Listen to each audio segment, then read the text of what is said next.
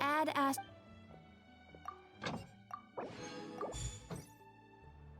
Add as. Thank you for coming.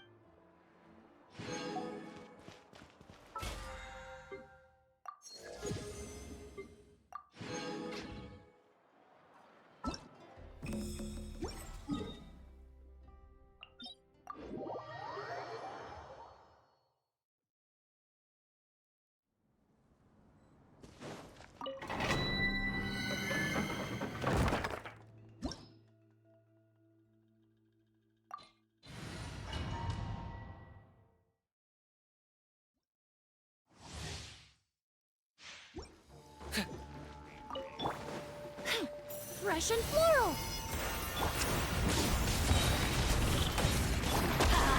Adventure time! Yeah, I'm going in!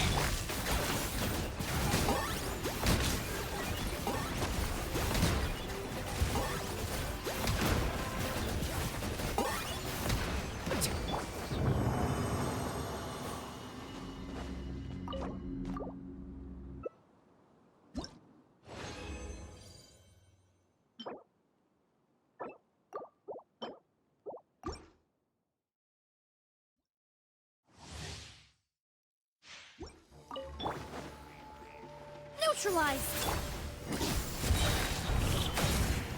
Let's light it up! Ow! That's gonna hurt! Teamwork is dreamwork! Ha! Off we go! A little ambiance! Target acquired.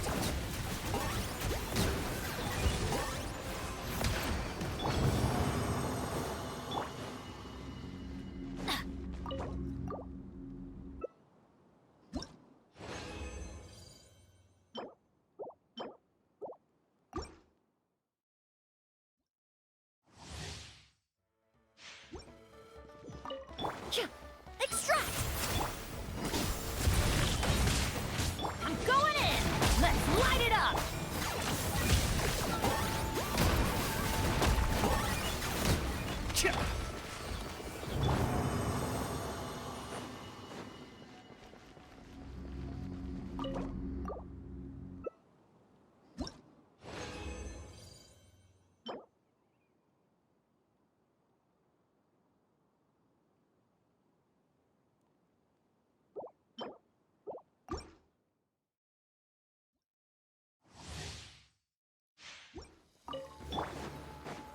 Fresh and floral!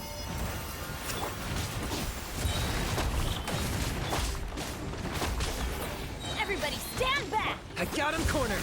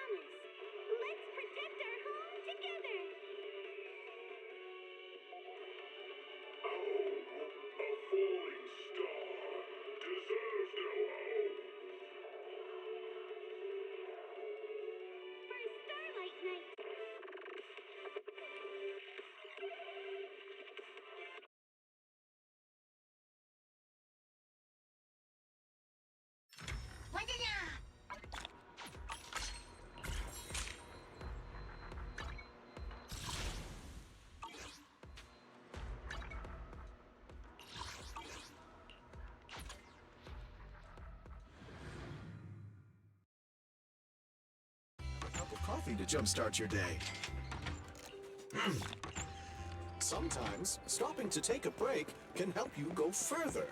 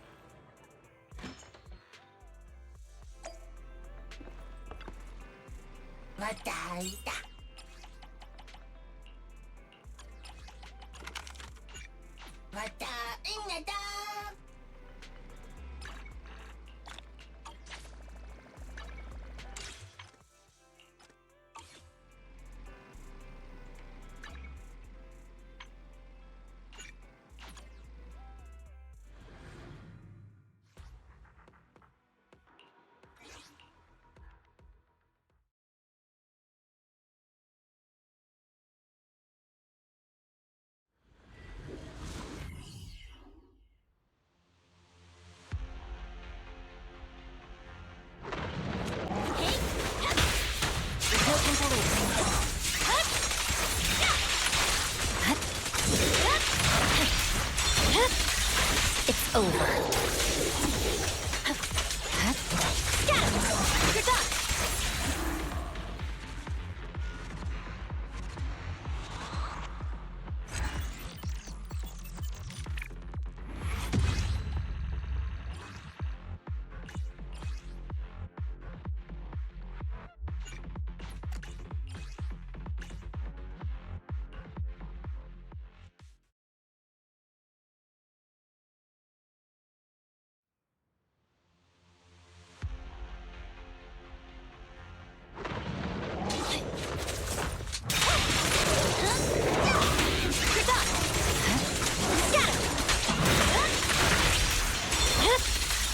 It's over.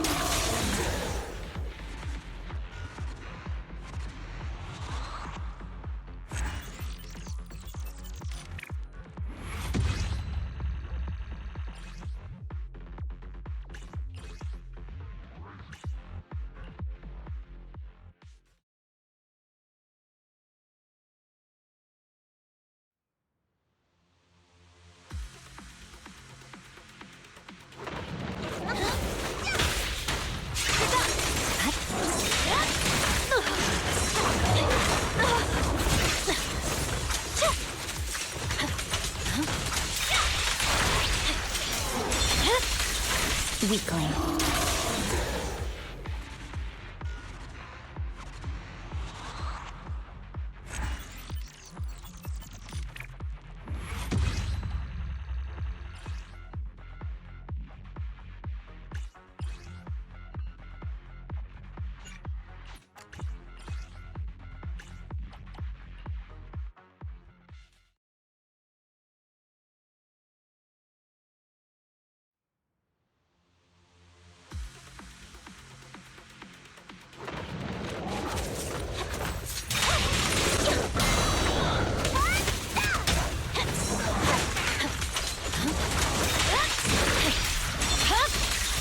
My blade is already shifting.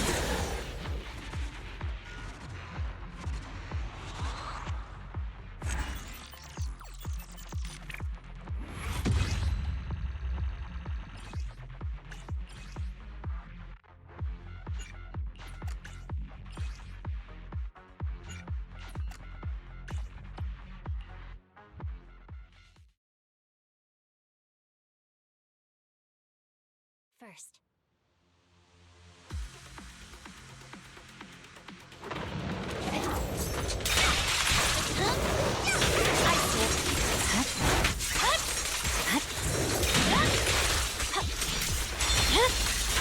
Weakling.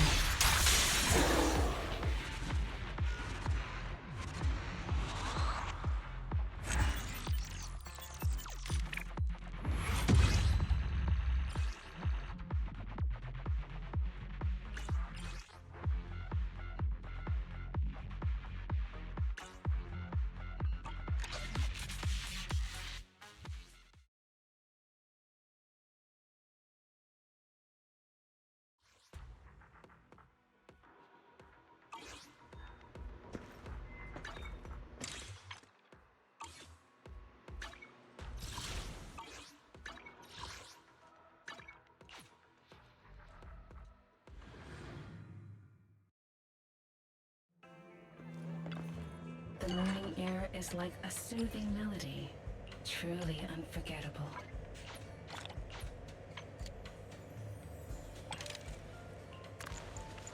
This one's flavor goes on and on.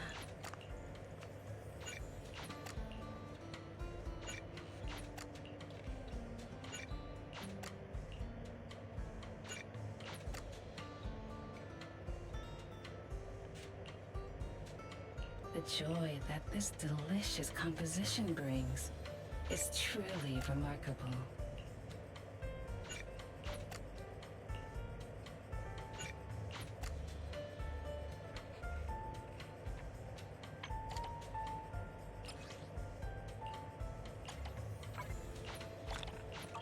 Come back again soon.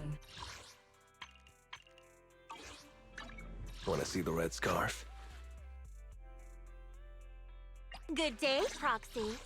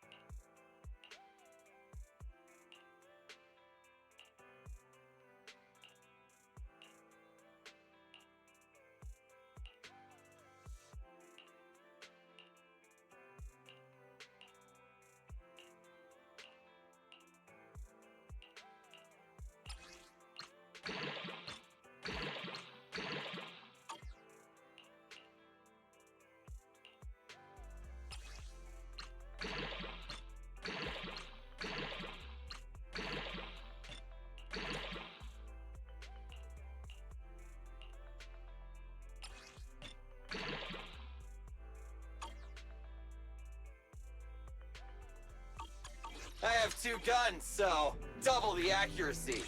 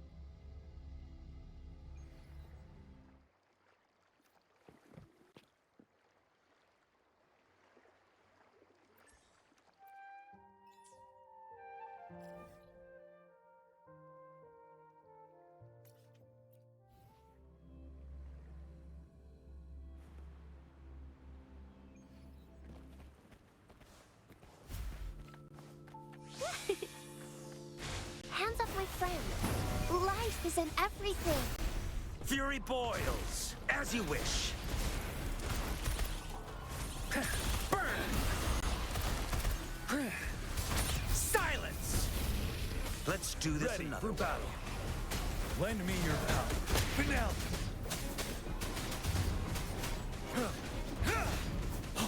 Fear no more. Stay sharp. 7.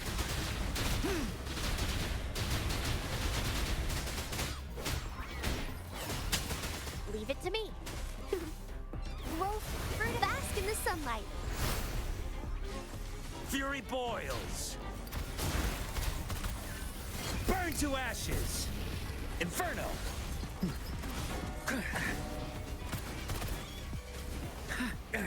You're wide open.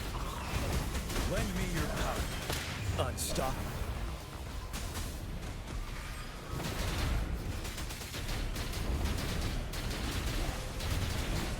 Finale.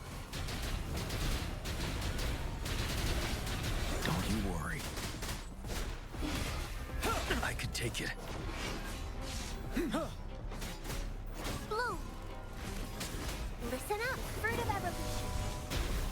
Photosynthesis. Fury boils, as you wish. Lend me your power. 7. Feel my wrath.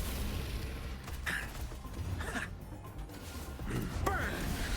Ready for battle. Don't you worry.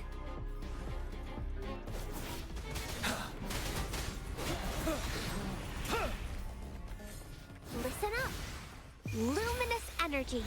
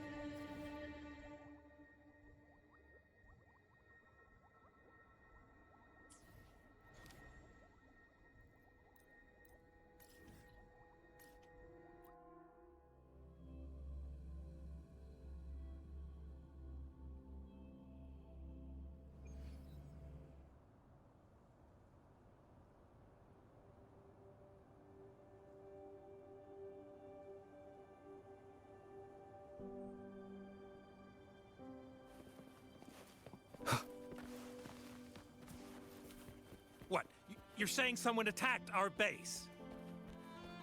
Woman, Jules, very strong. Great. How do I talk to overclock-fried morons like you? Well, are you the only one who made it out? Lord Overseer. Powerful, I believe. No idea what you're talking about. Whatever. I've linked you up. Now, let's bail. The Montellis don't welcome us here. Okay.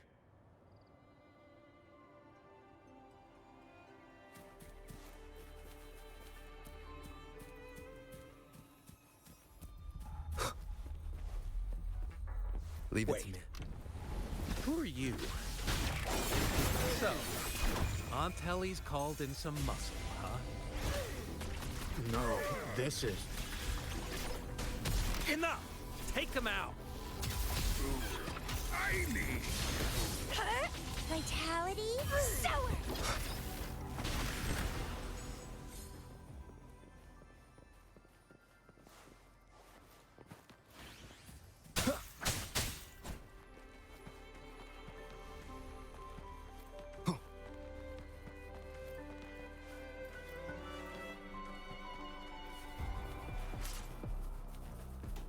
Shadow descends. You will obey.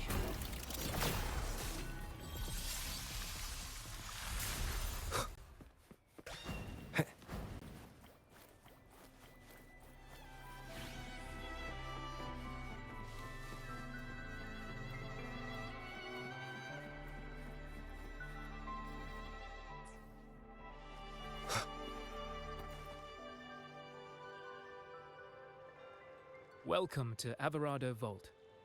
Do you have an appointment? My name is Zani. I'm an employee of the bank. Here's my ID. This invitation. My apologies. Welcome to Averado Vault. How may we assist you today? We're not here on business. We've come to brief the family on the Echo incident from the recent Carnival rehearsal. I'll arrange that immediately. Please proceed to the main entrance. A staff member will greet you there.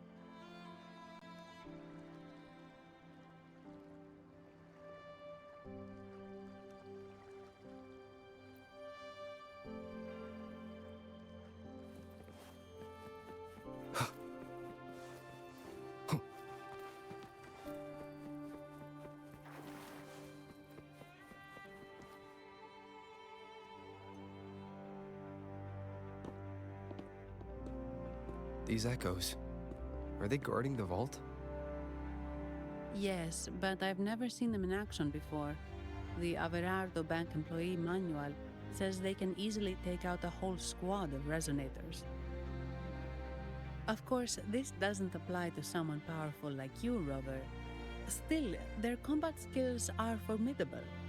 Their mere presence is enough to make everyone feel safe. This facility houses nearly half of Rinascita's wealth. It serves all of Raguna's citizens, even including the Physaelias. Despite our feud, no one in Raguna can refuse the services of Averardo Vault.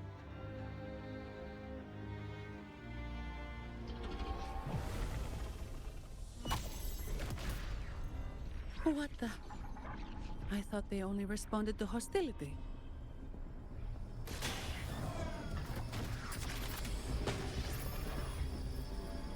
Steady now. Don't move. It's on high alert, but won't attack unless provoked. At least that's what the employee manual says.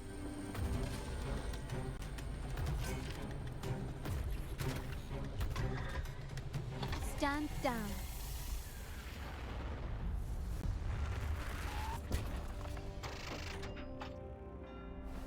I apologize for the small mishap on behalf of the Montelli family. And...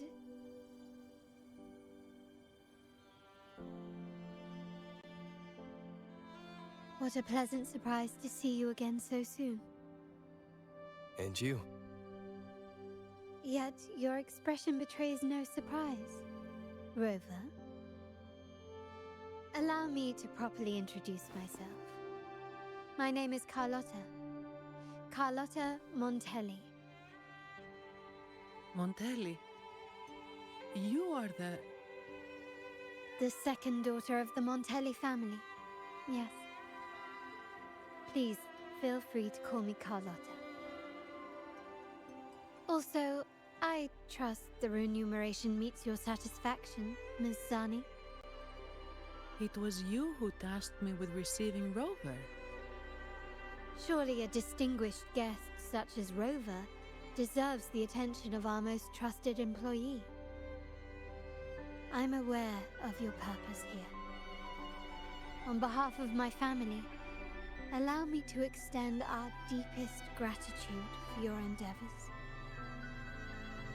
Your eyes show curiosity about me and my role in this drama. However, this isn't the place for such discussions. Please, follow me.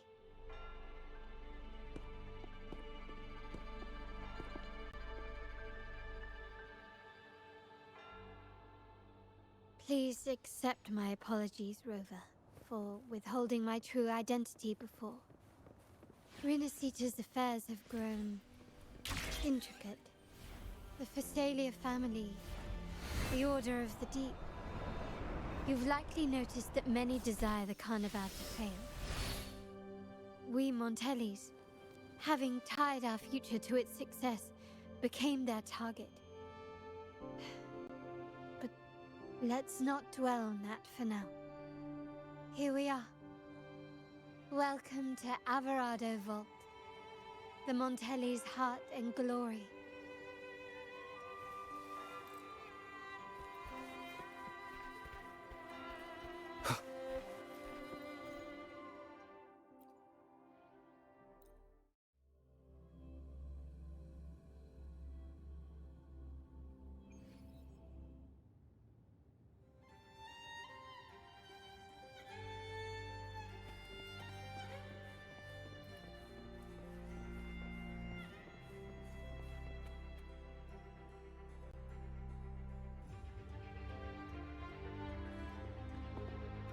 Could you do me a favor, Ms. Zani?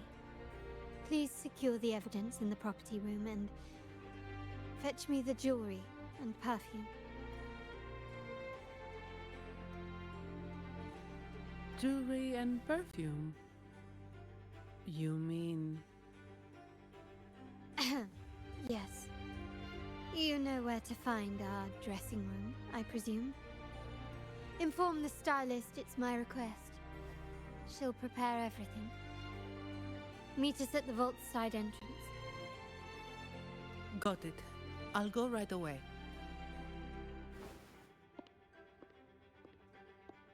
On to the real matter. Surely you've sensed it. A darker force lurks behind both the Order and the Phasalias. The Fraxidus. Correct. We Montellis have had some unpleasant encounters with them. Their motives remain shrouded, yet the Order and the Phasalias clearly benefit from them. The Montelli family's interest aligns with yours. An uninterrupted carnival for you, an unfettered Raguna for us.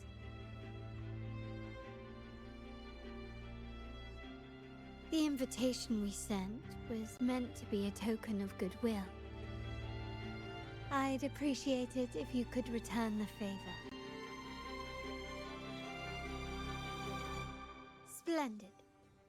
So we are in the same boat again. I must first deliver the evidence you and Ms. Zani collected to my uncle, Mr. Capello. He oversees Carnival affairs and liaises with the Phasalias. I'm sure he'll find the Fraxidus information most intriguing. I'm afraid I must take my leave. Please, feel free to explore the vault at your leisure.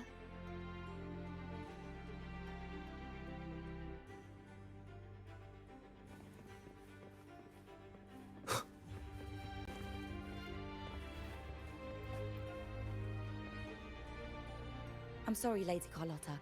I've just confirmed with the office that Mr. Capello is not in the vault. I see. That's quite all right. Please inform me the moment he returns. Understood.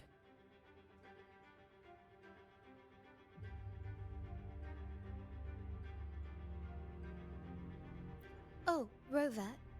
I'm afraid we've hit a slight snag. I just learned that Uncle Capello was called away on pressing matters, so we won't be able to see him at the moment. This does alter our plans, but worry not. I already have some other surprises up my sleeve. Please, come with me. We need more privacy. Rover, remember Gilberto?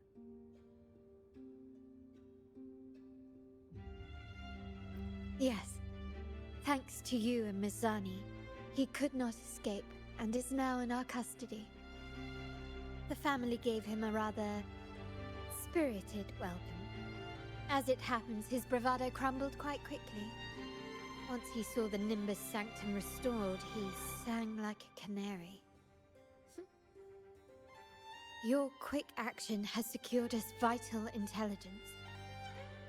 To put it simply, Gilberto revealed that we have traitors in our family. Which is not entirely surprising. Our family has always had its cracks. Given the right incentives or pressures, human weaknesses are all too easily exploited. I'd actually begun to look into this matter before your arrival at the vault. And now it's confirmed that the traitors are in the vault's tuning room, doing what they believe to be secretive with the help of the Fraxters. Now they probably won't even notice us with their attention fixed on the property room.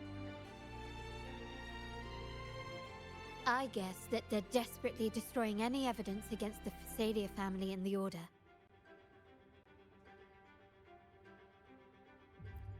Thank you. Right. As for the next move, I have a plan. There's an alternate passage into the vault leading straight to where they are. We can surprise them when they least expect it. But I can't manage this alone.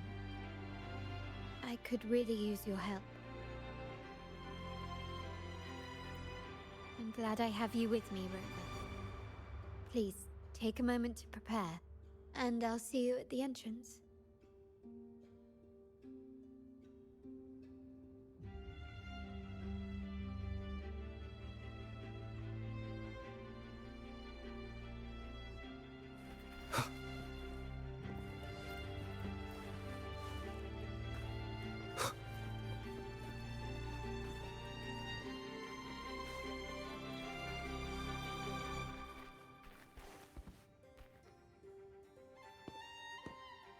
Everything has been taken care of, Lady Carlotta. Here is the jewelry and perfume you requested. Perfect. Thank you, Mizani. But I have one more task for you. One of utmost importance. I need you to guard the property room and stop anyone who attempts to break in. Whatever it takes. By force, if necessary. Is someone targeting the evidence? Relax. It's only a precaution. Leave it to me. I'll make sure no one touches the evidence.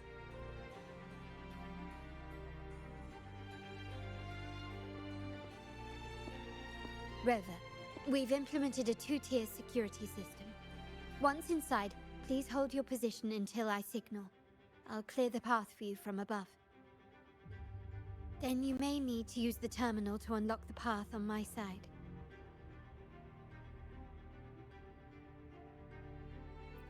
Sadly, yes. Our family built this vault with the foresight of possible betrayal. Most family members only know how to pass one of the two layers. And alliances forged amid all these locks tend to breed treachery and mistrust. To enter the vault without being trapped to death, two people must have absolute trust in each other. So, do you trust me, Rover? Very good. I can work with that. Now, let's go.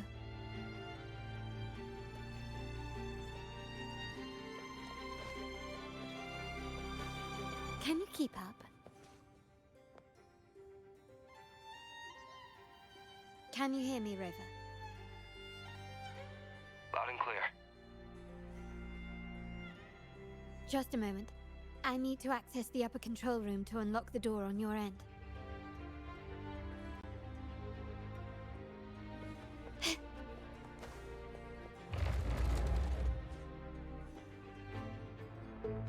Cameras here. Good thing I came prepared. Recall the jewelry I asked for? In family parlance, it's this handy little tool that generates crystals to cover these cameras and blind them for a while.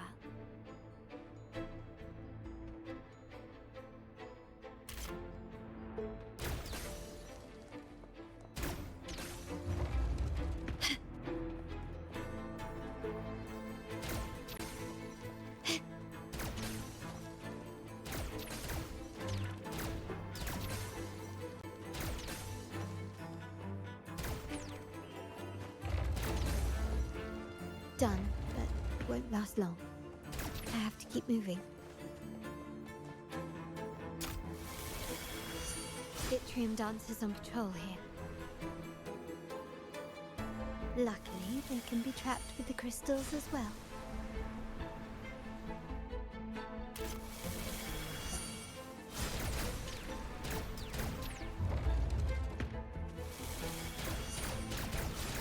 It worked.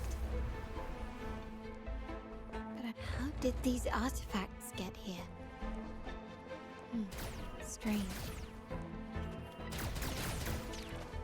This craftsmanship. A wise investment.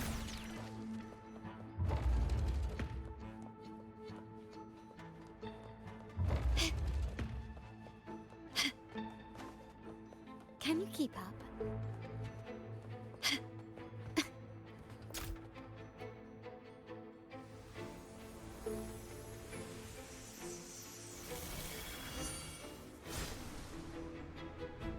I'm seeing some scatter prisms here. Ornaments. That's what they were designed to be. But they can also amplify my resonance power. Might be useful at some point.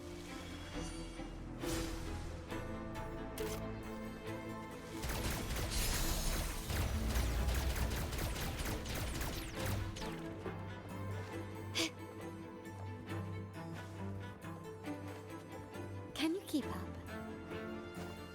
Even the surveillance cameras have increased. This bodes ill.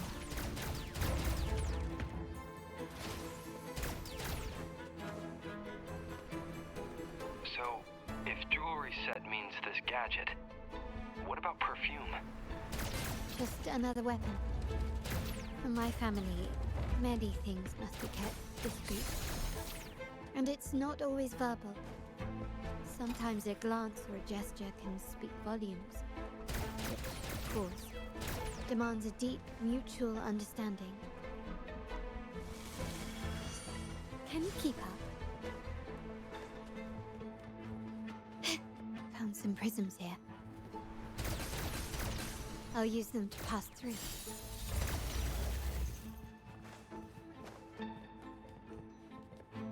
Can you keep up?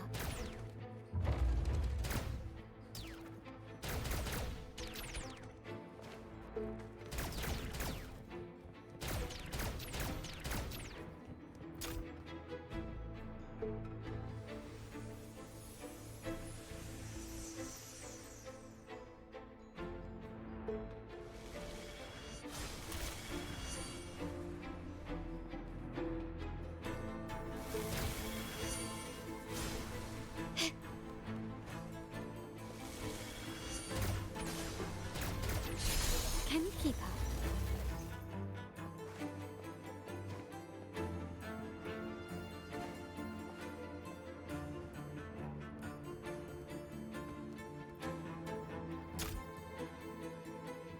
I'm in the control room. moment. Switching view to your side now.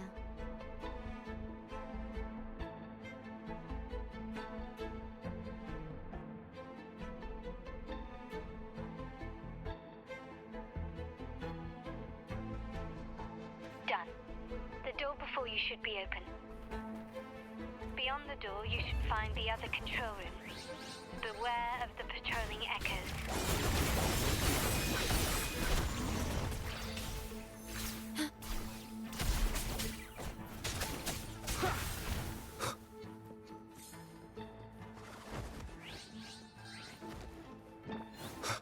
Shadow descends.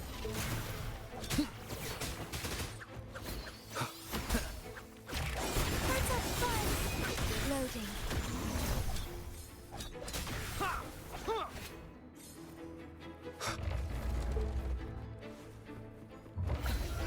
Nowhere to hide.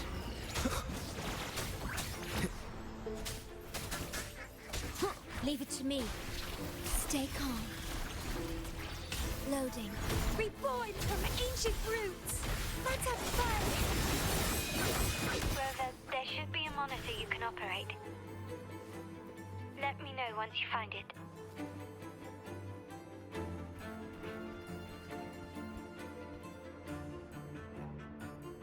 I'm at the monitor. Give me a moment. I'll upgrade your access so you have control of the vault systems. Looks like some echoes are approaching. Stay alert.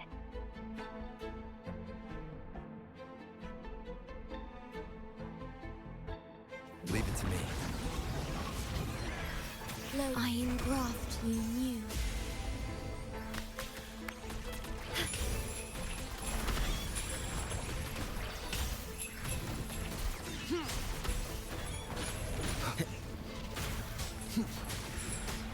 Down with the curtain.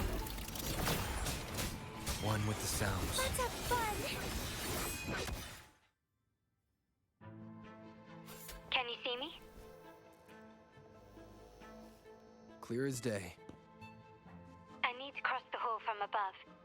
People might spot me if I make too much noise.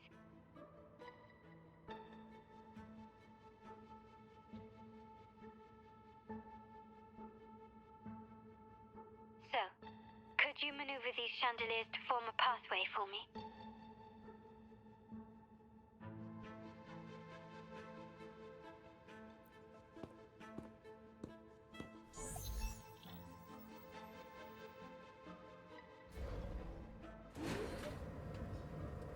Wonderful.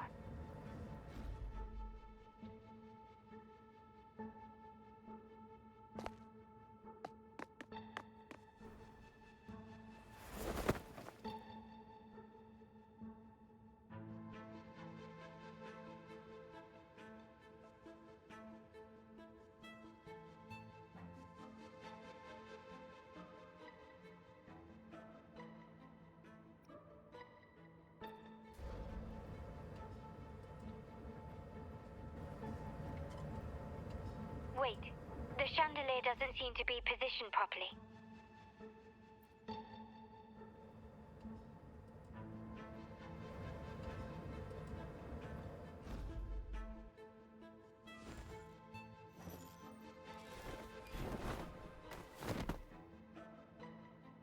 Well done.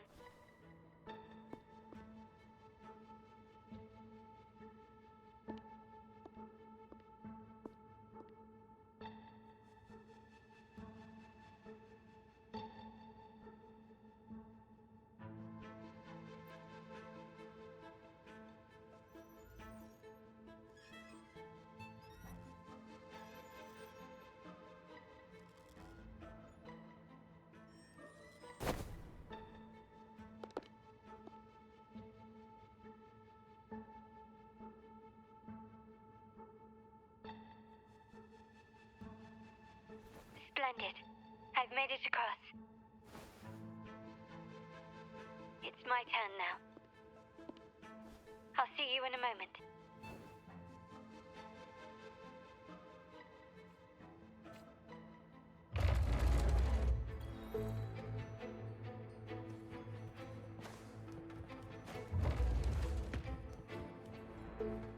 Anything catch your eye?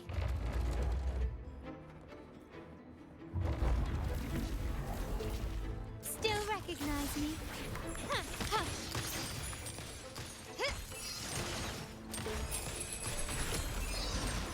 Running won't save you.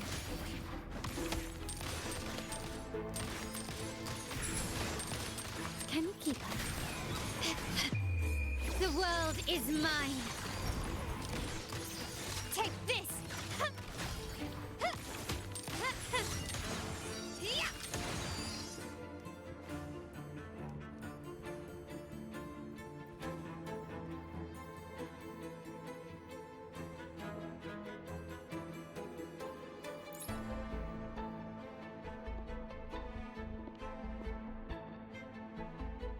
The door should be open, Rover, and we'll soon meet.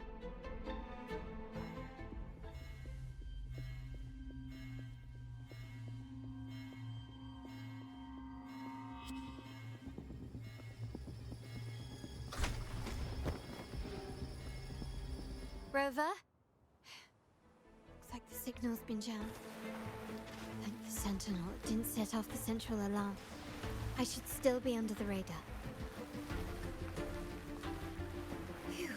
And it saved me some footwork. Path is blocked. Wall dashing seems to be the only option.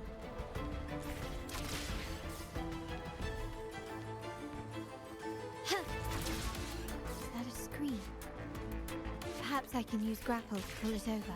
The future of Renacita rests with all of us.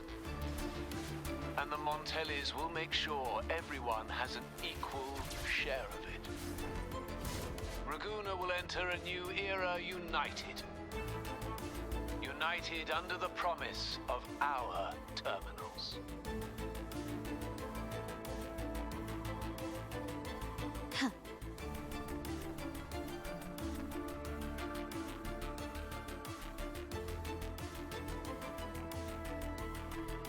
Carlotta? Hello? The comms are cut off. She must be in trouble. Gotta hurry up. Nowhere to hide. One with the sound.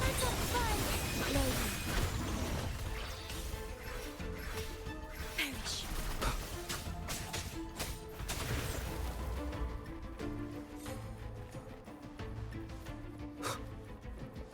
Need to get rid of them fast. Be gone.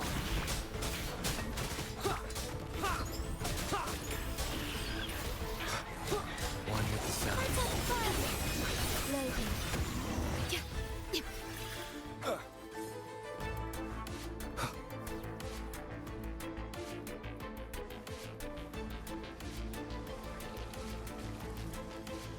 Shadow descends.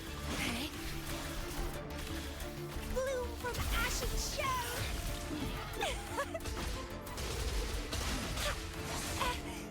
Oh. It's getting fun. Don't run. Keep the dance going. Vitality. The lockdown is lifted. I need to keep moving.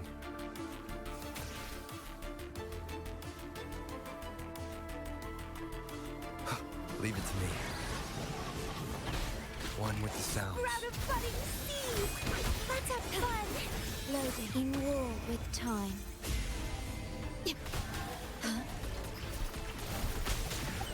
None shall whisper.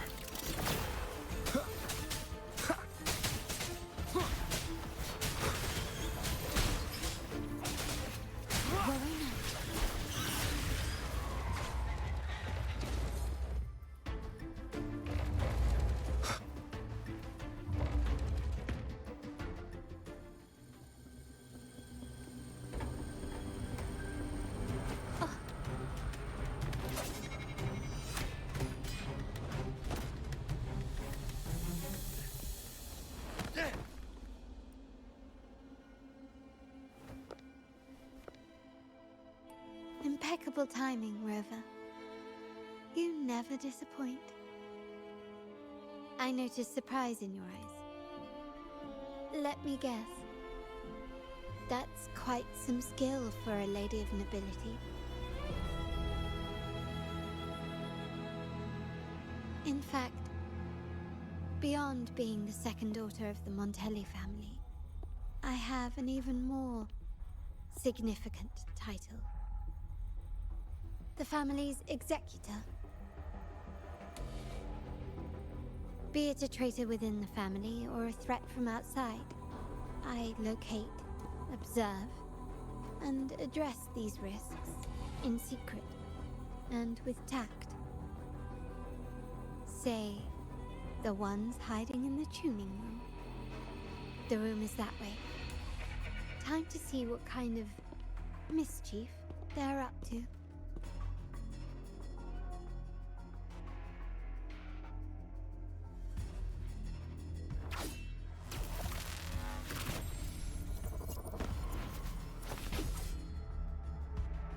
Seems they've left a little surprise for us.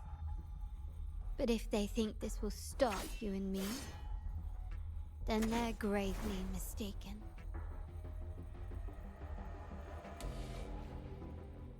Quickly and swiftly.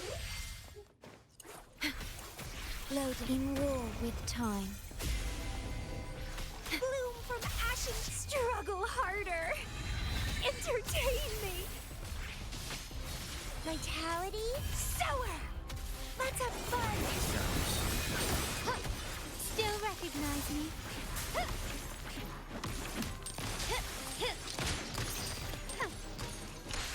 Take this. The world is mine.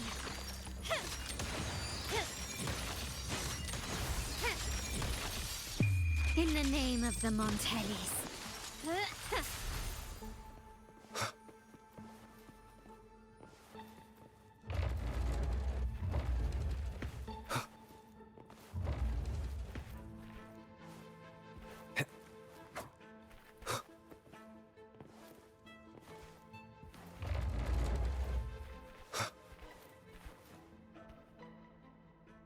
So, can you figure it out?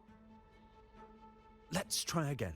The frequency of the tacit discords. What a genius idea. But I can't reverse engineer the frequency it's using. It seems like the key is not these flowers, but their creator. She must be an insanely powerful resonator to be able to shatter and reconstruct these frequencies. Then we'd better speed up. Once their plan succeeds, there won't be another chance like this. Who sounded the alarm? It's me. Most likely by mistake. I apologize for interrupting your work. Lady Carlotta, how... What brings you here? Oh, nothing. Just curious what you're working on. Locked away in this tuning room. The flowers. No doubt they're from the Fraxidus. Care to defend yourselves? While you still have the chance. Lady Carlotta, we're just following orders. Following orders, you say? Do you recall the very first oath we all took upon joining the family? None shall harm the family's interests. And? Any who defy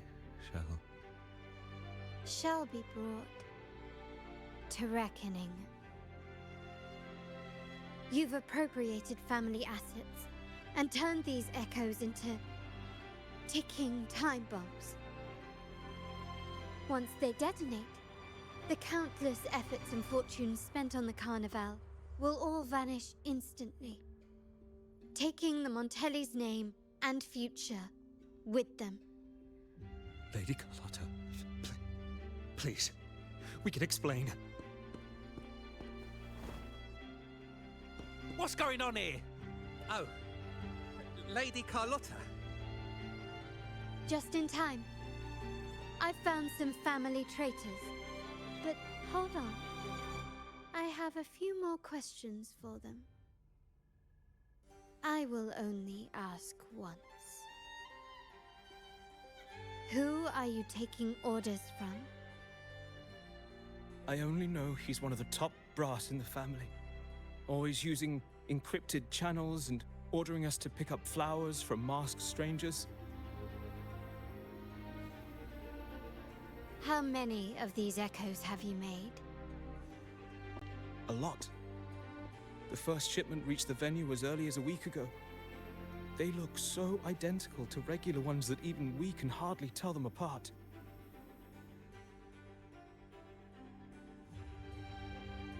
Good. Take them away and scrutinize all their recent transactions, including the source of every last credit. Then, handle them, as per the family rules. Yes, Mom.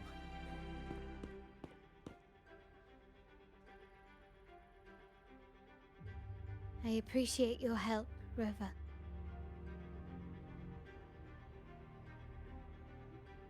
I knew those tuners wouldn't dare do this alone. Someone far more dangerous is pulling the strings. Using echoes to disrupt the Carnival. Having family weakness on a silver platter. Enemies within are far more deadly than those without. Their schemes won't prevail. I will not sit idly by and watch them ruin the long-awaited Carnival. We're done here. Let the guards take care of the rest. So, Miss Zani mentioned you heard the Sentinel's oracle when you met the Vitrium Dancer. Yes. Not directly, but close enough. The seasoned artisans in our family restored the Vitrium Dancer you retrieved and discovered something fascinating in its records. Come with me. This might answer your questions.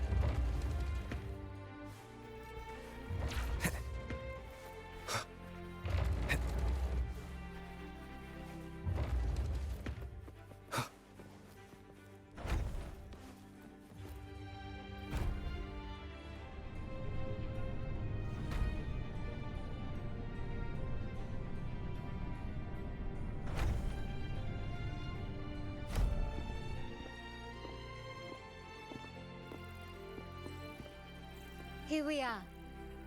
The true splendors of Montelli's heritage.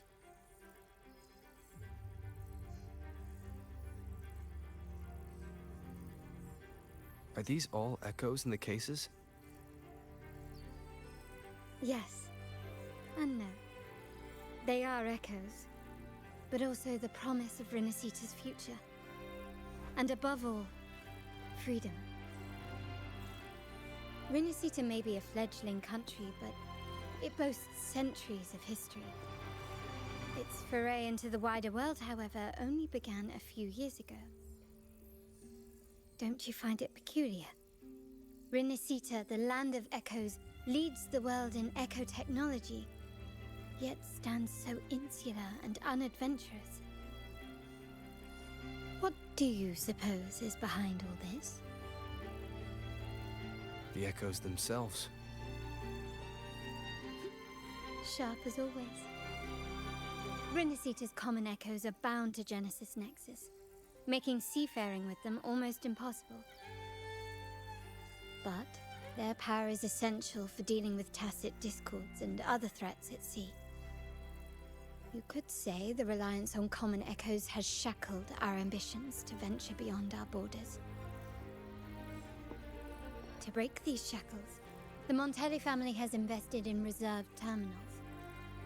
It's not about short-term benefits, but the future for the whole of Raguna. The Order has monopolized the use of common echoes and kept a tight leash on reserved terminals, claiming that individual ownership would sully the sanctity of the echoes they so fervently preach about. But you see their real objective, don't you? To keep Renacita isolated so they can shape its entire narrative. And the Phasalia family has covertly aligned with the Order, aiming to crush our efforts and therefore the prospect of reserved terminals.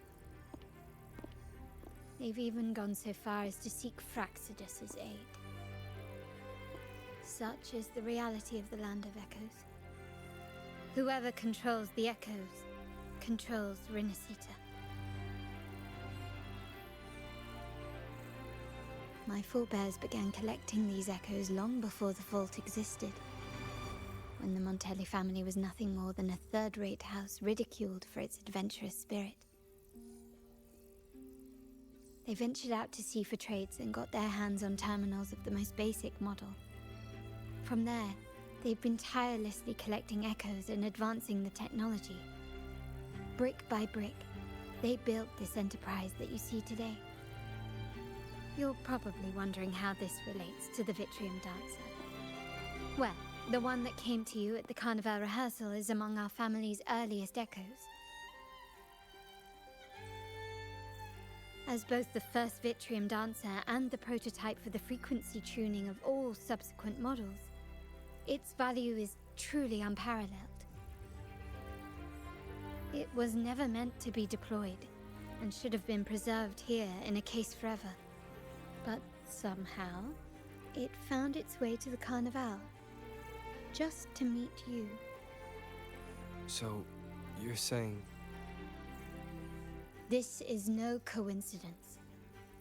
I can only assume it was the design of Sentinel Imperator.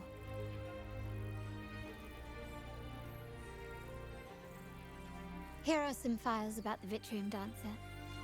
Perhaps they can offer you some insights.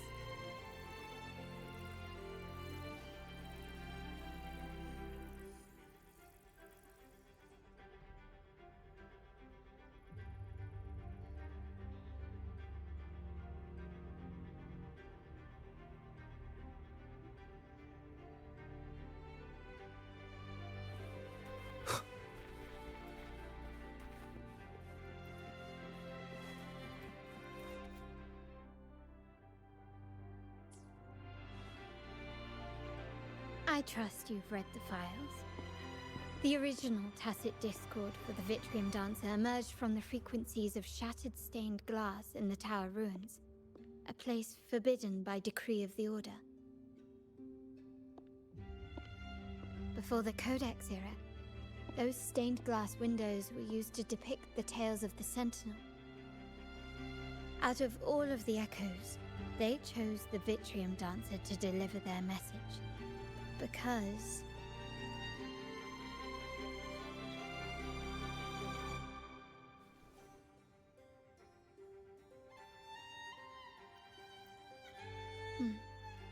My thoughts exactly.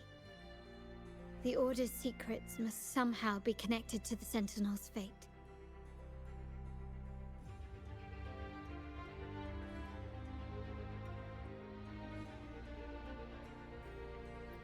The Montellis have long pursued the buried secrets of Renacita, the Order's tampering with the Codex, and the mysterious erasure of the Age of Ignorance and the Age of Conflict from our history. If anything can break the chains around Renacita and grant freedom to all, it must be the truth.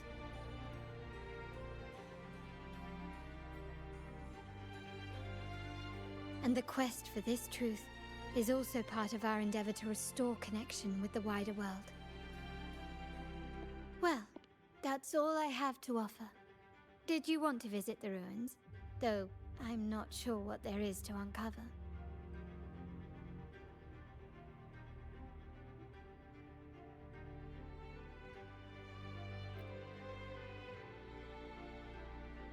In that case, I'll accompany you.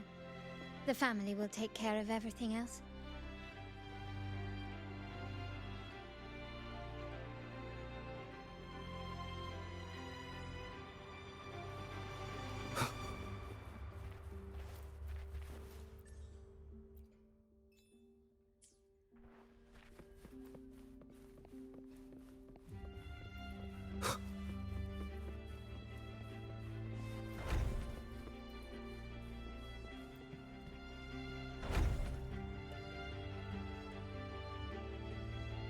Oh, you're back. I've done everything you asked, Lady Carlotta. All the thugs trying to storm the room were handled.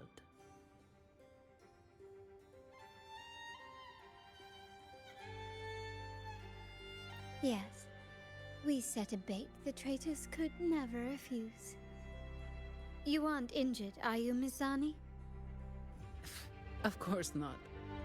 I saw a squad of security guards charging into the vault. Did anything happen in there? Wait, no, never mind. Best I don't know. Whatever's going on in the vault must be family business. Anyway, it's all sorted now, yes? Yes. Now you can take a break. I've spoken with Mr. Alberto, and he's agreed to grant you a very generous vacation. Oh, I don't really mind. My pay already came through. But vacation is always a bonus. Thank you.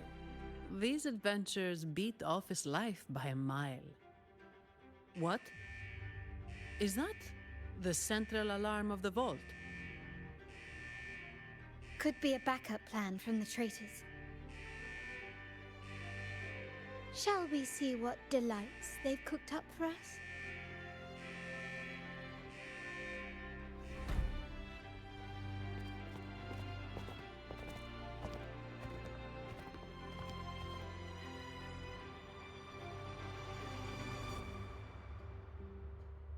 Lady Carlotta, we have a situation. The Guardian Echoes deployed outside the main entrance have gone rogue for unknown reasons. We've initiated Security Protocol 4, evacuating civilians and non-combat staff. Our security teams nearby are trying to suppress the Echoes, but... We are short-handed. Even the bank staff have been whisked away to the Carnival. Yes, Mom. If possible, could you authorize access to the Vault's Echo Collection? That won't be necessary. I'll address this personally. But your safety? Don't worry. I've got her back. I'm with the bank's security team, and I've handled my fair share of these emergencies.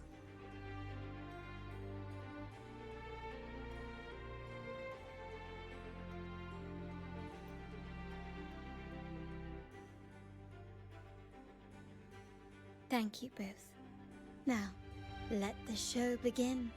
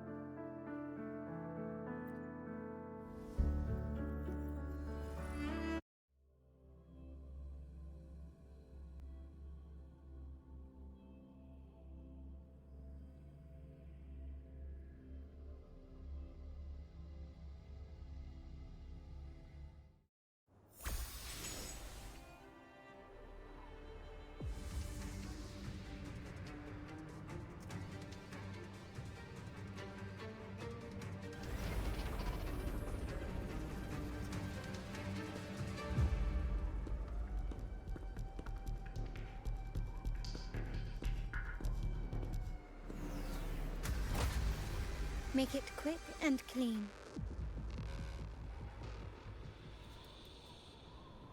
Copy that.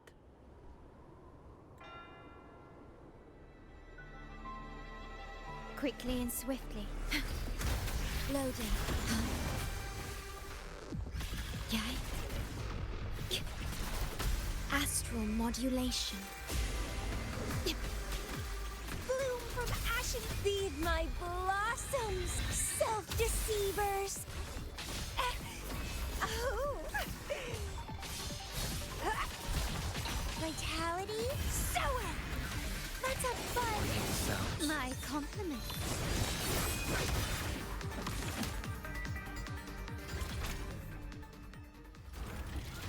Mizani, do you mind handling the cleanup? I'm sorry, I just promised you a vacation. But looks like it will have to wait. Oh, it's fine. Just a bit of extra work. I can't stand by and watch my colleagues getting hurt. Besides, you have bigger things to worry about. Just let me handle this.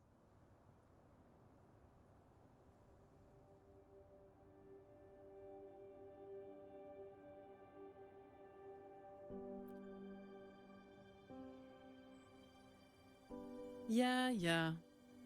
That's the burden of being good at my job.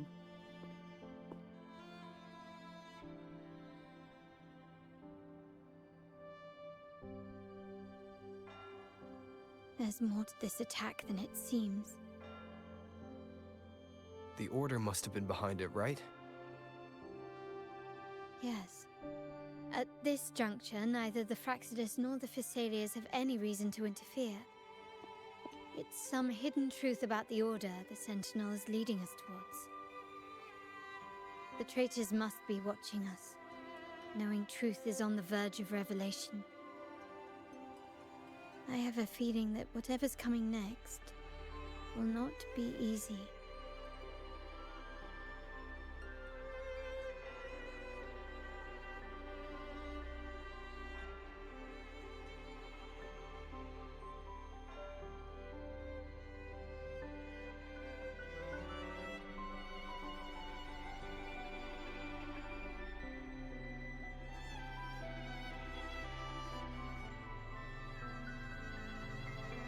A wing ray. Let's hitch a ride, shall we?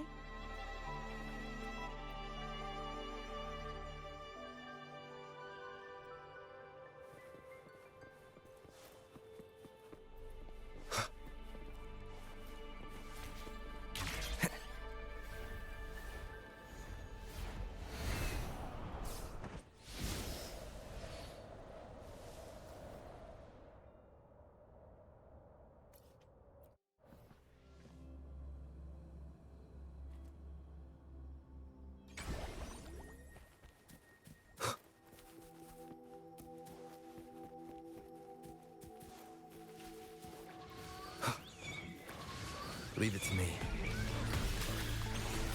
Loading. Helix.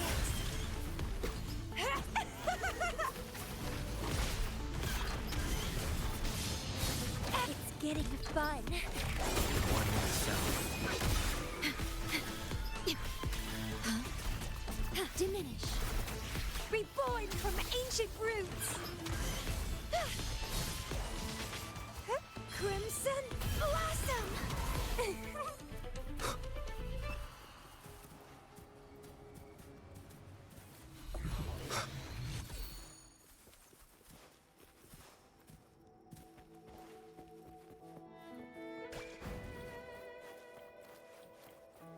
We're nearly there.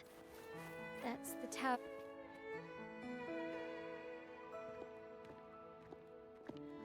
This is where my family first found the Vitrium Dancer.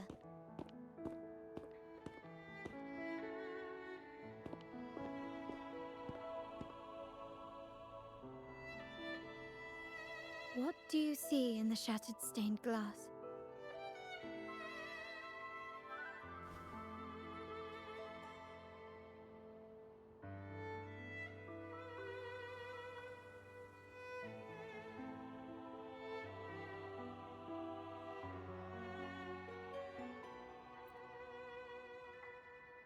This seems to chronicle a legend of the Sentinel, and the tale of how the first Primus founded the Order. I've learned of this history before, but many details have faded over time.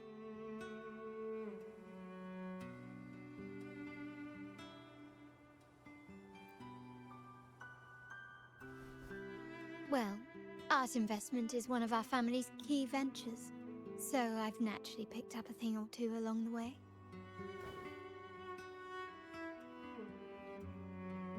There's a stone tablet over there. It might offer some clues about these stained glass images.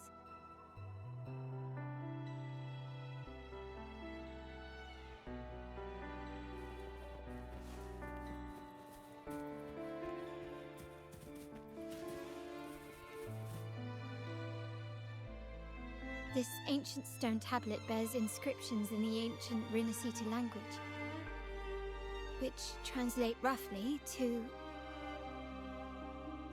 Once whole, the divinity was rent by warring creeds.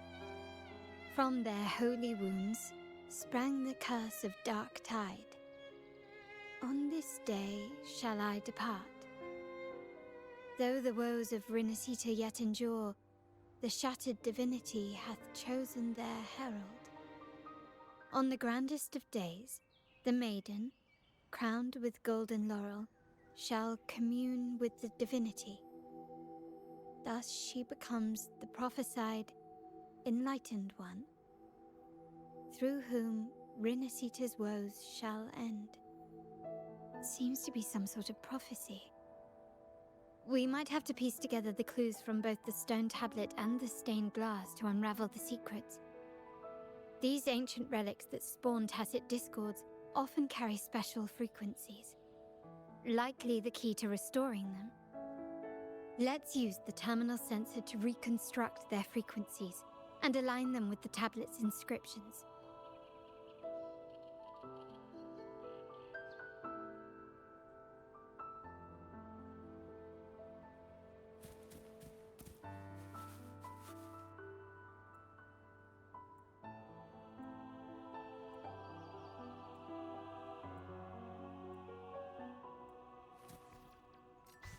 Seems like a new discovery.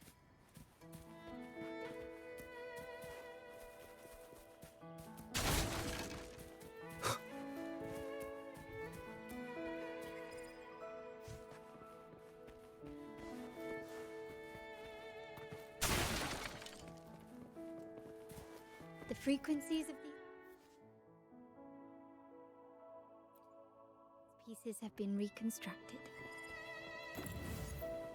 Now we only need to assemble them onto the stained glass.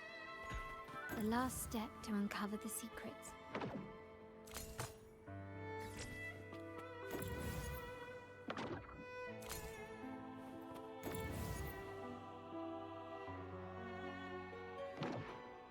This one shows a man in Primus attire, wielding a lantern-shaped relic to dispel shadows and the monsters within.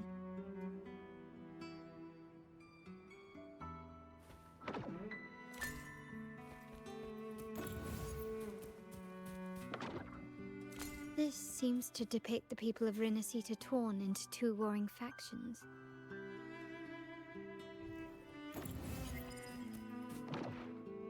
The last one seems to depict the moment a girl communes with the divinity of Rinascita.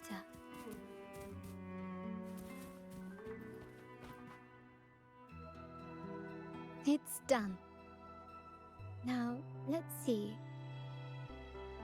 Looks like these stained glass images recount a tale about the divinity. Wait. What is it?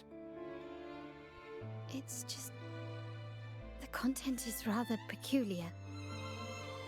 I'll translate it for you.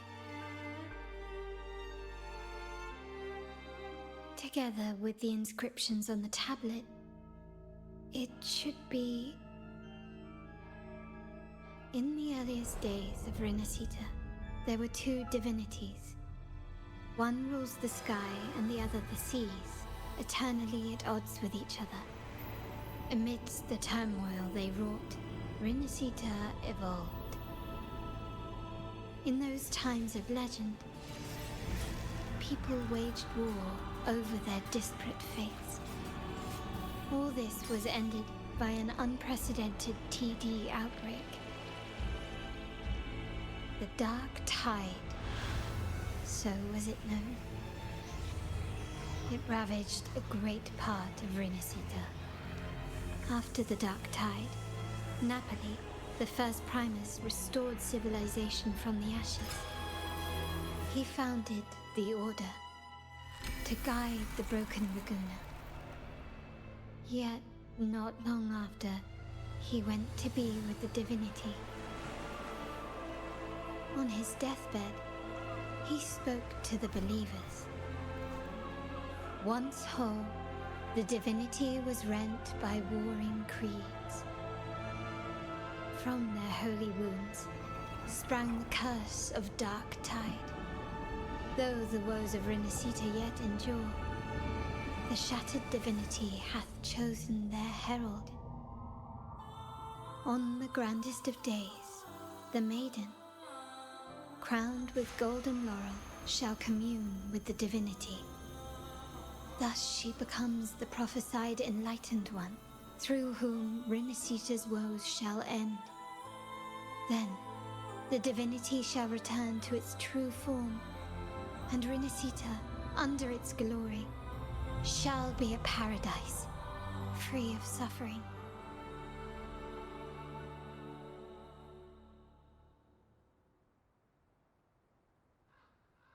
Rinascita has two divinities. I've never heard of such a thing. The Montelli family archives hold many documents on Rinascita's past, yet none mentioned two divinities. In Raguena, the common belief has always been that Sentinel Imperator is the only divinity of Rinascita. But if the images on the stained glass window were fabricated, why would the Order deface them and declare this tower forbidden? There's only one explanation. These are not fabrications, but buried truth.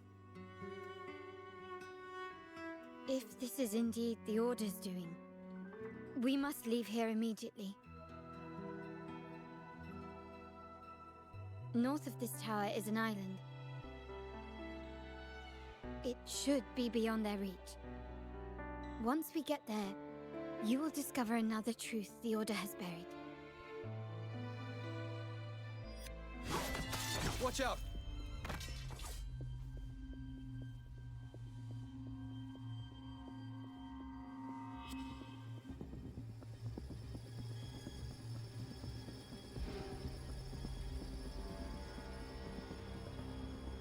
Interesting. They're here even faster than I anticipated.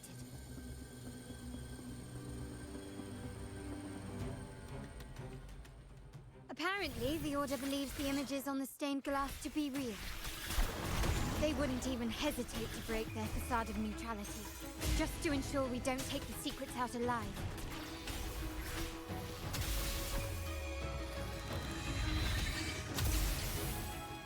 Let's have fun! What are the sounds?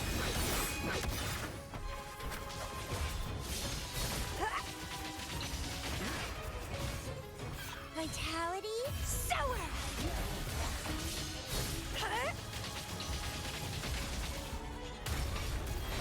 Endure and defy.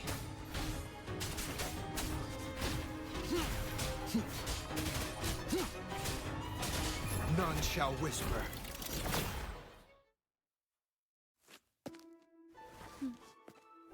Keep it safe. I'll handle the rest.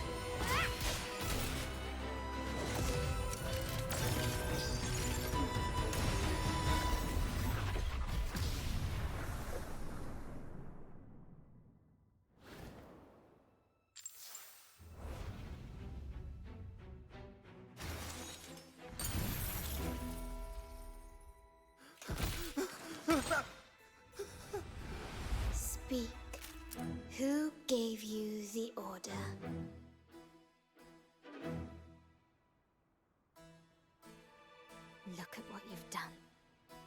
Distorting history, usurping the Sentinel's authority, and colluding with wretches. Who are your accomplices?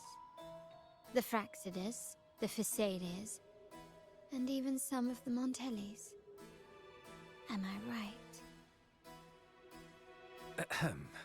Well, I'm afraid I don't understand, Miss Carlotta. It seems you too are lost to madness and hallucination. If you find yourself confused and desire the Sentinel's guidance, I would gladly arrange a personal pilgrim's sail for you. Ah, so this is how you treat those truth seekers. Banish them in the name of pilgrimage. Please, lower your weapon. There is still room for discussion, is there not, Miss Carlotta?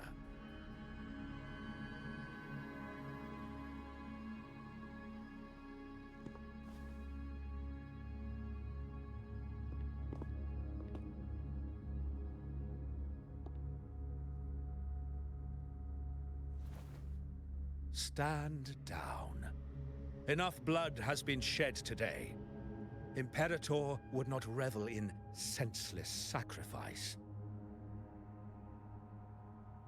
The pilgrim's sail is for the transgressors to seek rebirth, not for you to threaten our friends. Repent for your reckless words. Forgive me, Brother Alessio. Ah, honored guest. You have been misinformed, as the truth is not what it seems. My Lord Fenrico has arranged your audience with the Sentinel. Why not hear the Sentinel's wisdom for yourself?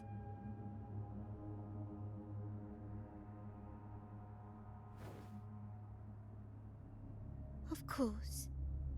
If Lord Fenrico is the true Enlightened One. However, the prophecy speaks of a maiden as the Enlightened One. Is that why you destroyed the stained glass? To pass Fenrico off as the Enlightened One? So he can seize the Sentinel's power and rule Raguna?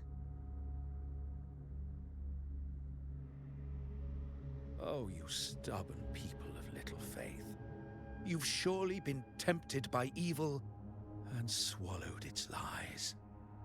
Lord Fenrico is the undeniable Enlightened One and will guide us all. Well, I see no point in debating doctrine with you. Let's move on to a more concrete subject.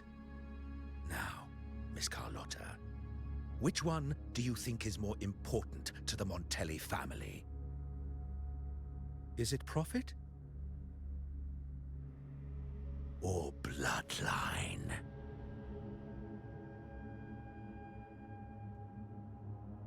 How? That's Uncle Capello's pendant. What did you do to him? Good question. What did we do indeed? Quite a faithful one he was. Wouldn't hand over this pendant, the emblem of his faith. But we managed to persuade him. Whether he should be deemed faithful now depends entirely on your actions. And you know what will become of him if we decide his devotion is weak and unworthy.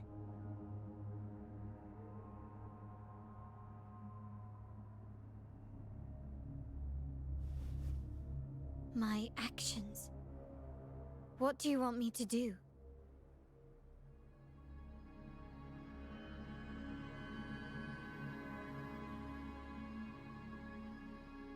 Raise your weapon, faithful Carlotta. Choose wisely now. Where shall you aim? Whose heart will taste your bullet.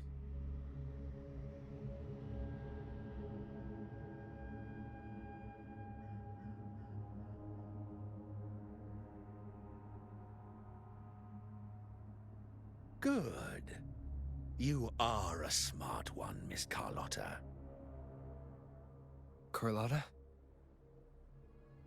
I'm sorry. Even though the time we shared was very memorable. Excellent. It appears you've made the right choice, as any true Raganazi would. Honoring blood and faith alike. Pull the trigger. End this transgressor's life. The Sentinel shall host a supreme banquet for you in the high heavens.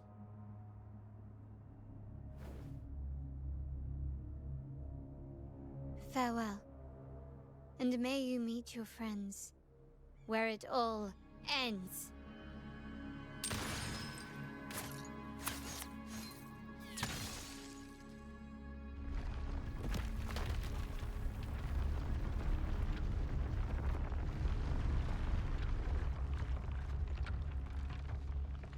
You've disappointed me, Miss Carlotta. There's a saying in Raguna, even the finest bullet can miss. It was only a mistake. So be it. I shouldn't question your faith over such a mishap. It is, after all, insignificant in the grand scheme of the divinity. Let us bear witness to the moment divine wrath descends from the heavens.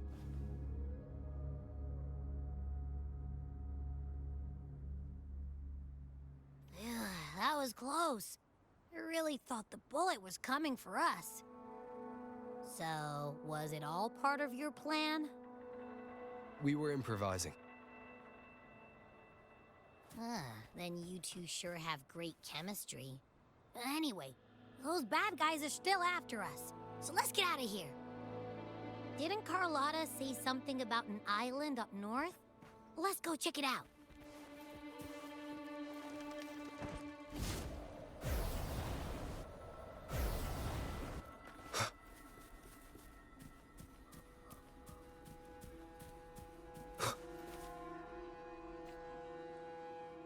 Wait, heads up! Something huge is coming at us! Watch its flames! Quick, get to that clearing!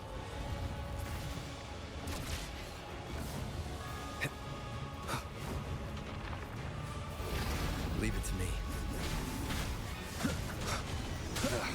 Bad timing. One with the sounds.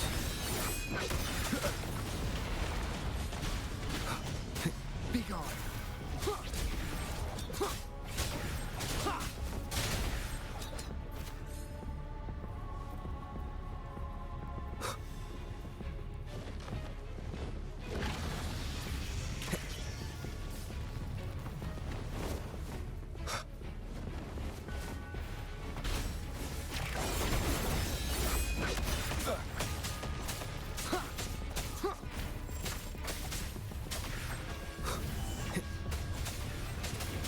Shadow descends. One more time.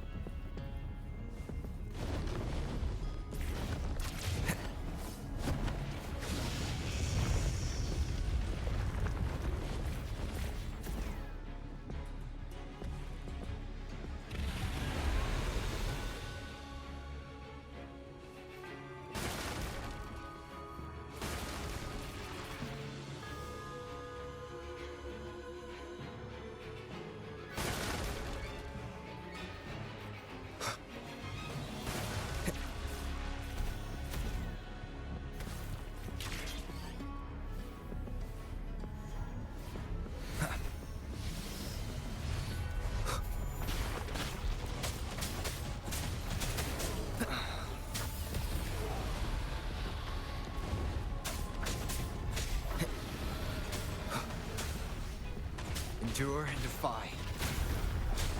You will obey.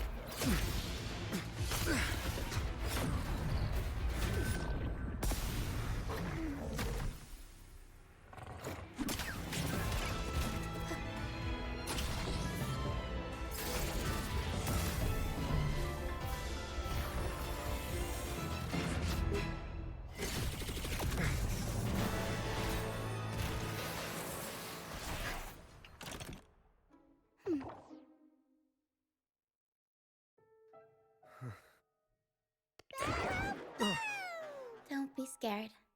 Paro is just saying hi. She seems to fancy you.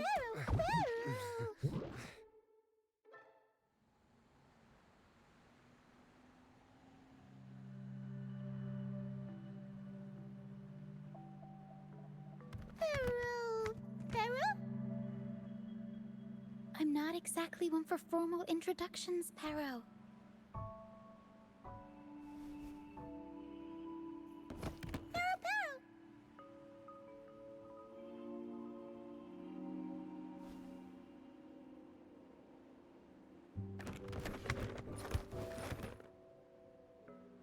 I know this isn't the first time seeing them.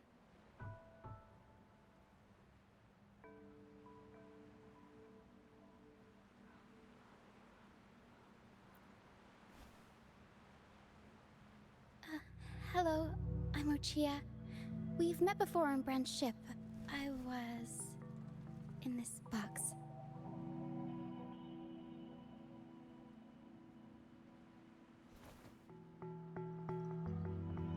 This is Paro, the actual owner of the box. Paro takes good care of me and lets me hang out in it all the time.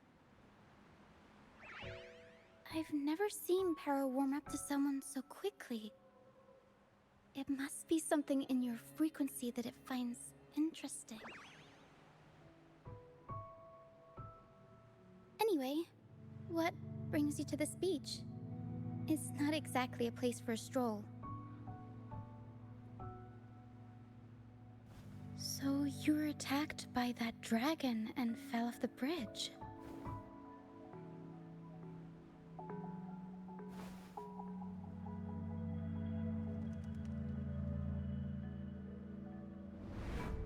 I'm guessing it was Abby who saved you. It probably exhausted itself and retreated back into your body to rest. I can still sense Abby's frequency, even if it's faint. What triggered Abby to come out? Something it could absorb? But then, why didn't it work?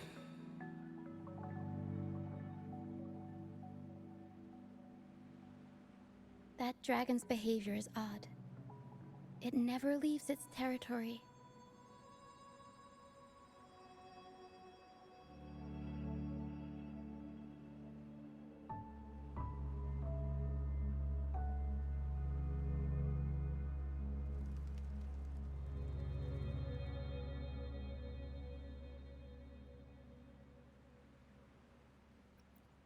Long ago, this place was a sacred spot for the Order's pilgrims.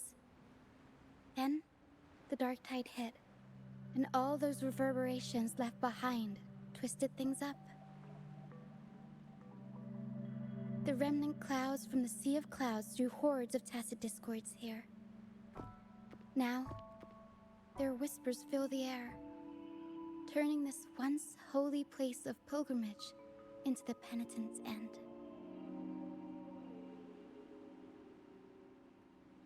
This dragon of dirge is a local tacit discord. It grows by feeding on the others. We were supposed to pick you up like Miss Carlotta planned, but things went sideways.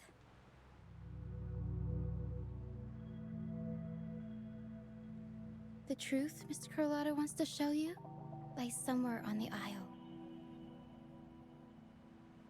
But this is not the best place to talk. The mist is thickening, and rain is coming.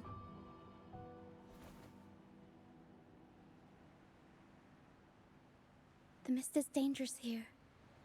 It traps reverberations, and when it collects enough, they quickly form into tacit discords.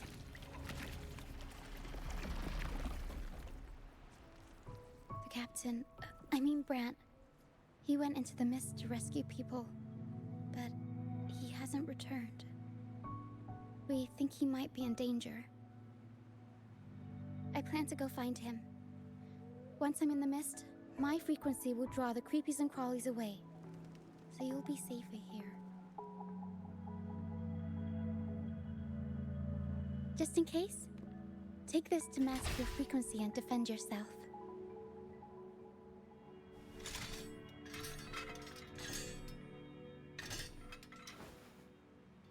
Ta-da! Fireworks pistol. One shot and it'll send the tacit discords packing.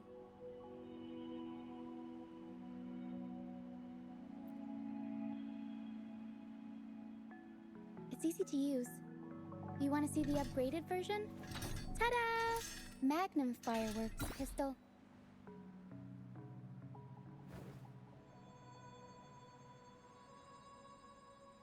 Use it to protect yourself.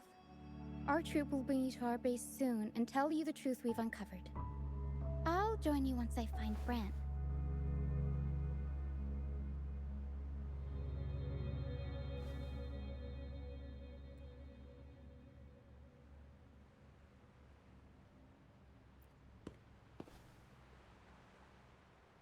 But the mist is dangerous.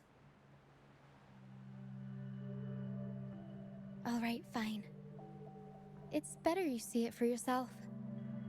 I'll be glad you don't have to fend for yourself alone.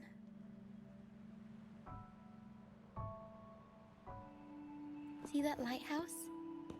It's the only safe place in the mist. We'll head there. Brant might have taken shelter there too. Once we find him, we'll find the truth you're after.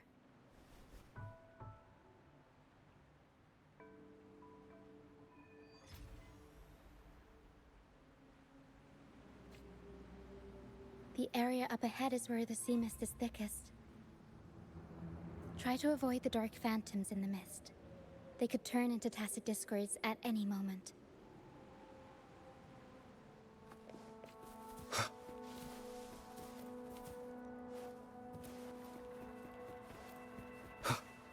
Leave it to me. Endure and defy. Aerial stunt. Tempest show. Mamma mia, avanti. Figurati.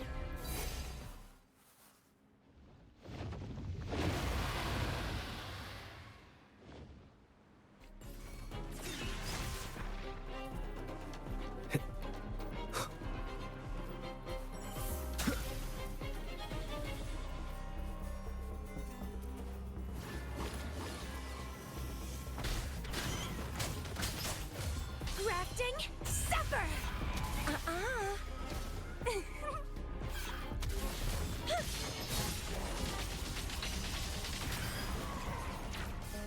Tacit discords. Watch out. What? I can't control my forte.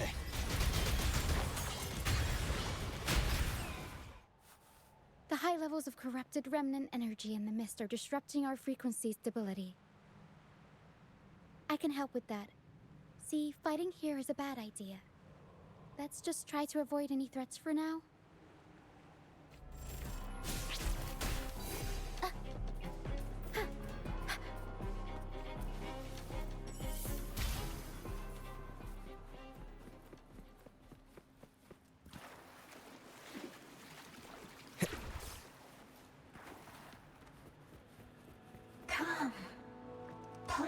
with me. Look for me. Don't worry. They're just reverberations. Potential tacit discords in the making. Some of them are actually our friends. We can follow them to find our way out. I will be there for everyone as we head toward our shared future, leaving the past behind.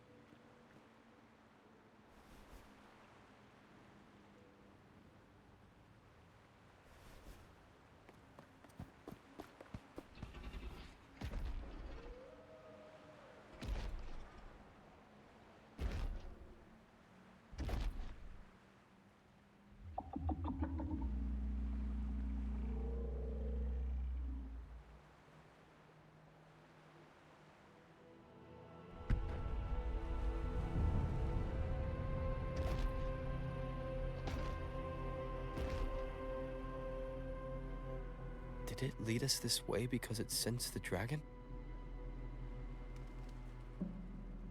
Possibly. Phantoms are sensitive to frequencies, so navigating the mist is second nature for them. The game isn't over. Here, come quickly. I think I figured out what they're doing. We'll be out of the mist soon.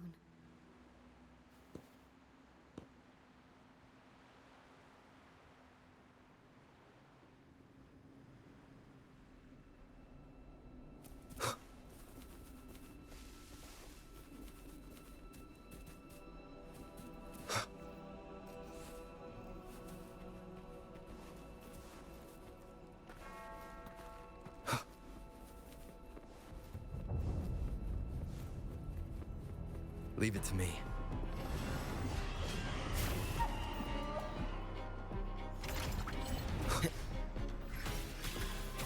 Loading in war with time.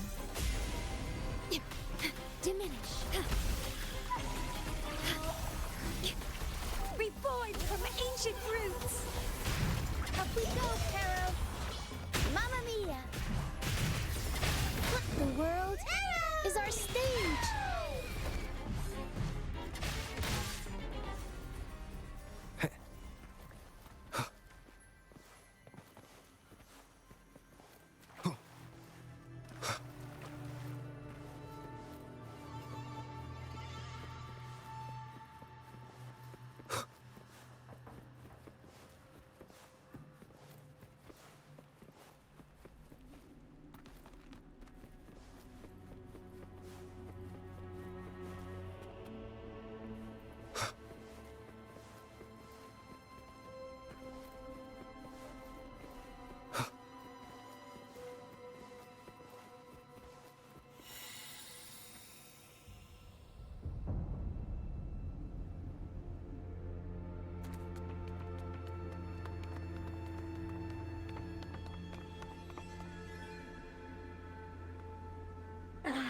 Rochia, you found me.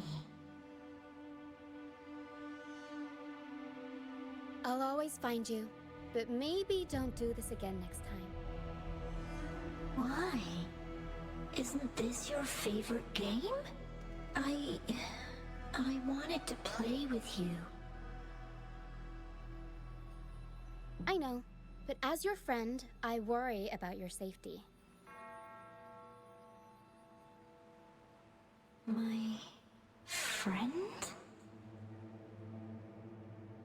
Excuse me. Are you Rochia's friend?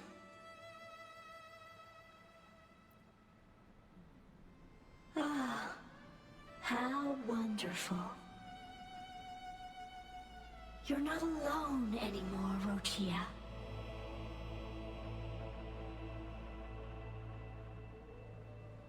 Yes, I have friends now.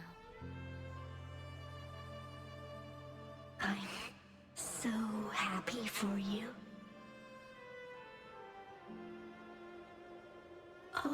is well. Fly. Fly to the high heavens. We are born free, and our souls will soar even in death.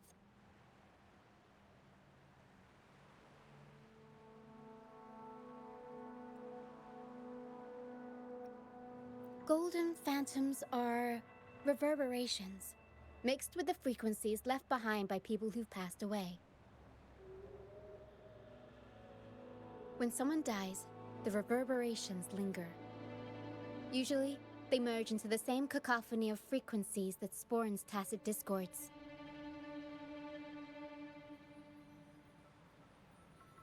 But sometimes, a trace of their final will remains, and the mist shapes this into phantoms.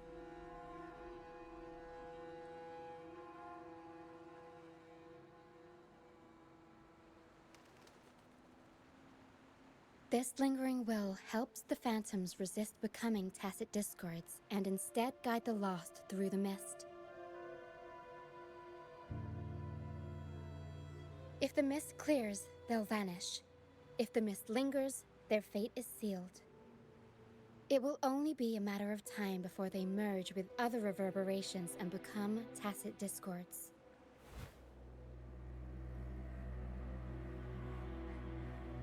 Their final frequencies tend to cling to certain objects, like this Lucianite here.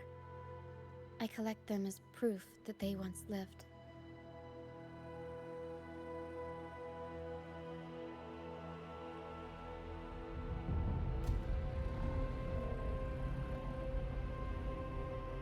Otherwise, the dragon will devour every last trace of their frequency.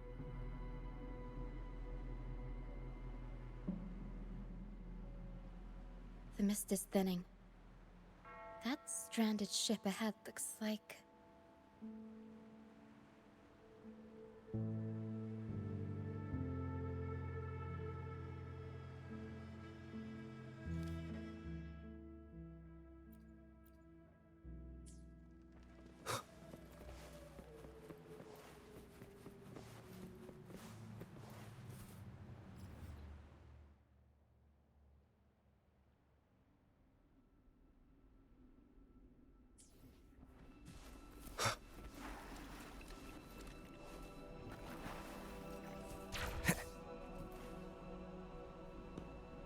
Pilgrim sail. Why is it here? In Raguna, those who break the law are sent to the Order Tribunal for sentencing. Those who violate the sacred doctrines are branded as fools and sent away on the Pilgrim sail.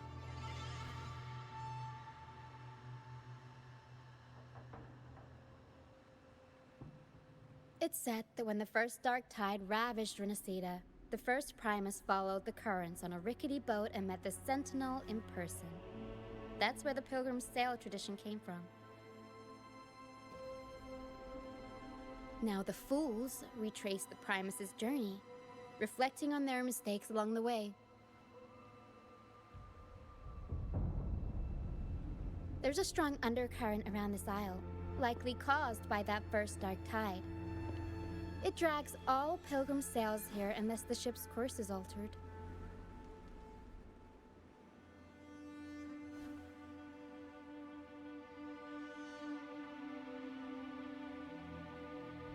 No reverberations on the ship, nor in the mist.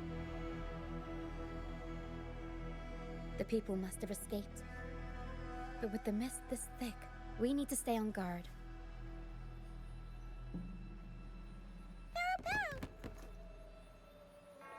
This way. Head to the lighthouse. I hear the sounds of fighting. Watch out. Tacit discords are gathering. Looks like our brief intermission is over. Time to let the ghosts have their moment on stage. Come on then. Let the flames of battle ignite our souls. Wait. Is that Brant? Only Brant would call them ghosts with that kind of flair. It must be him. But I can't tell where he is in the mist. Anyway, Let's deal with the trouble here first before we go look for him.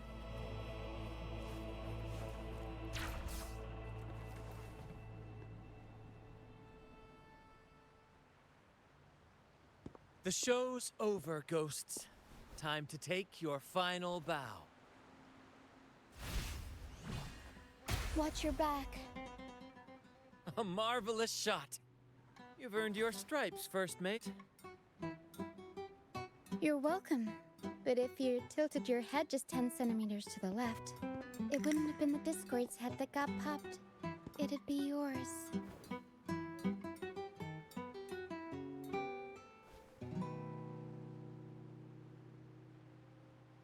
Not on your watch. Besides, fortune always smiles on me. Except in bets. And we've crossed paths with the rover again. Can't get luckier than that. We shouldn't have let him get caught up in this mess. He was worried about us and insisted on coming. Is that so? Then our gratitude to you is even greater for your timely aid.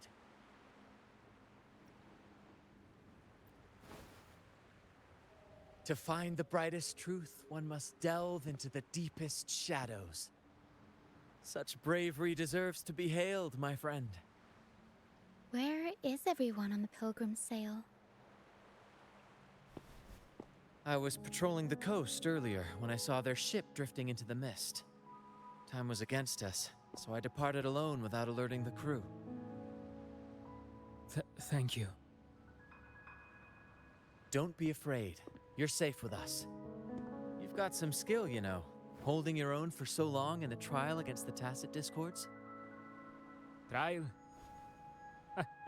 I don't buy into the Order's nonsense. I've worked hard all my life and stayed true to the Order's teachings about forsaking earthly pleasures for divine favor. And what do I get in return? Heavier taxes.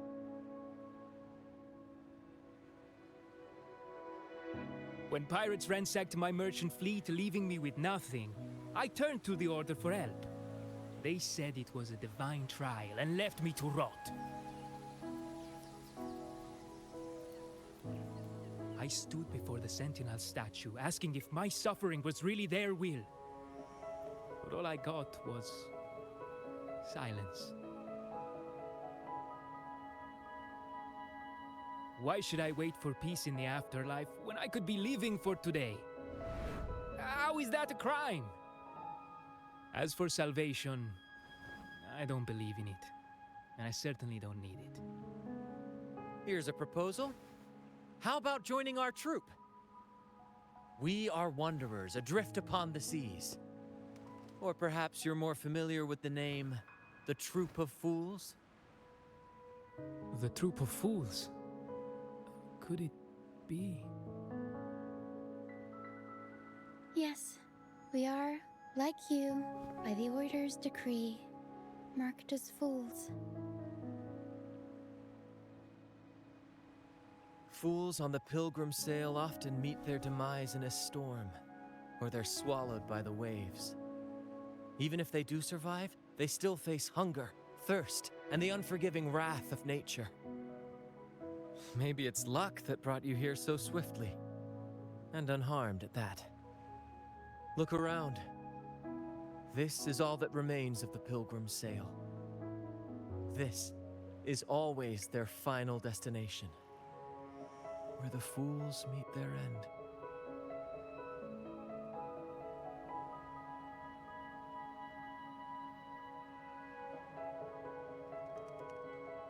Yes, the pilgrimage is nothing but a banishment in disguise.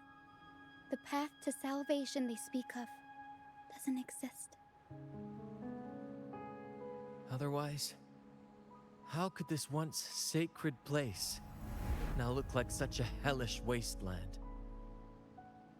Wait. Sacred place? No wonder the others were talking about it on the ship. They believed the Order's promise that prayers at the sacrificial arena would grant them forgiveness. They must be heading up the mountain now. I didn't expect their faith to lead them that far. If only they knew it was just one of the Order's lies. Captain! First mate! We're here to help! More hands make light work. I called in some help to escort him back to the base once the mist cleared. Ah, the first mate's foresight is unmatched. And the three of us can head up the mountain. But beware, my friend. By the end of this pilgrimage, you will witness the Order's cruelest deceit. The dangers ahead will only intensify.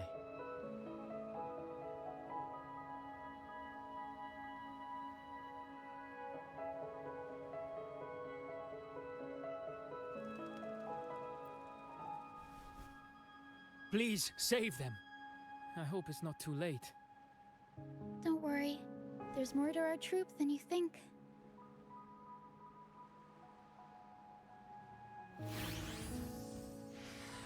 This wing ray can fly us up the mountain. You two go first. You'll find I'm very convenient to bring along. All right then. All hands, prepare to ascend!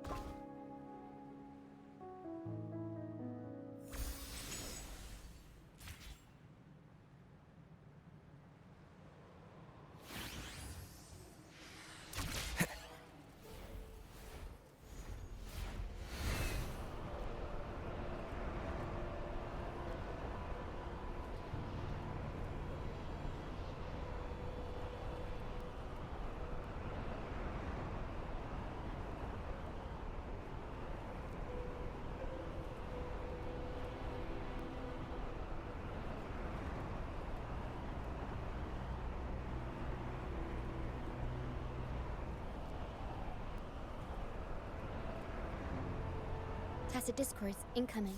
Stay alert, everyone. Mamma mia! Entwine! Shadow descends. Sprout of budding seeds! Huh? Ooh.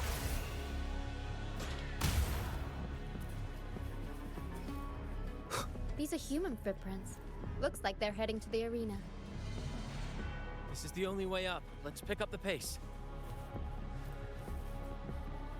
Ha! Begone, you vexing wretches! The sacrificial arena's right there. Let's take them down in one blow!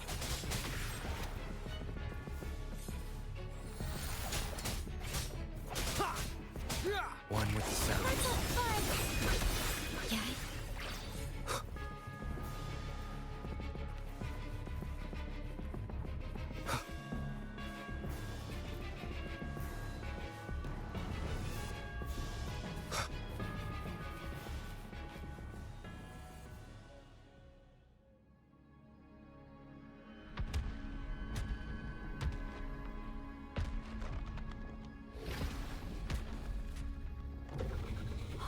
Divinity above, please have mercy on me. Is this some kind of test for me? I see. No matter how harsh the punishment, I'll take it. Even if...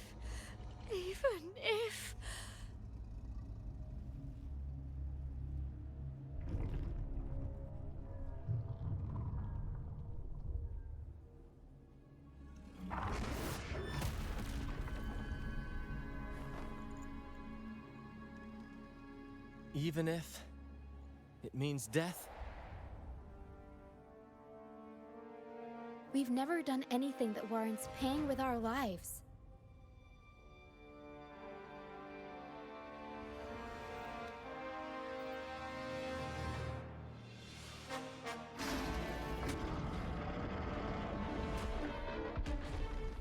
I'd wager mercy isn't on the table.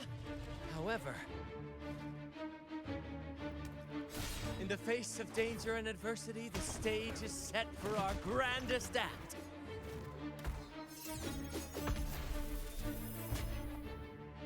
Brant, you handle the tacit discords. I've got the dragon. Of course. But with all due respect, shouldn't the captain be the one giving the orders? Just playing to our strengths. Take it, or I'll spill the beans about your wine stash.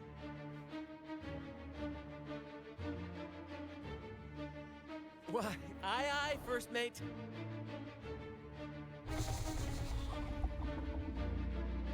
It's time to pay for what you've done, Dragon of Dirge.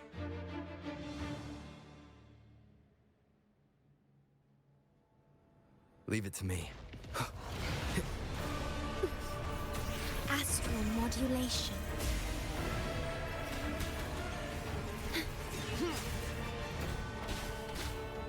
You will obey. Bloom from ashen shell.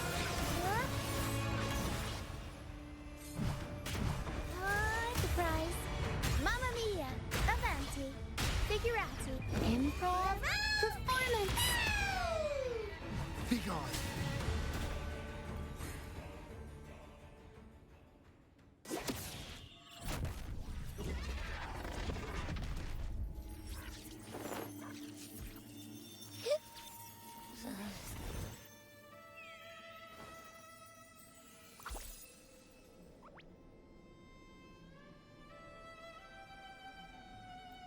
Of course! You think that little lizard could take me down? I just took a nap after eating its frequency.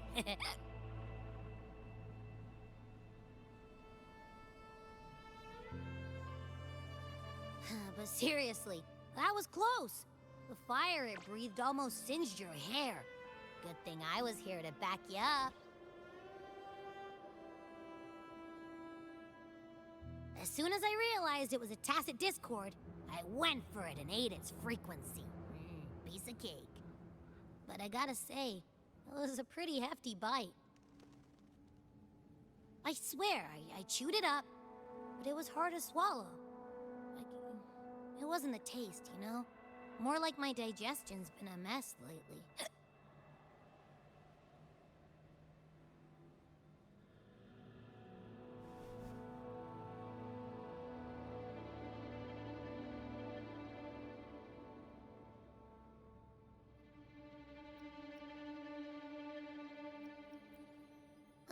That's not the point. The real deal is, I found something crazy in its frequency. You said you somehow experienced empathy with the tacit discord back in Jinzhou, right? How about trying that again with this guy?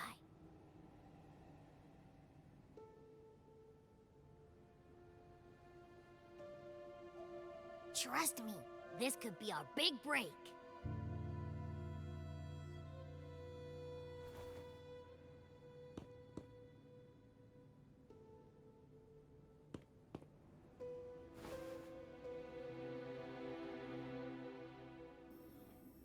Gehenna, a wretched soul mourned by none. You are reborn to fulfill our sacred rite, illuminate the path of salvation. Become the fiery hand of judgment, purging all transgressions. Cleanse every soul ensnared by their own indulgence. Those who cannot withstand the trial by fire shall forever be barred from our pure land.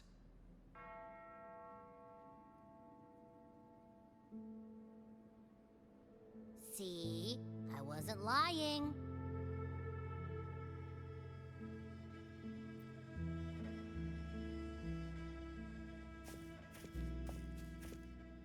Tacit discord's frequencies are perpetually fading, inching toward their end.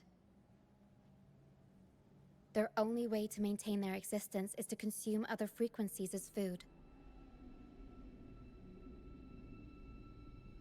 The dark tide and mist enveloping this isle have drawn in countless tacit discords. Their frequencies should have been enough to feed the dragon.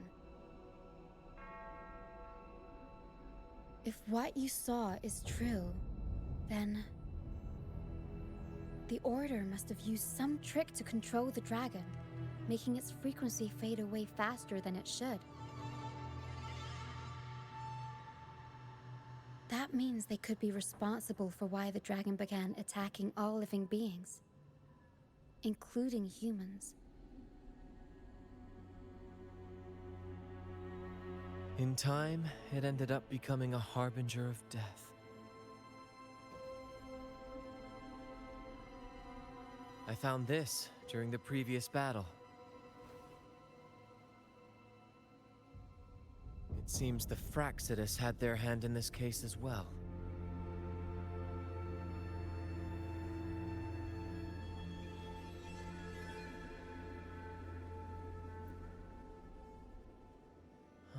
So you know them too.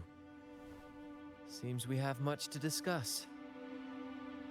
Our troop usually earns a living by performing on the nearby islands. Sometimes we take on escort missions for merchant ships as well. That's how we first got acquainted with the Fraxidus. At first, they were just lurking about, raiding ships. But as the Carnival drew near, their actions grew suspicious. We noticed them lingering around a certain sea. Remember Cetus the Tidebreaker? The creature that attacked you when we first met? After we parted ways, we went searching for it to find out what had gone wrong.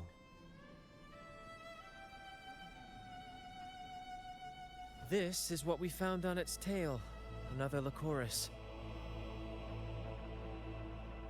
Alas, the Tidebreaker slipped away into the deep beyond our reach. Still, this bloom leaves no doubt. The Fraxidus is behind its strange behavior. We saw what they did to the dragon. The Cetus's violent outburst must be their doing as well.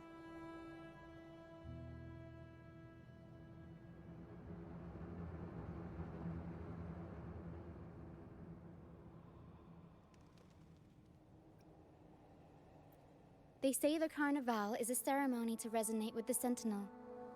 Those who claim the laurel may be graced with a miracle, a direct communion with the divine. At first, we thought you were merely a curious traveler, intrigued by the Carnival and our Sentinel. But now, seeing how far you've come, there's more to your quest, isn't there?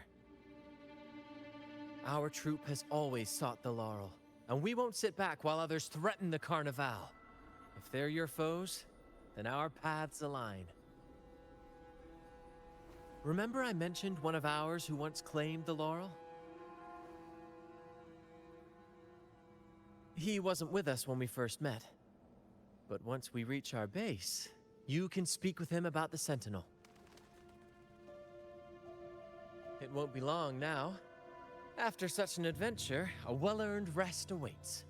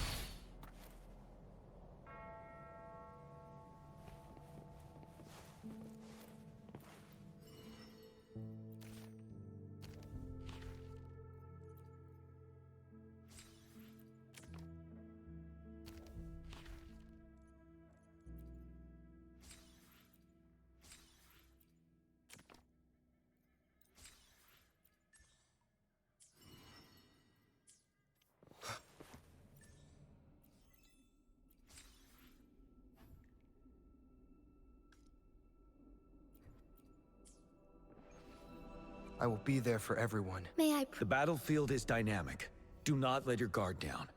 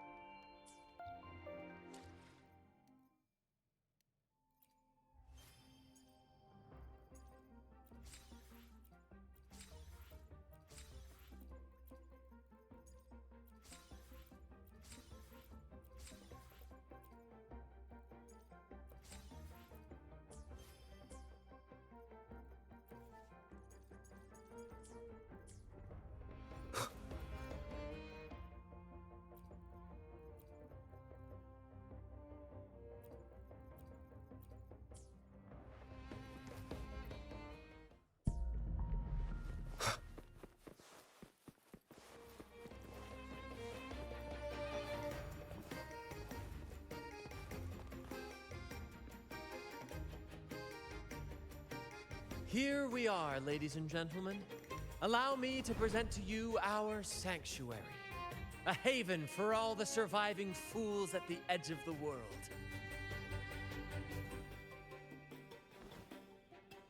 It is, my friend. We built this place from the ground up, and I dare say it's a triumph worthy of the ages. The mist does shield us from the Order, but it brings its own set of problems. Precisely why we must tackle its effects without delay. By the way, if you'd like to speak with Mr. Bardolino, our laureate, you'll find his tent deep within the base. Feel free to talk to the others while we handle our tasks. We'll catch up once we're done.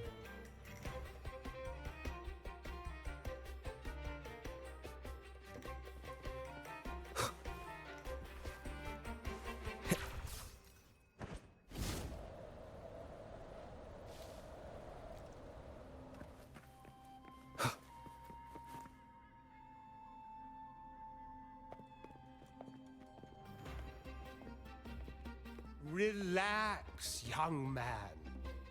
Life's only just unfurling its sails for you. Why sit there like one of those dour statues in the Order's halls? Don't be afraid to show a little spark. I was just thinking about my future. Is Raguna truly lost to me forever? Some have found their way back, but under the Order's watchful eye. Is that really what you want? A life without freedom? Listen, you don't need a grand stage to leave your mark. A true Raganazi can turn even a ragged tent into the finest theater. That's what I'm preparing to do.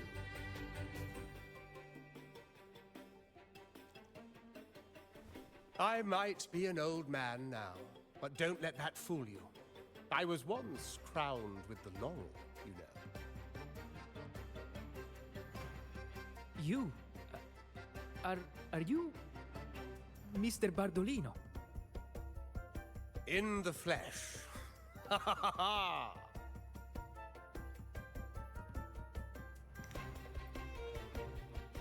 As I took my final bow on stage, a bright light pierced through the clouds, shining down from the sky. And then, a radiant laurel descended upon me, and I heard a voice. It was the Sentinel's voice, ringing in my head. I asked them a question that had puzzled me since childhood. The ultimate philosophical riddle. What should I eat tonight?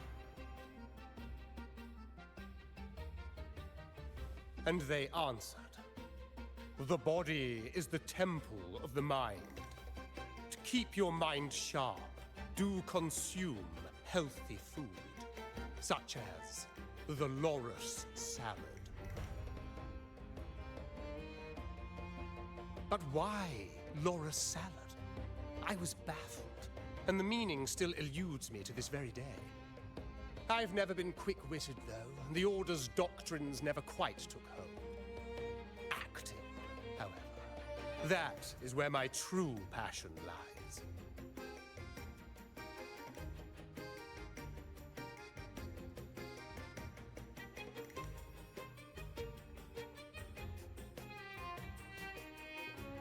But why did a blessed laureate like you get banished by the Order? Back when I won the laurel, Raguna was led by the Holy Maiden. She promoted all sorts of grand celebrations during the Carnival, an unceasing tide of revelry. Stages sprang up on every corner of the city, performances dancing through the streets, and shops adorned in vibrant hues. Even on rainy nights, you could still hear music playing in the square. Some performers wove their critiques into their acts. Sharp as she was, the Holy Maiden noticed. She refined city policy with each whisper of dissent. Ah, those were the golden days, my friend. The Holy Maiden once said that if she were to leave this world, she'd want no majestic tomb or a solemn funeral, but the grandest carnival as her final farewell. And then, she really did leave us. The current Primus took her place, and in the name of mourning the Holy Maiden, issued all sorts of bans on the carnival. But is that really what she would have wanted? The Order's grip tightened, and the carnival performances were reduced to dull, monotonous shadows of their former selves.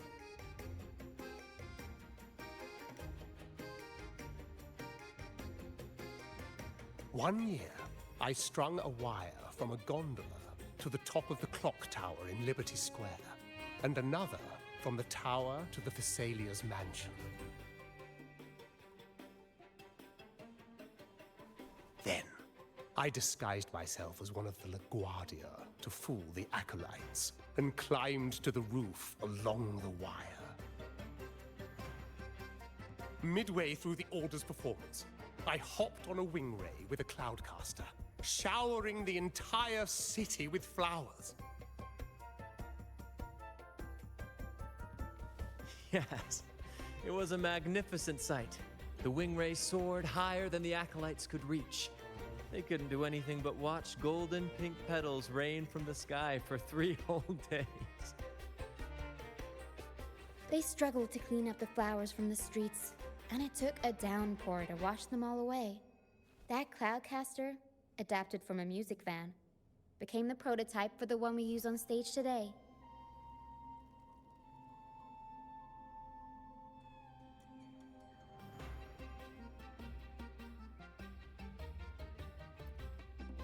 Ah, but that's all in the past.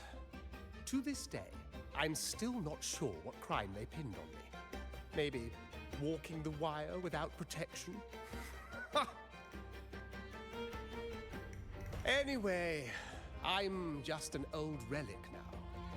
But you lot, you're the main characters of this era, facing down every obstacle with fire in your bellies.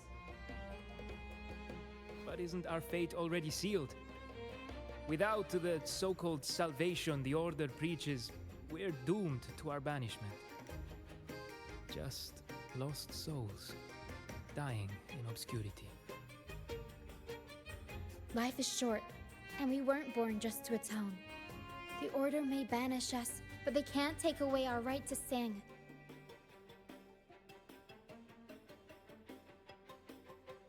Death is one of many possible ends, but it's certainly not the worst.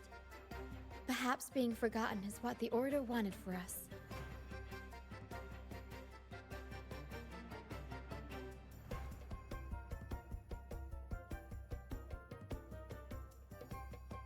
They want to erase all traces of our existence, grind us into dust and drag us into the abyss. But we'll fight the tide and live our lives to the fullest. Members of the troupe may come and go, but they never truly left us. Their deeds and songs are passed down through the ages. One day, our voices will echo across every land. Our words will reach every corner of the world. And by then, even the tacit discords in the stormy sea will know our names. That's the spirit, boy! Even if I can't earn myself a proper title, I'll become Rinasita's most enigmatic legend. When I'm gone, I'll leave behind a coffin that sings. Or maybe turn into a lark, singing every day and night.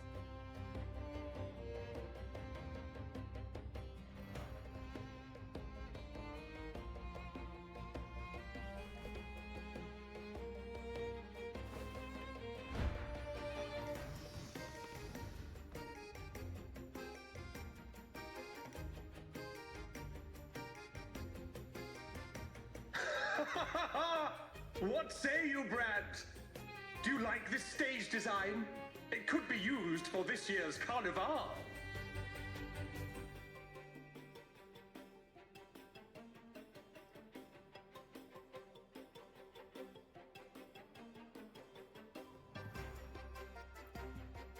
Ah, our little chat reminded me of those good old days. So why not relive that scene I just mentioned? I still remember that famous line. Even without wings, we can still soar to the heavens. Now that you mention it, that is a very good question.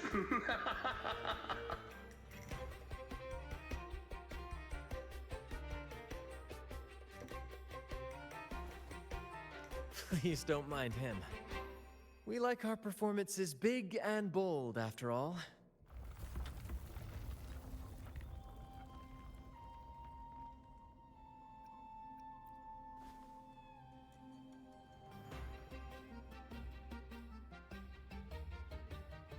That fight with the dragon probably messed with the mountain's stability. If Bartolino keeps moving around up there, it could get dangerous. We need to find a way to get him down, and fast. We might need your help with this. Hera should have some useful items in her box.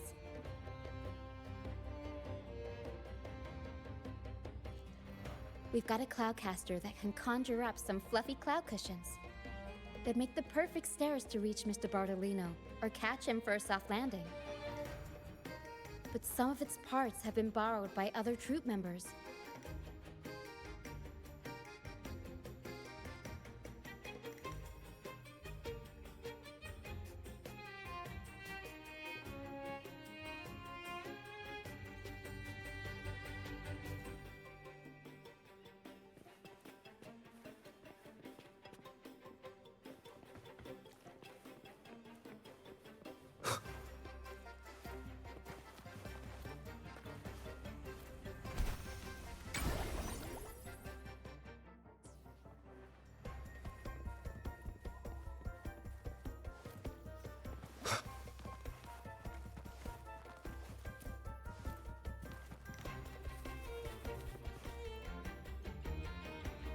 Sailors cheer as hearts ignite. Soon we'll break these chains so tight. Set the course, embrace the storm, sailing on till light is born. Oh, hello. I'm writing a sea shanty. Did you know Raguna Gondolier's songs are usually in 3/4 time? Matches the flow of water perfectly. When they row, their strokes go slow dip, quick lift, which fits that rhythm. But for our troop, we use a 4/4 signature with strong and weak beats. It's catchy and perfect for sailors to sing along to as we work together to tackle the waves. Sailors cheer as hearts ignite. Soon we'll break these chains so tight. Set the course. Actually, boarding the Pilgrim sail was my choice. I used to compose hymns for the Order.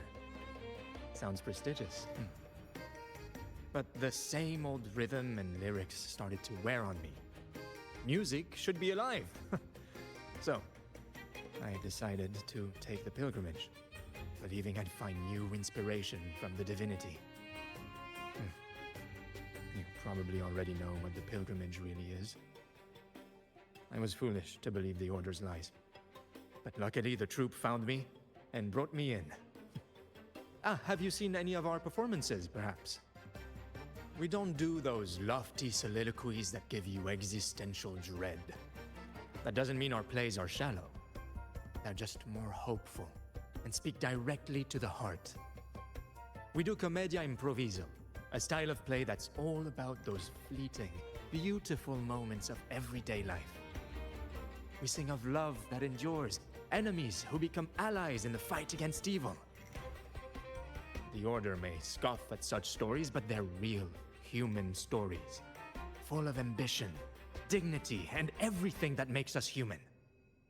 Traveling with the troop, I've learned to see the beauty in the small things.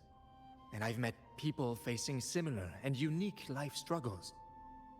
Only those who walk in the fields can really see how the crops grow. It's the same with music.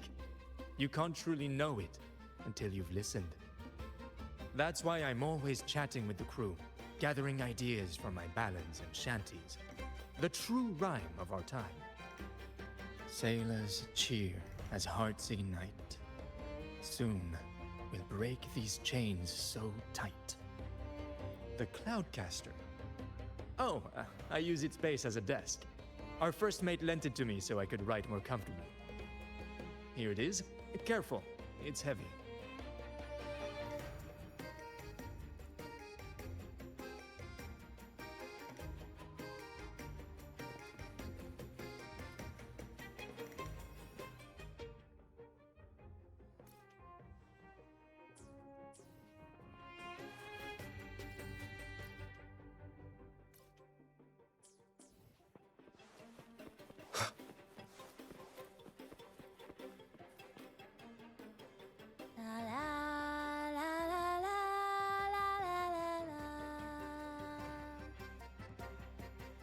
I'd rather be a wild flower, ignored by all in my own power, than a rose that bends and sways, bathed in grace, but lost in dismay.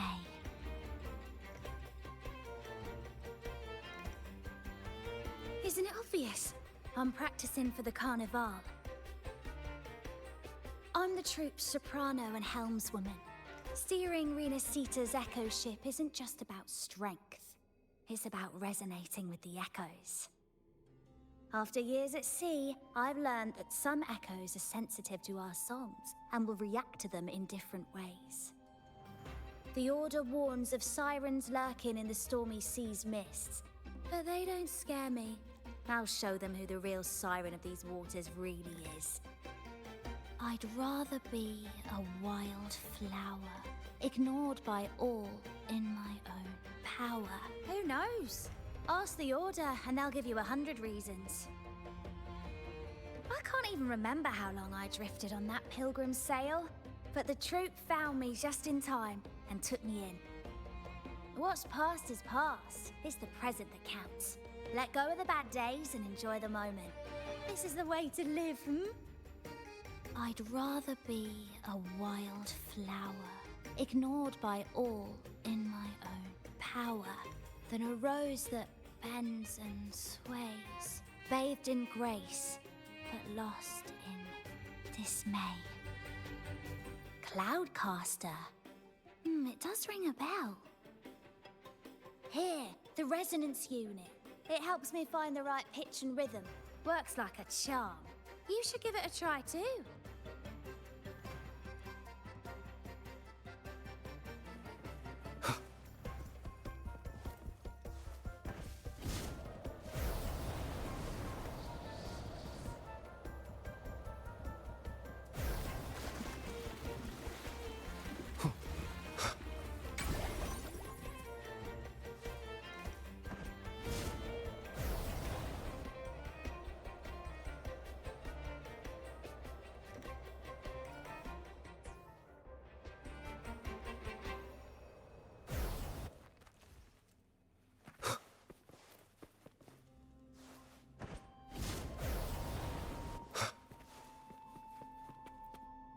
Come on, fish. Come to my net. Me? Just prepping dinner. The storm's passed, so it's the perfect time for fishing. The captain once told me a secret. The fiercer the storm, the more fish it brings. Sometimes we even see fish swept up by the wind, raining down from the sky. Usually, yeah. But when we dock on an island, the captain and first mate will buy some other food from the locals. Come on, fish! Come to my net! Back in Raguna, I was just a fledgling fisherman when I accidentally caught an Erasti. Turns out, it's a sacred fish, only meant as an offering to the Sentinel. Mortals aren't allowed to catch it, but it swam right into my net. Not really my fault, was it? Though the Order didn't see it that way. They banished me out here, like tossing a fish onto dry land. Luckily, the troop found me. I can still fish like I used to. Otherwise, I'd probably be dead, or living as a pirate. Though, to be honest, life here ain't too different from a pirate's. Except we're not hunting for treasure, but for smiles and cheers from our punters. Come on, fish!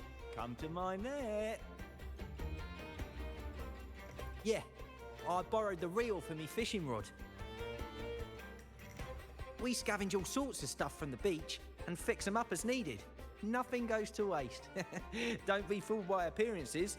This stuff can be pretty versatile. Good. We have all the parts now. Time to work, Pero.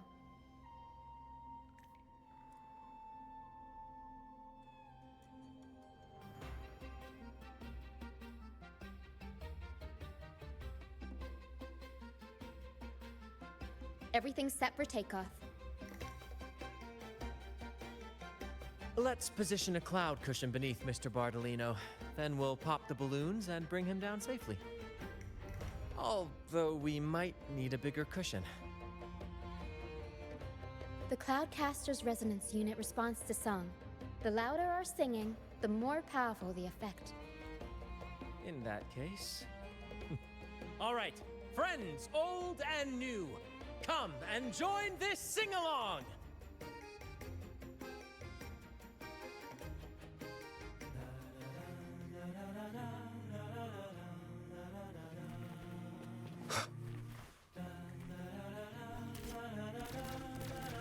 Almost done.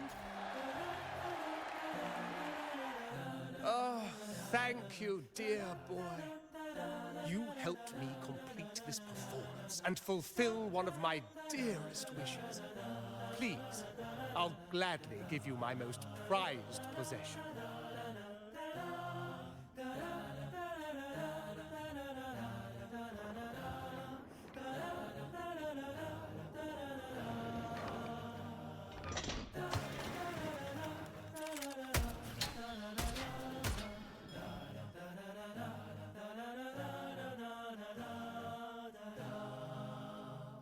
Apologies for my late arrival to such a magnificent performance. Did I miss anything? Oh my, oh my. What an honor to witness the beauty of our generous benefactor. Thank you, my lady, for rescuing this humble soul in his moment of need.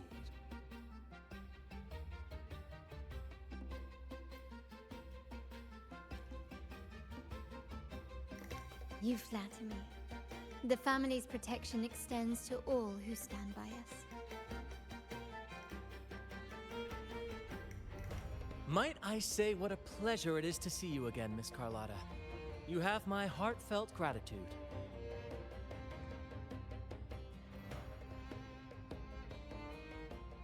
Is everything going smoothly with your family, Miss Carlotta? Yes, thank you. The Order's scheme was uncovered as planned. Uncle Capilet was rescued, and Grandfather has handled the rest. I still owe you thanks for improvising with me in front of that priest.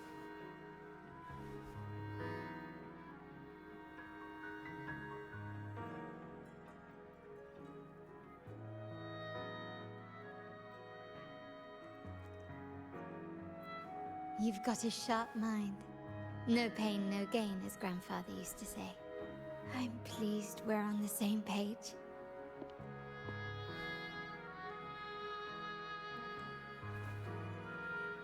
Your kindness is much appreciated. The Montellis won't forget this. In return, I'll share everything I know.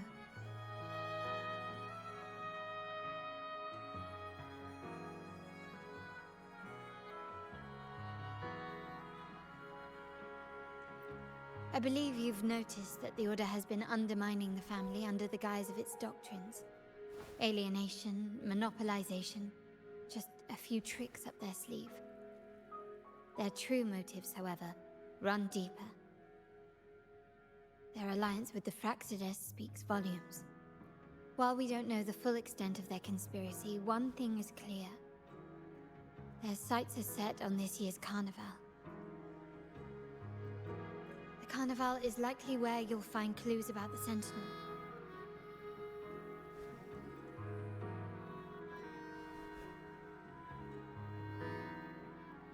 Legend has it that the Sentinel, Imperator, has been secluded in the heavens, cut off from the mortal realm.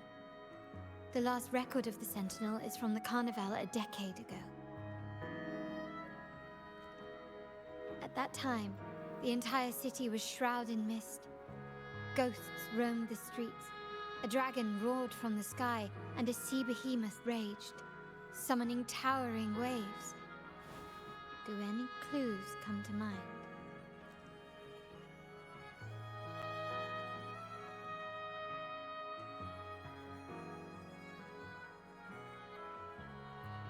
The mist might be coming from the remnant clouds in the Nimbus Sanctum.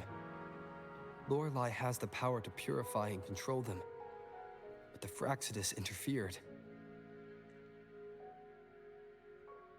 Remnant clouds corrupted by evil will disrupt Echo's frequencies. If the mist had spread to the city, it would have stirred the Echoes into chaos.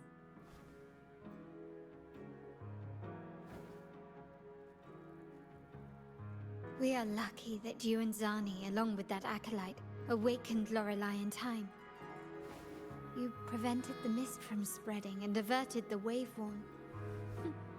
The Fraxidus must still be licking their wounds. At that time, the entire city was shrouded in mist. Ghosts roamed the streets. A dragon roared from the sky, and a sea behemoth raged, summoning towering waves. Do any clues come to mind?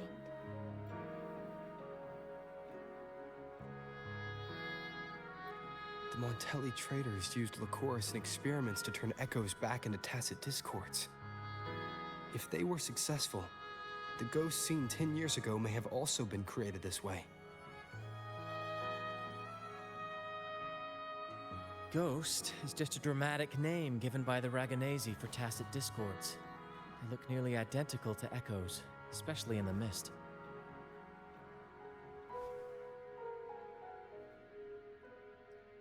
With your help, Grandfather has thwarted their plan.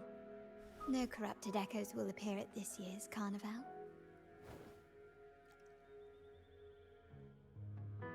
At that time, the entire city was shrouded in mist.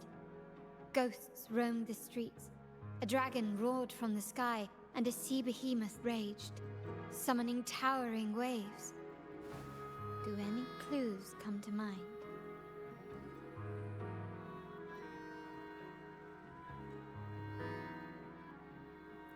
The Order has allied with the Fraxidus to control the dragon. From what I saw when I connected with its frequency, they might be planning to command it to attack Raguna during the Carnival. After the Tacit Discords took over this isle, the Order used them as an excuse to forbid any entry. It might be their way of concealing the dragon's existence. But without the Lycoris, the Dragon of Dirge is now off the table.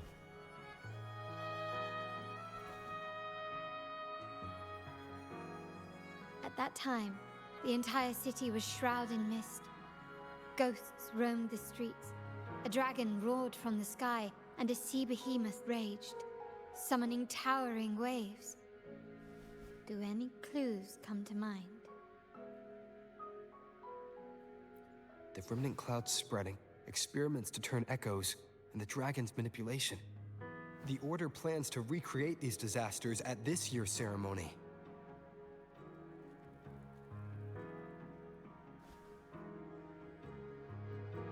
The Order and the Fraxidus are allies.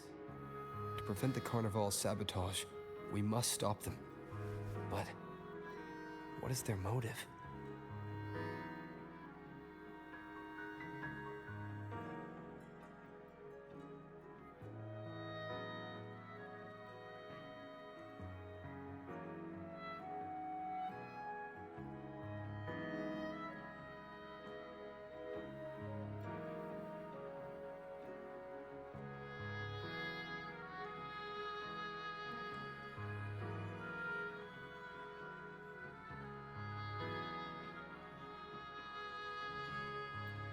The Primus called it a divine punishment, and took the opportunity to appear as a savior. A perfect way to build legitimacy. The Order relies on the people's faith in the Sentinel. With the Sentinel's 10-year absence, faith in the Order has waned. They must be desperate to restore that trust. It is for this reason that the Order has been forced to revive the festival.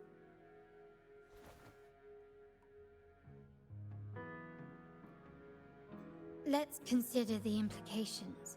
If the Carnival proceeds unhindered, how would it affect the Order?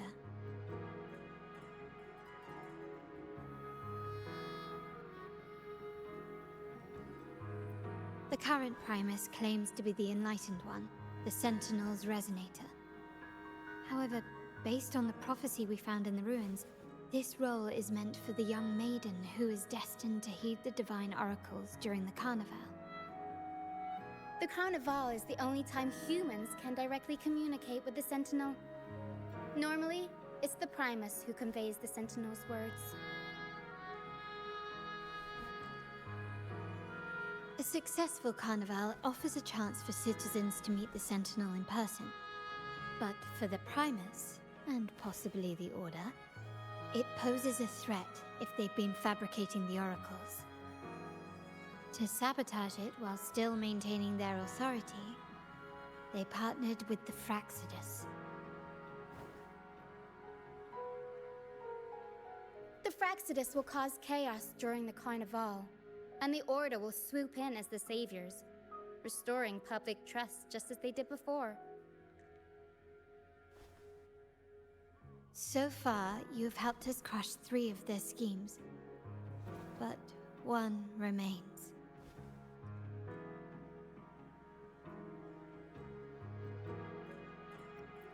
We have evidence that the Cetus is being manipulated, and the Fraxidus are setting up their final plan. With their whereabouts unknown, we'll need to adapt our strategy as the Carnival unfolds. From what I've noticed, you're not one to act passively or pin your hopes on others. You prefer to strike first and steer events in your favor. Winning the laurel might give you the chance to talk with the Sentinel. The Sentinel's Resonator may also be present, so...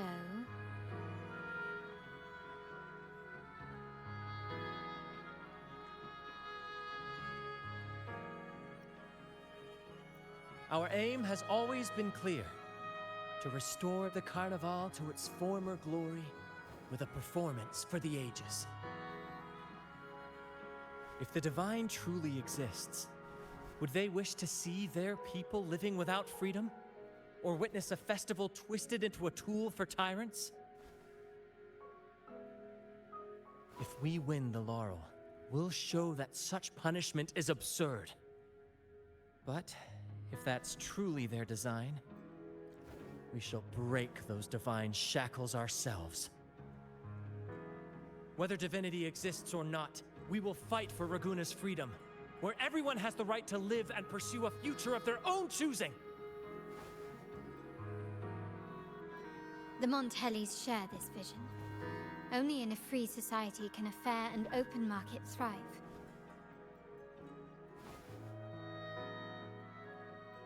However, the troop alone is too weak. The family is under close watch and our enemy hides in the shadows. We need your strength to find our way forward.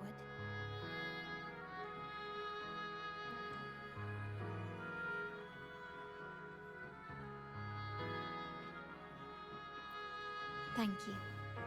I'm pleased we've reached an agreement once more.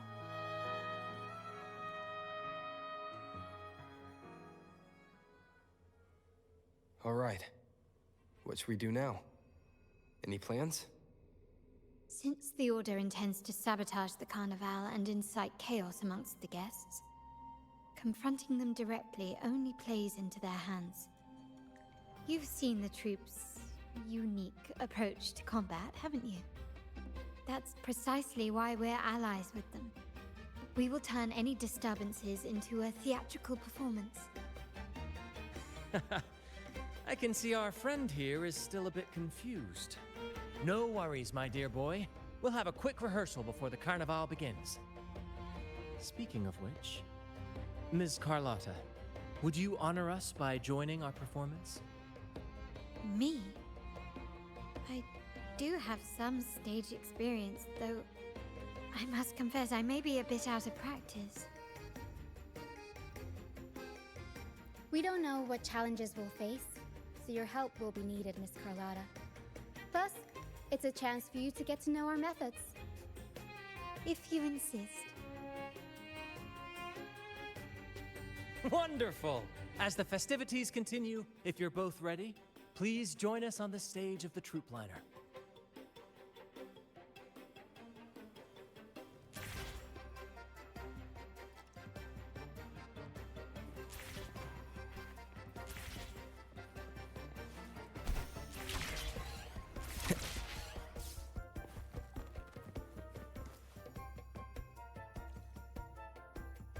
Our rehearsals are rather straightforward. No scripts, just pure intuition and our senses guiding us. That's what makes Commedia Improviso truly come alive. For our improvised comedy, we start with a theme. From there, we build our lines and act on the fly, responding to the unfolding show and audience reactions. But with the limitless capacity for human creativity at play, the plot can sometimes veer into the, well, unconventional. To prevent things from spiraling too far, we set an anchor for the performance. Pardon my interruption, but I'm quite curious. What sort of bizarre plots have you encountered? Well, something like a humble craftsman from a small town sets sail on a rainy night, stumbles upon ancient ruins, is reincarnated with superpowers, and then decides to conquer the galaxy, becoming the Emperor of the Stars. So, we draft a basic outline that assigns roles and guides the plot's direction.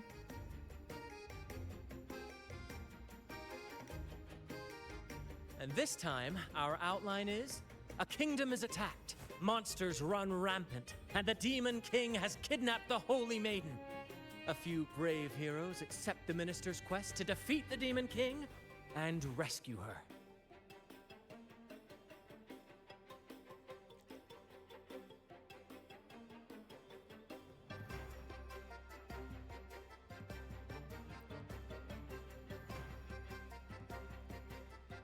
This outline holds special meaning. We want to pay tribute to the play once performed by the Blessed Maiden herself, which was also about a hero facing a Demon King. Good people have their wishes fulfilled, heroes appear in a time of crisis, justice triumphs over evil, and united friends are undefeatable. This is the tale the Blessed Maiden once told, and it's a universal story we want to portray. To me, the world is a stage, and performing is much like combat. Coordinated movements, quick thinking, sharp reflexes, and, above all, trust in your allies. What I'm getting at is that you both are very skilled and capable. We don't have many do's and don'ts. So relax and express yourselves freely on stage. This rehearsal is to help you get familiar with basic stage movements, techniques, and the troupe style, and to build good rapport. Exactly. I'll handle the stage lighting, Brant will narrate, and the rest will take on the role of the audience. If you're ready, let's begin. Everyone, a big round of applause to welcome the Rover and Miss Carlotta on stage!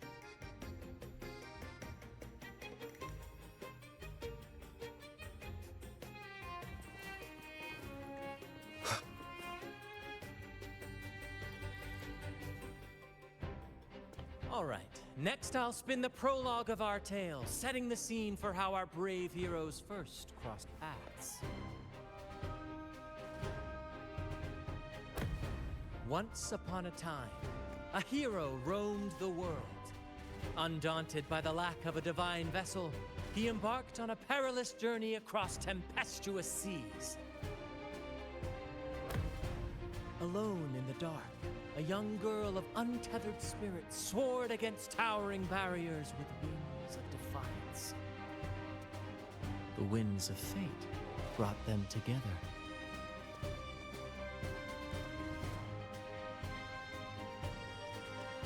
As the world teetered on the brink of absolute darkness, they found solace in each other's gaze. Together they became unshakable allies, standing strong against the tides of fate.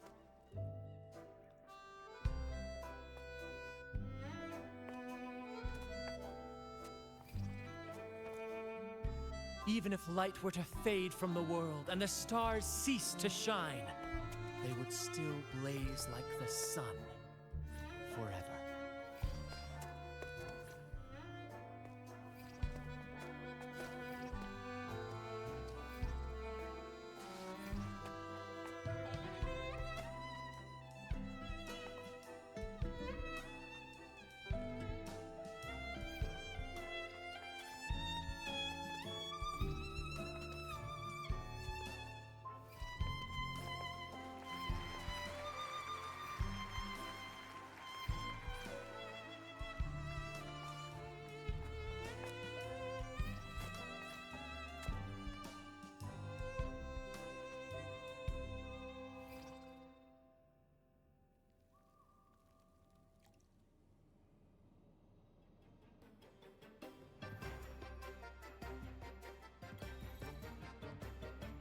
Bravo! Bravo!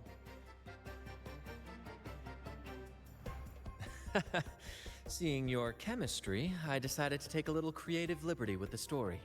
Anyway, it didn't stray too far from the outline, right? The thrill of improvisation is in its unpredictability.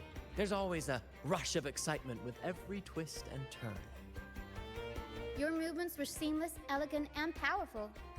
I'm confident you'll shine at the Carnival. Thank you. It was all thanks to you. You inspired me and kept my spirits high.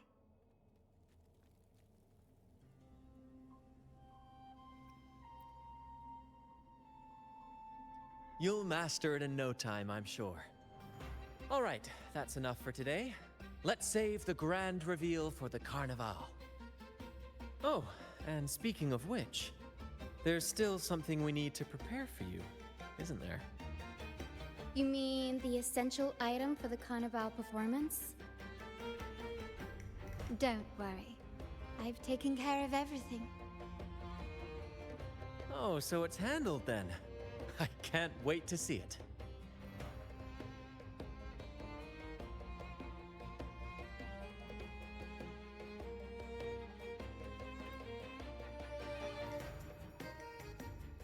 I have a small gift for you. Let's head back to Raguna together, shall we?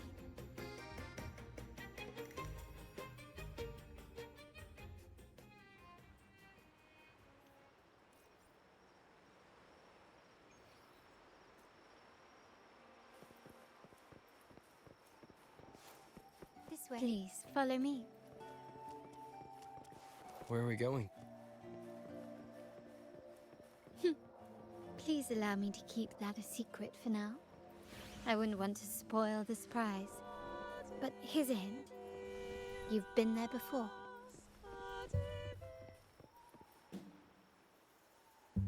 Oh, dear Lady Carlotta, thank the Sentinel you are finally back. I was just about to close up shop to prepare for tomorrow's carnival. You have completed my request, haven't you? Of course, Lady Carlotta. You should have more faith in my skills. Here you are. A small token of my appreciation. Abby, I have something for you as well. Wow, really? I get a gift too? Ha! You're so nice. Ah, so that's why Lady Carlotta was so insistent on using only the finest materials and meticulous craftsmanship for this piece. For a moment, I feared she lost faith in my skills and was plotting to hand over the shop to someone else. But now I see why this little creation was so important to you, Lady Carlotta. Nyala, you do have a flair for dramatics. Ahem. Anyway, why don't you unwrap it?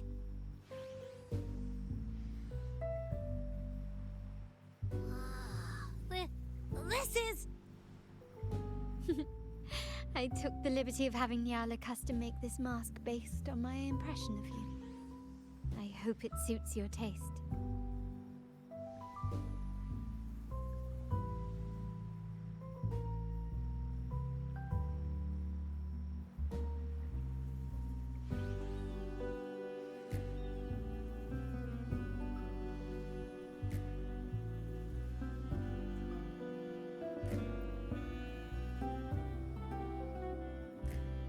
I'm pleased you like it. The Carnival is a splendid reverie, and the mask is its passport. May it help you navigate the Carnival with ease, and let you enjoy it to your heart's content. We will, for sure. May I take a bit more of your time? Walk with me through Raguna tonight. I have some additional information to share with you.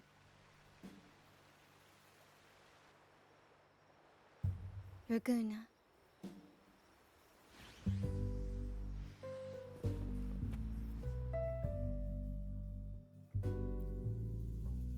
The sapphire that crowns Solaris.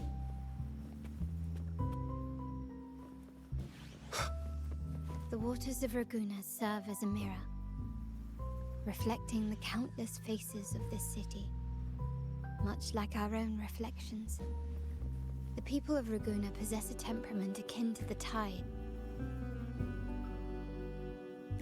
There was a time when the currents swept us into the jaws of uncharted waters, where relentless storms and voracious waves awaited. But after weathering such trials, they revealed to us a hidden gem. The shores themselves. My family has always been drawn to the thrill of a new voyage. One stormy night, fate decided to play a hand.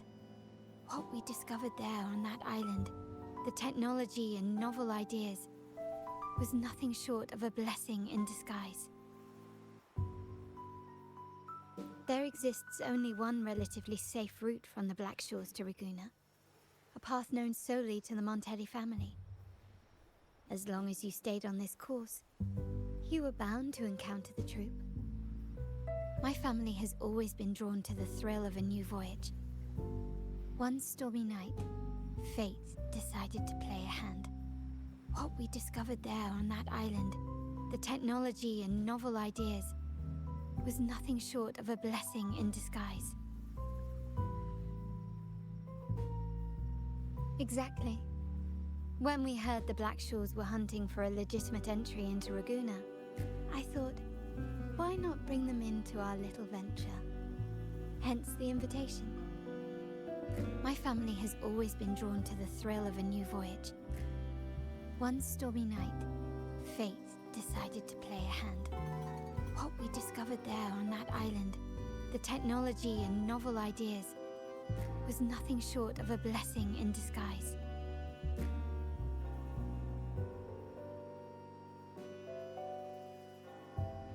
Our intentions might not be as grandiose or ominous as you think. We seek liberation, and to achieve it, we're pursuing the truth behind Renacita's origins. Legend has it that when people first arrived on this island, Genesis Nexus was already here, welcoming them. The prevailing belief is that the Sentinel gifted us this technology, and despite nobody ever seeing the Sentinel in person, we talk with them through supposed telepathy. Notice anything strange about that story?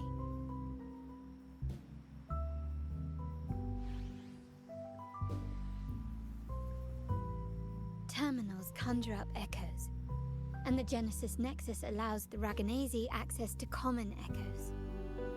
If the Genesis Nexus was present when the first settlers arrived, who built it? And really, if no one's ever laid eyes on the Sentinel, how can we be so sure that statue really represents them? It seems to me the Order might have spun us a tale, hiding the true origins behind their grand myths.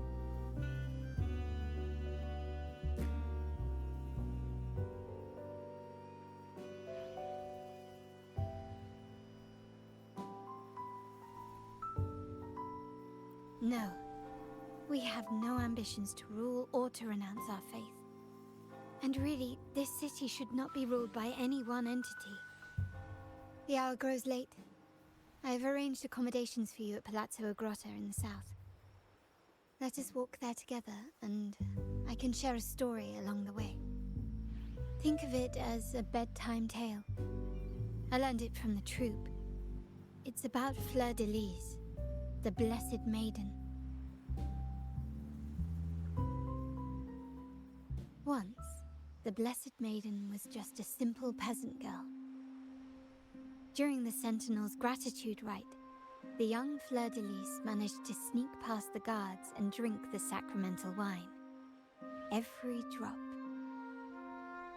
Perhaps it was the intoxicating wine in Eggletown, or simply her lack of experience with spirits. But she soon found herself quite drunk. Swaying on her feet, she ascended the ceremony's grand platform, lifted her threadbare dress, and began a rather ungainly dance. Seizing the sacred horn, she played a carefree folk tune, dodging the guards and weaving through the crowd with surprising agility. Remarkably, the crowd, as if drawn by an unseen force, followed her lead, transforming the solemn ceremony into a wild parade of cheers and revelry. Naturally, the Order was less than pleased. The Pilgrim Sale did not yet exist, so Fleur de Lis faced 3 days of confinement. During that time, she used her prison walls as a canvas. That unforgettable day of disordered revelry left a lasting mark on all who witnessed it. Is it not remarkable? A rebellious girl chosen by the Sentinel to become the Blessed Maiden. If the Sentinel indeed permitted such a girl to serve as their spokesperson, it suggests that all this joyous revelry is not something they disdain. Perhaps they too enjoy poetry, painting, tears, laughter, romantic tales of knights, and dancing amidst crowds, much like ourselves.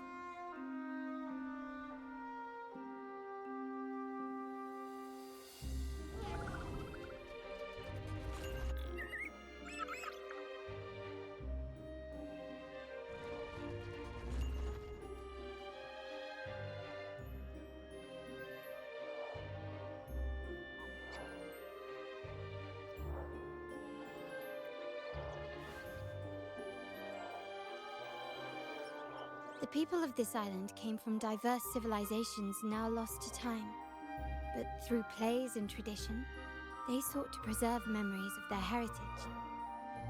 In the past, while the clash of cultures led to conflict, the Raganazi united through faith, restoring balance even if precarious. To maintain this unity, we've always needed both a sentinel and a play based on a shared legend that gives us roles. Yet this play has endured for so long that we've become defined by our roles. Noble, commoner, believer, merchant. What was meant to unite us now stifles us.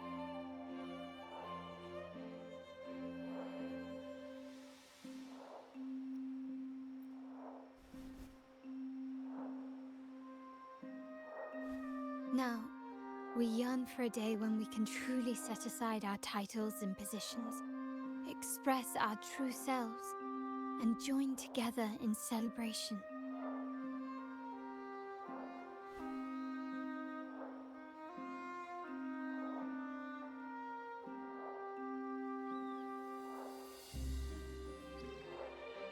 Yes, born from hope and idealism, it reminds the Raganese of our initial vision of equality and freedom. It also affirms our true worth. While the Order's true intentions remain unclear, we are certain their influence has already eroded the very foundations of our society. People revere the divine figure the Order has constructed, yet they also live in fear of punishment. Legends become accomplices in fostering ignorance, and faith becomes the loyal executioner of cruel punishment. An invisible cage has trapped us all. Speaking of freedom within a cage is absurd. Fear and ignorance are our foremost enemies.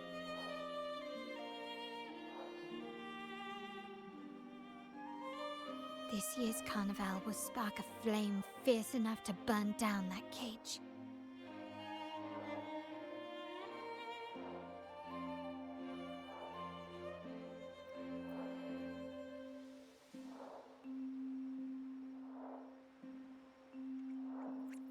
Rest well, and tomorrow we shall take the stage together at the carnival.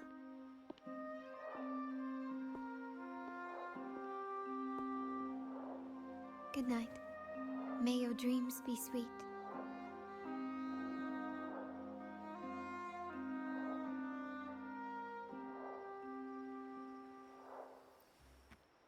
Rest well, and tomorrow we shall take the stage together at the carnival. Good night. May your dreams be sweet.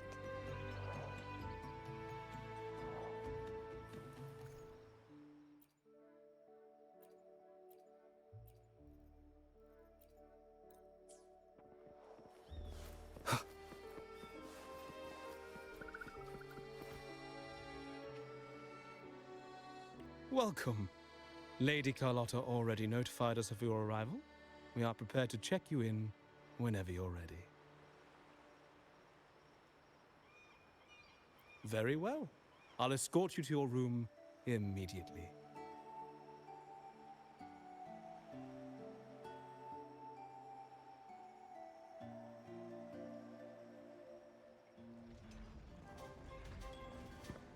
Wow! Is this real? Pinch me! I can't believe how different everything looks. So this is the carnival, huh? Yeah!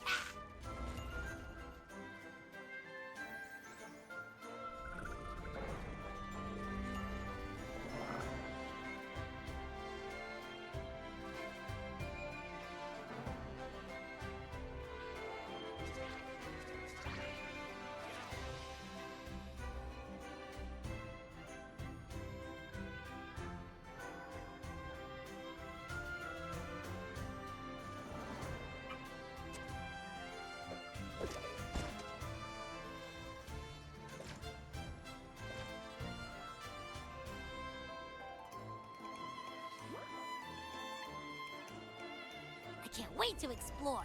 Oh, by the way, it's been a while since we last saw Zani and Phoebe. Wonder what they're up to right now. All right, let's go.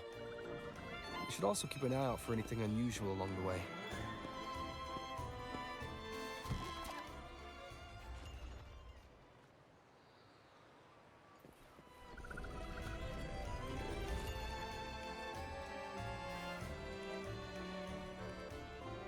Miss Margarita, is my order ready yet? Yeah, I was about to say, I have been waiting quite a while. Sorry, we're swamped with orders. Becky and I are doing our best, but it's a bit chaotic. Becky seems to be having some issues too.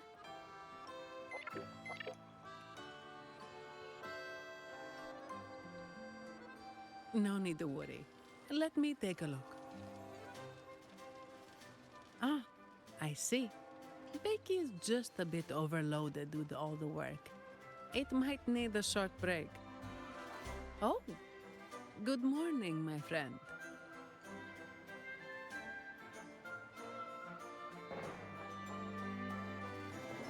I'd love to, really.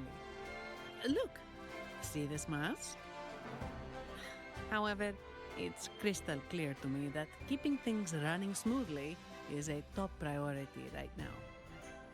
Lady Carlotta has already briefed me on your plan. Along with the other family members, you can count on my full support.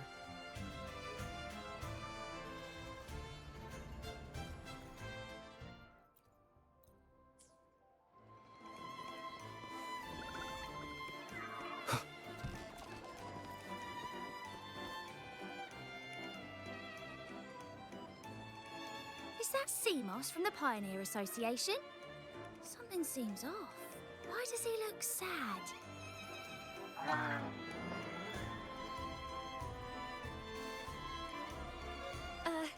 Seamoss has been so busy taking photos for everyone else that he hasn't had the chance to take any himself.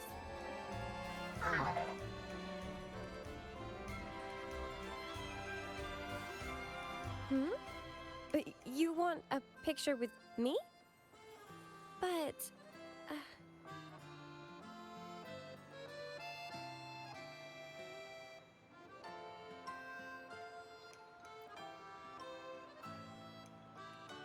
Oh, hello. Well, thank you. Yes, a photo would be wonderful.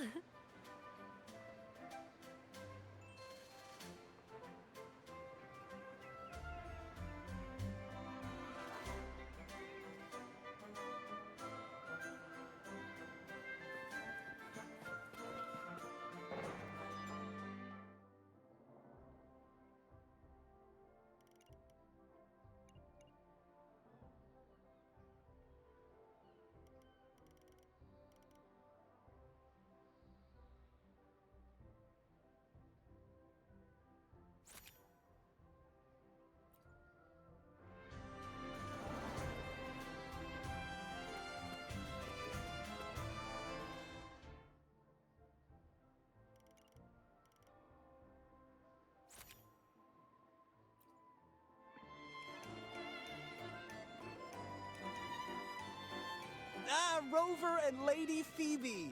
I've been capturing the Carnival's many beautiful moments. What brings you all together here? You took this picture? Look at that composition and lighting. Who knew you had a knack for photography? Buddy, you look so happy. Whatever the reason, thanks for making this moment special.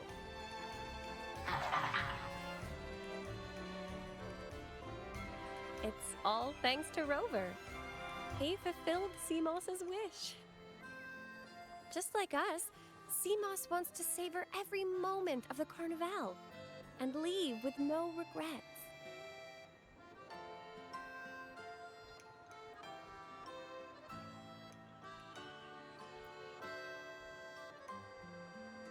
The Sentinel cherishes their people, and as followers, we find joy in witnessing everyone's happiness. But we have our duties, ensuring order during the Carnival. I'm sorry, I can't join in the festivities. I wish you a wonderful time at the Carnival.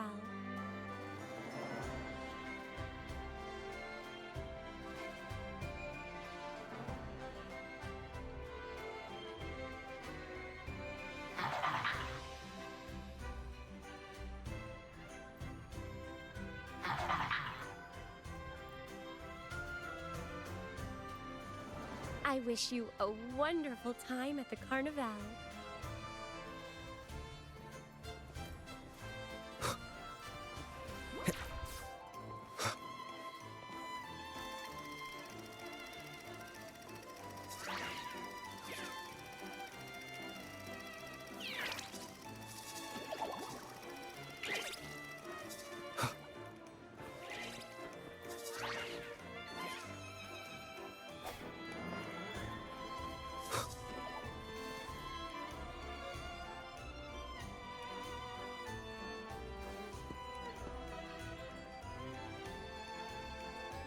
you're here.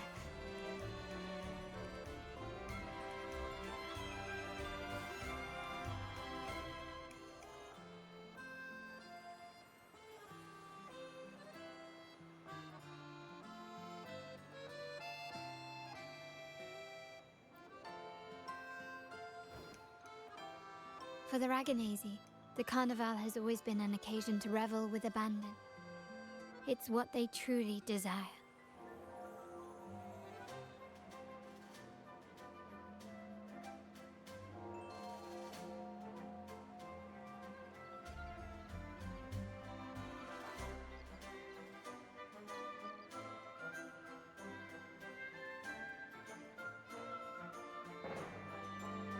The family is prepared. They'll support our plan should the need arise. We must remain vigilant. The Fraxidus may be lurking, observing our every move. It's nearly time. The troops should be arriving at the harbor shortly. How do you feel? Ready to step into the spotlight?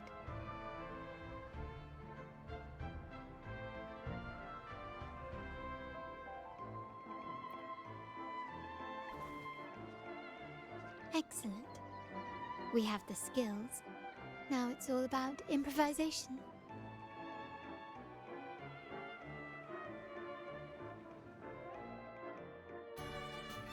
The time has come. Let's go. Let's celebrate together.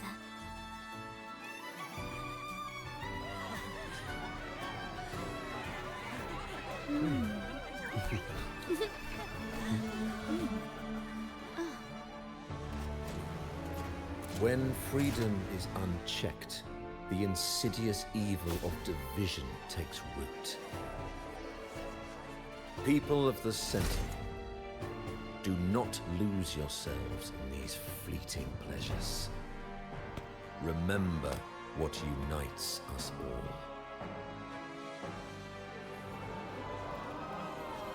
What is that?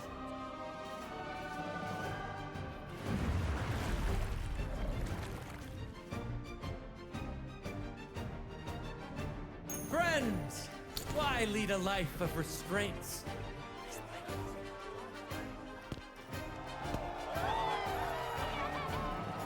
Why not live like there's no tomorrow?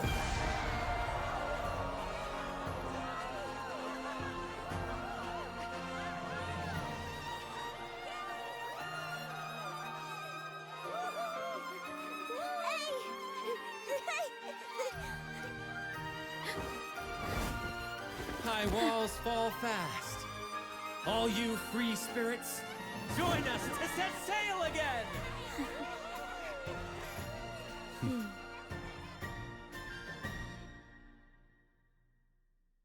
That woman. She's with the Fraxidus. I need to follow her and find out what she's planning.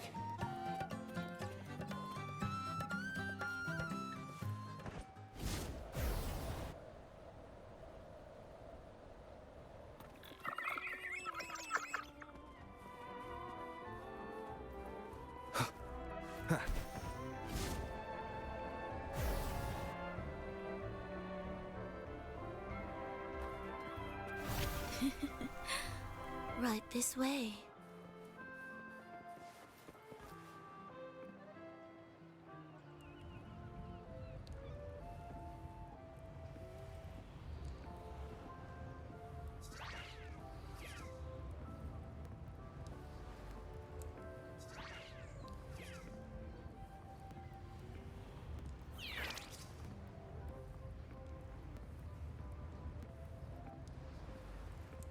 I've lost her again. Where is she trying to lead me?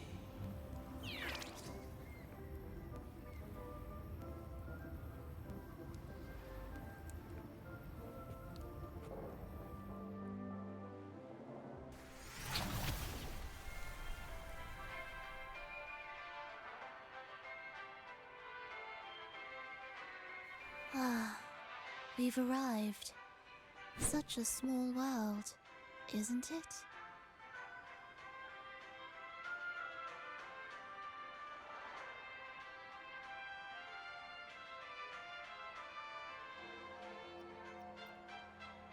Oh, what an honor to be remembered. Let's continue our conversation somewhere lively and grand. A place worthy of the Carnival, not some dreary, dull corner. Decadence, indulgence. That's the Carnival. A vivid daydream and grand illusion for all.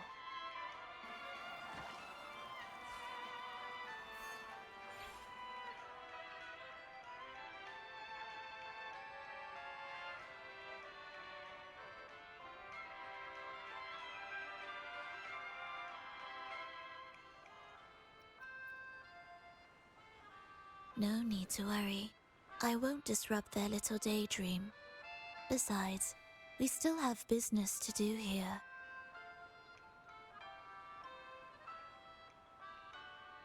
Now that you know what makes the Sentinel so unique, you should know we seek the same thing.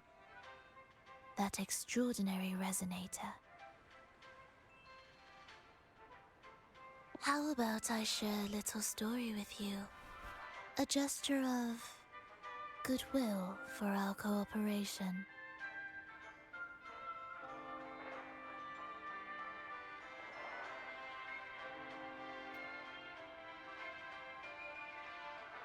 Now, patience is a virtue. A story is best enjoyed with a captivating performance, and this stage is perfectly set for it. We're simply spreading the truth through a tale. I'm certain it will pique your interest, so consider this a heartfelt invitation to you and your companions. Join us. Pour your essence into this endless play, and use your humble strength to defy the raging current of fate.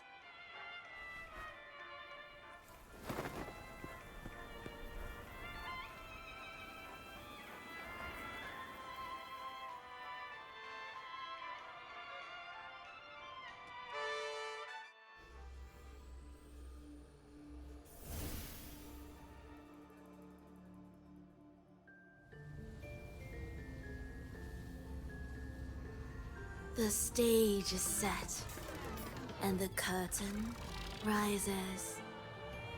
Actors, the moment to dazzle has arrived.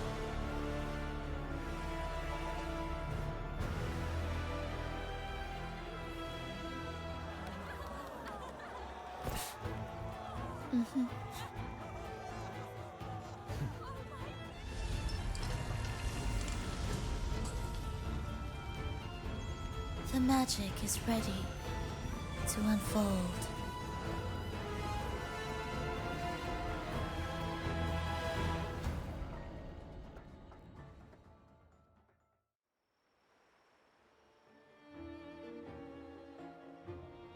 As anticipated, the Fraxidus is on the move. Now, remember the rehearsal we did yesterday? All our preparations have led to this very moment. She intends to use those Lycorises to summon and control the Tacit Discords. If we destroy the Lycorises, we can neutralize them. Everyone is in position. We'll manage the West Plaza. DD is stationed at the East Plaza, keeping an eye on things. The main stage is all yours for the grand performance.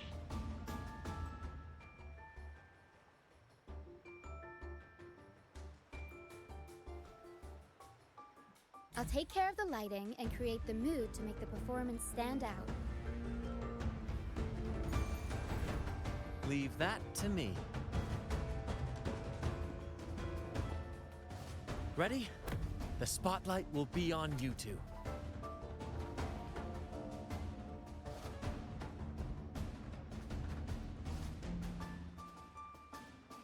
The curtain has been lifted. We can't keep our audience waiting. Then... Ladies and gentlemen, the grandest and most spectacular performance of the Carnival is about to commence. Let us give a warm round of applause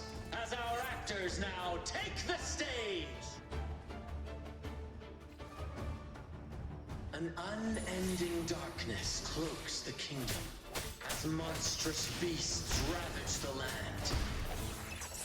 The Holy Maiden has been captured by the Demon King, and chaos descends. But lo, two valiant heroes step forth, accepting the Minister's quest, vowing to vanquish the beasts and rescue the Holy Maiden.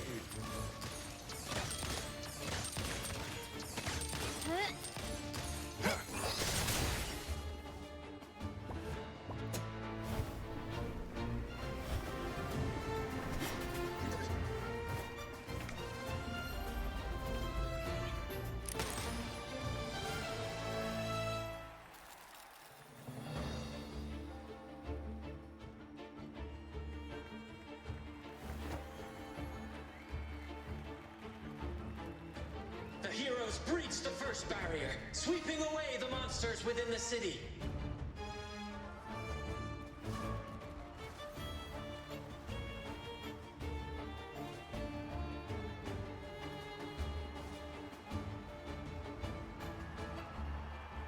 Now, they advance toward the Demon King's castle, where peril awaits at every corner.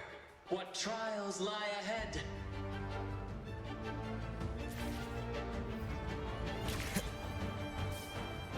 No wall can deter these free spirits.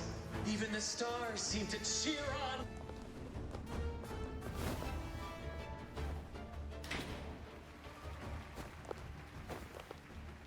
Exercise caution. New enemies have appeared. The Demon King unleashes its minions, long awaiting these audacious intruders.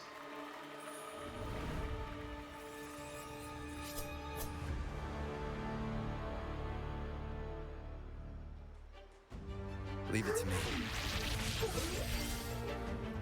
Sounds come for one with the sounds. Moment of resonance. My compliments. Surrender. The world is mine.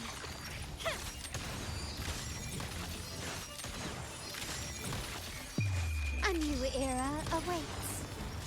Still recognize me? Swift and resolute. Don't confront them head on.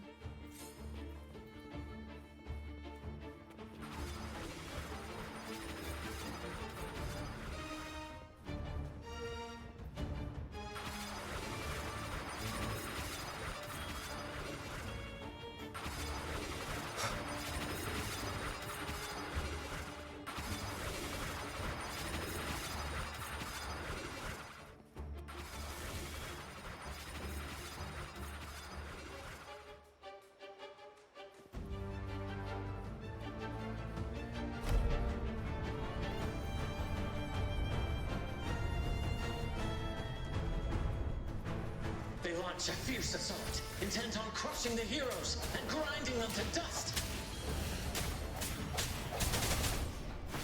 Strike from the shadows. The hour is upon us.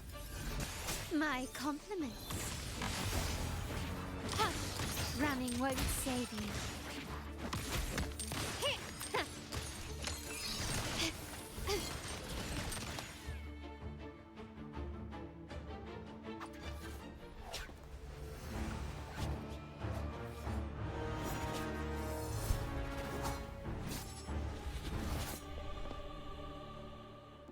Watch out!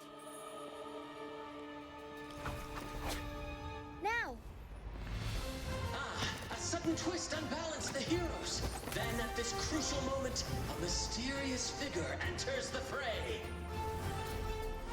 A divinity sent emissary? Or a spirit from the shadows, perhaps?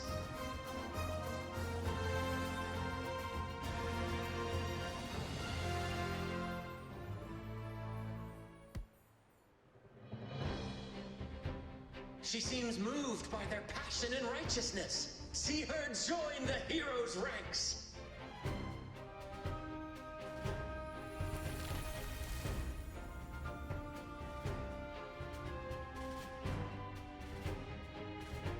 Ah, how delightful. I await your shallow, bated breath.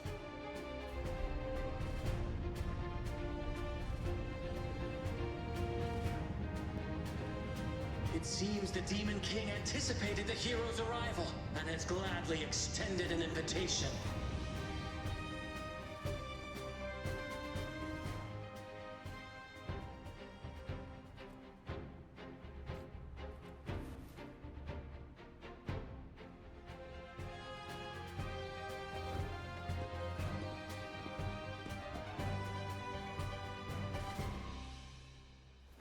With unyielding determination, the heroes accept the challenge.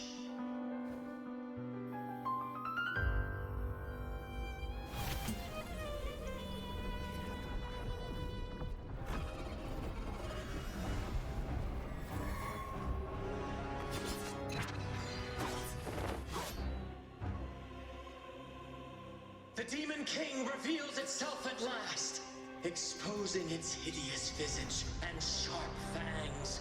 The final showdown is nigh! The Demon King summons its foul army, poised for a climactic battle with the heroes.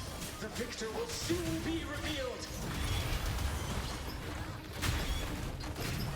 Disperse.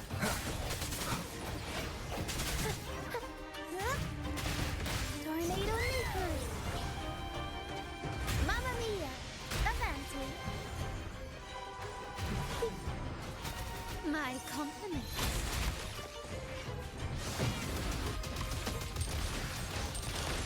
Take this!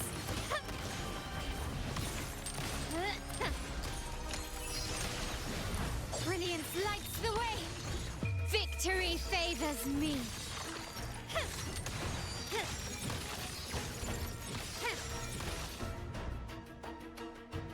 Amidst the clashing swords and the cries of the minions, the heroes face the Demon King. Victory belongs to the righteous and the brave!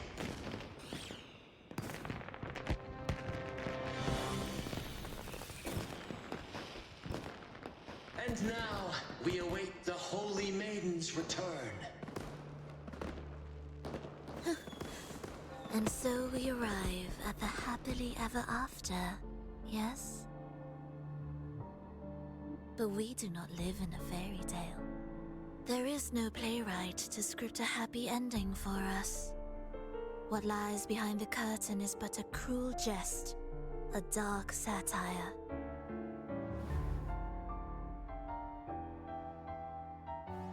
Let me reveal the truth behind that idyllic ending. The Holy Maiden has long succumbed to darkness, drawing power from a heretical force and leading her people into depravity. And the minister, having uncovered this truth, has vowed to root out this corruption himself.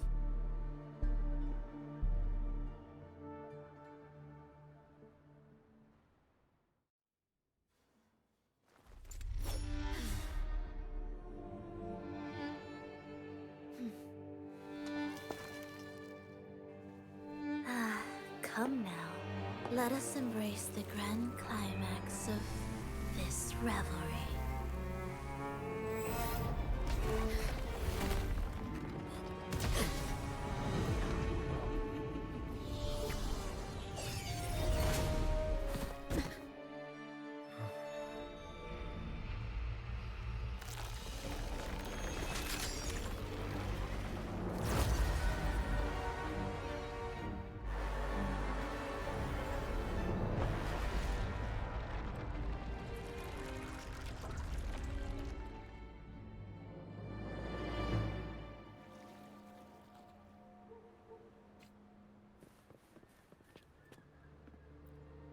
Seems we've received another invitation.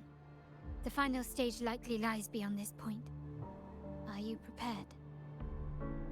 Don't worry. Brant will manage everything within the city and make sure the performance proceeds smoothly as planned.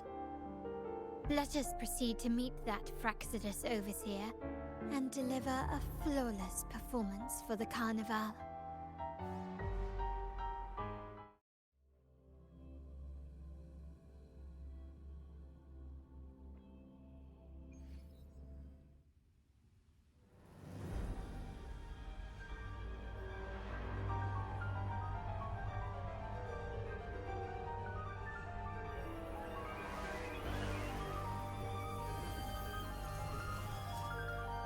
The wildcat has sounded thrice, and the hedgehog four.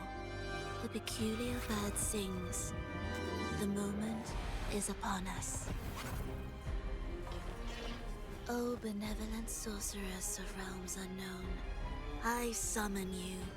Grant us the just prophecy, and may fate favor us all.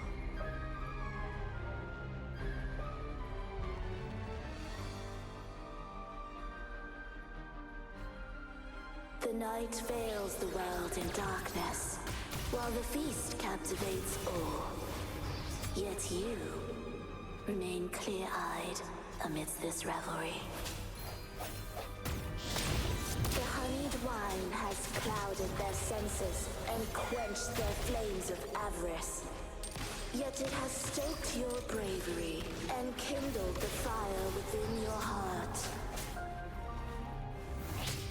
I shall unveil the first prophecy and shatter these burdensome stones. Abandon the trifles of sentiment, and you shall ascend the throne. To achieve this, a sacrifice of fresh blood is demanded. A purge of the Holy Maiden and all heretics.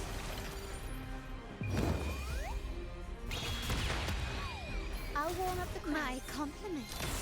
Running won't save you. Still recognize me?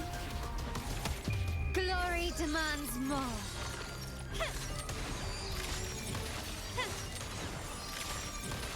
My king, what halts your advance? You have already tainted your feet in the river of blood. There is no retreat. The path born of injustice must be fortified with further transgressions. The soul must be steeled in bitterness. Thus, I unveil my second prophecy to dispel all illusions. No mortal shall inflict upon you even the slightest harm. And assuredly, you shall find favor with your people.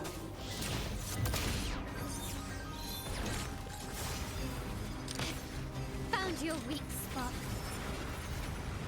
Can you keep up? Is that it? Can't lose the rhythm.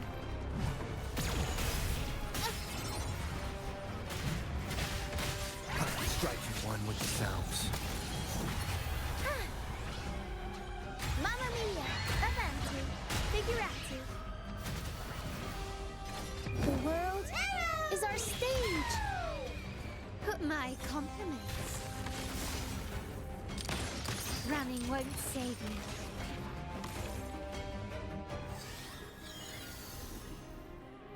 Defy destiny, mock both life and death, and rise beyond good and evil. Abandon all doubt and grasp at unreachable hopes. Now, hear the third and final prophecy. Pleasure born of violence shall end in violence.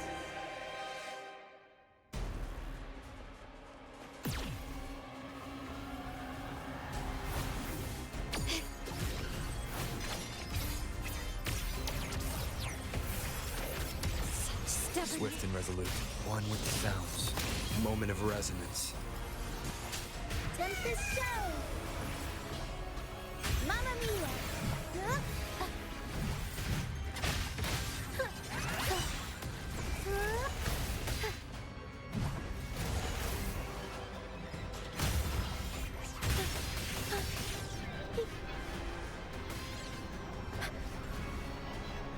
Up we go, Carol!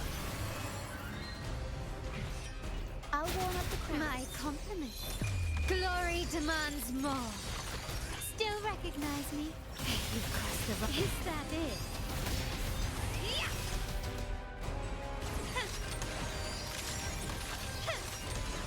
I'm still standing. Glory to the Montanas.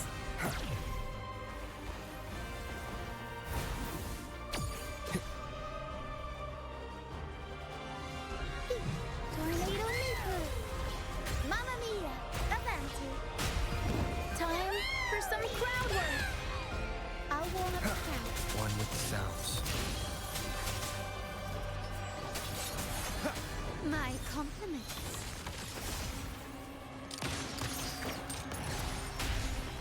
Tempest show! Mamma mia!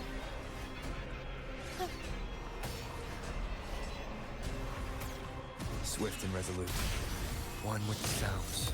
The end has come. Tornado nuclear!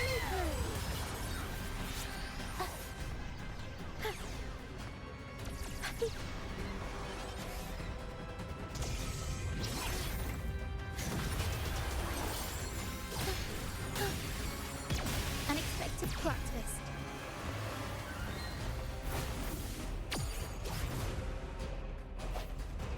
One with the sounds. The world is mine. Still recognize me? Time to part ways. Take this!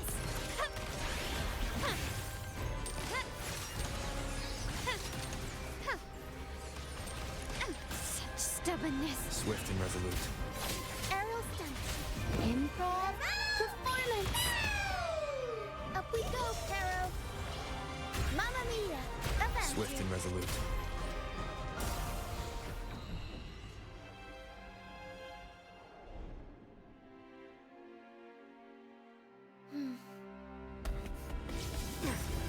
What a pity. The prophecy says the king will not take his final bow in this act. Reality beckons. Have you glimpsed the truth in this dream? 2 prophecies fulfilled, but the third? I await to see how you will rewrite it.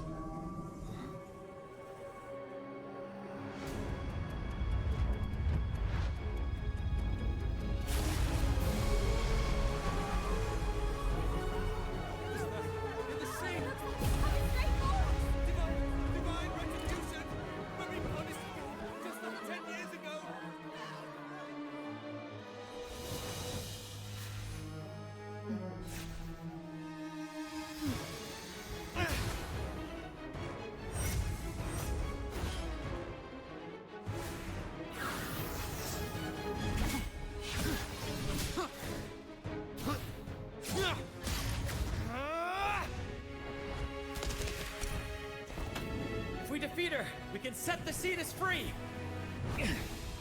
We'll give this performance the perfect finale!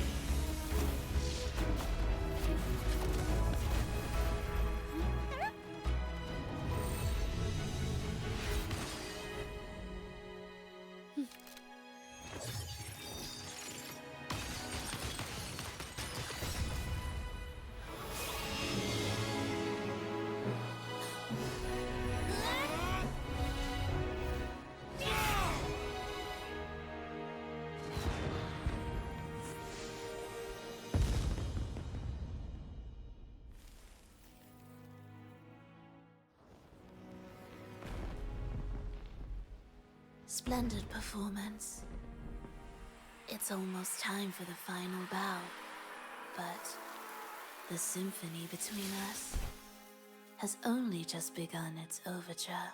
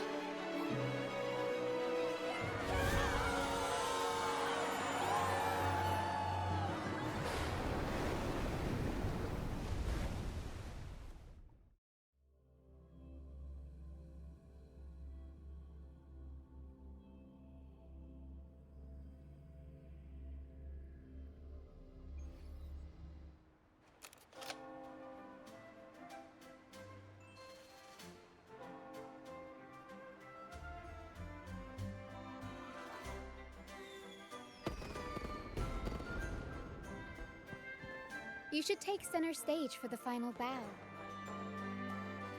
Hear that? The thunderous roar of applause. Ah, it has been far too long. This is the true essence of the Carnival. At last, the crisis has been resolved.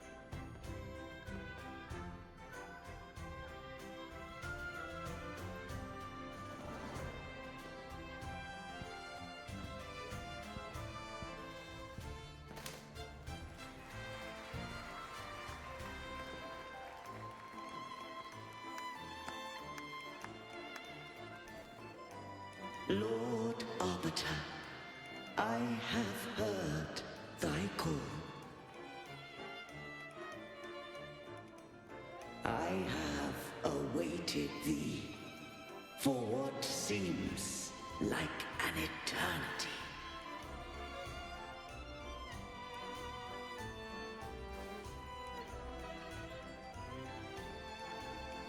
Lord Arbiter, I am ensnared. Beyond the clouds and among the stars, thou shalt find an inverted tower suspended in the sky. I am there, watching over Solaris from above. The lost doth wander briefly amongst thy kind. Seek her out. She too doth move within the fold of the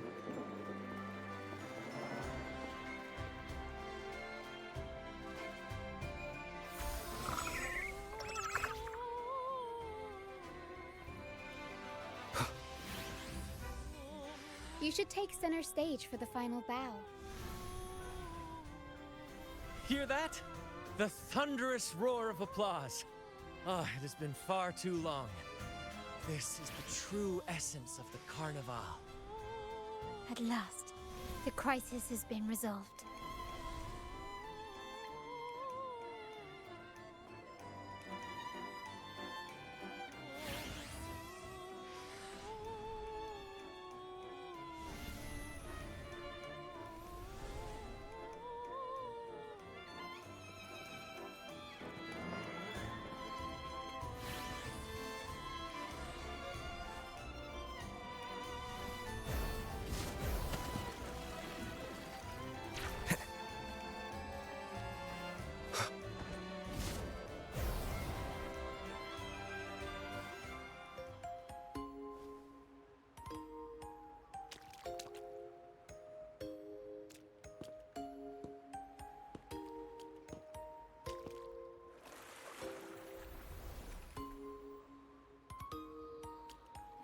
The next move is...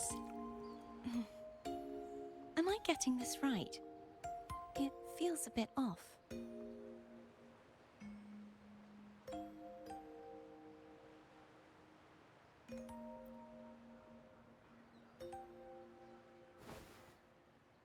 You are... No, never mind. Anyway, your performance was splendid.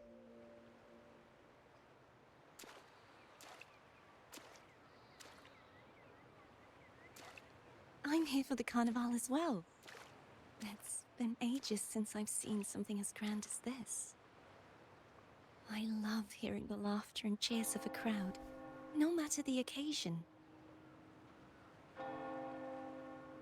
Kind stranger, could you show me those final steps from your curtain call?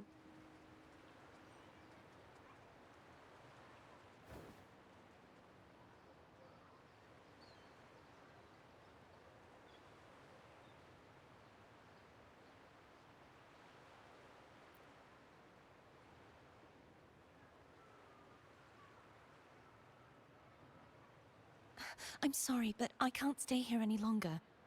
I must return.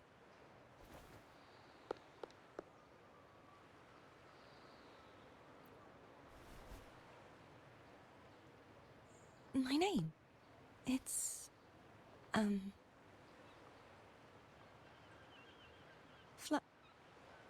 No. I'm Cartothea. Yes, that's right. Cartothea. Farewell, Laureate. I hope that someday I might stand on stage with your troupe. Are you all right? Some family members mentioned you were speaking to a wall. I'm worried you might still be under Frivola's spell. See who? Are you truly all right?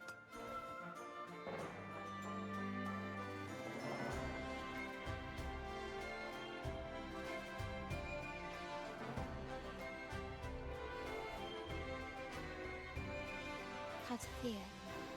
I'll make a note of it. If she was indeed here, she is likely still in Raguna. I will have my family start searching.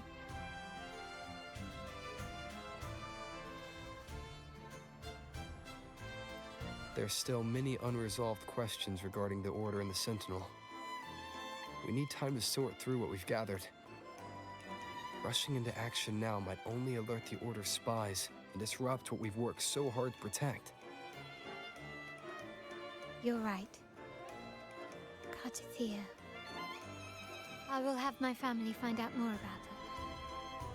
If we find out anything, I'll contact you, and we can discuss our next steps together. Until then, as you suggested, let's keep this carnival going.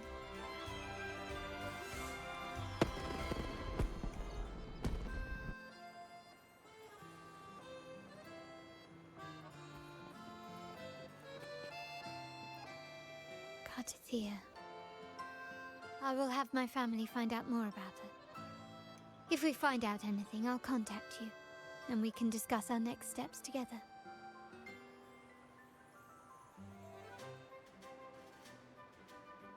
Let's keep this carnival going.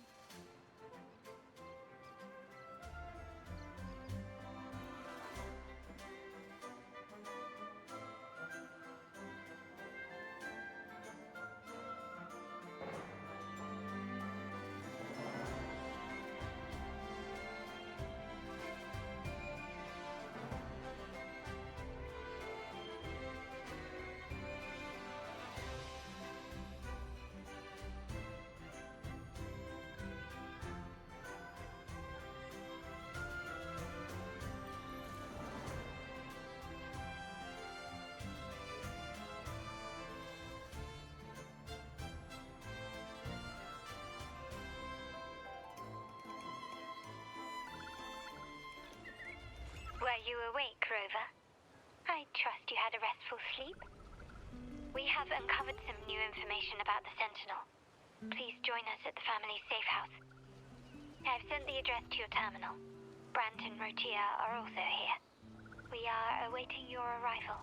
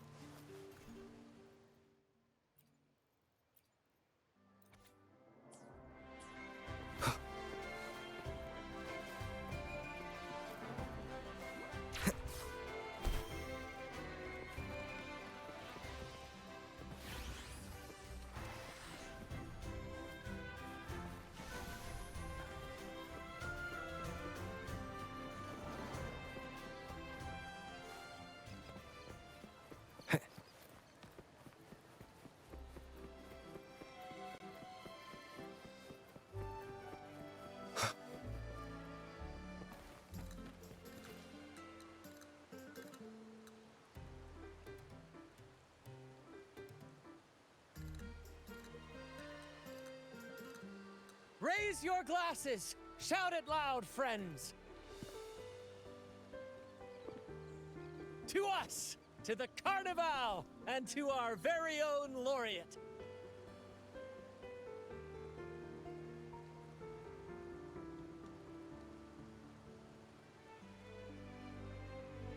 A name that echoes through the world, destined to roam the skies before shaking the earth!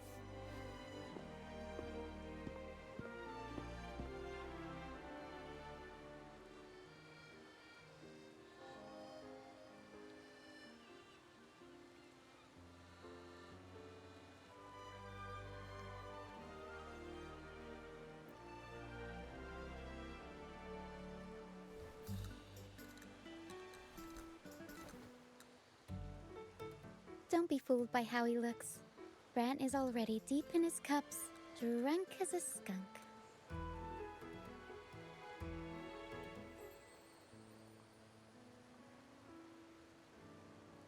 Oh, let him enjoy himself. The taste of victory is still fresh, and after such a battle, we should celebrate to the fullest. Drink your fill, everyone. This round's on me.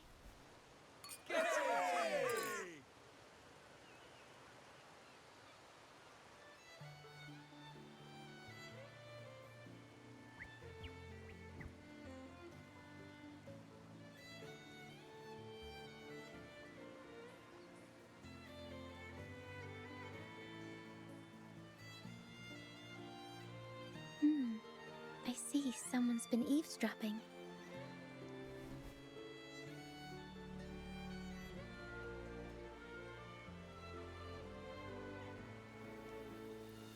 A devout acolyte wouldn't enter such a place without a good reason.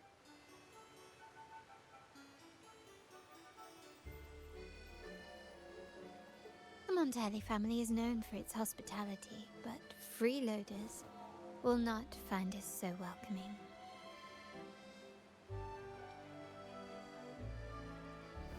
Friends, let's keep the mood lively.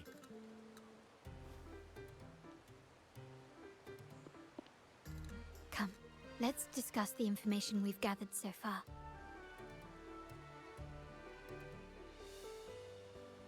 During the carnival, you heard the Sentinel's voice and found a girl named Carlotta. We've dug up some information on her. In the Order, every high-ranking acolyte is given a new name. We contacted the acolyte Phoebe. After some digging in the Order's records, she confirmed that before taking on her holy title, the Blessed Fleur-de-Lis was called Carlotta.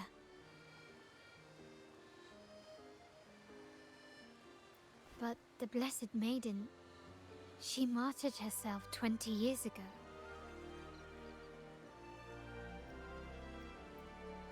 The family will uncover the truth. The only remaining clue is the inverted tower you mentioned hearing about from the Sentinel. But even that feels elusive. Judging by your expression, you must have discovered something new, right? Do you recall what we learned from the stained glass in the tower ruins? There were two divinities at the dawn of Renacita. If one refers to the Sentinel, then the other, who could stand alongside them, might be the Threnodian. The two are undoubtedly linked, so uncovering one could lead us to the other.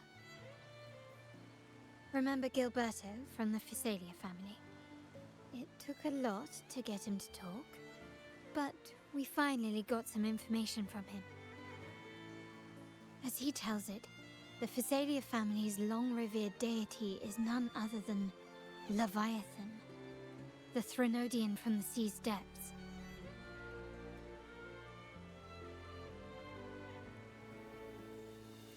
It's hard to believe, I know.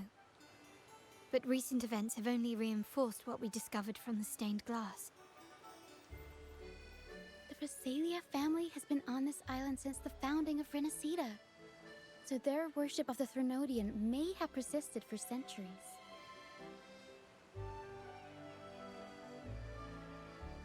We will attempt to establish contact with the Phassalias to build an alliance and gather more intelligence.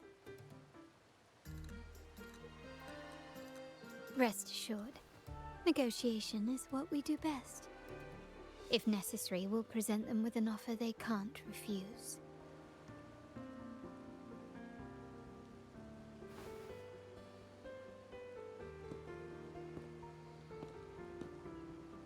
Excuse me for the interruption.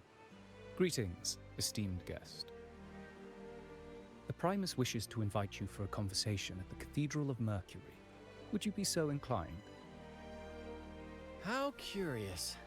Since when has the Primus become so interested in social calls? It could very well be a trap. I'm merely conveying the Primus's invitation. The choice is yours.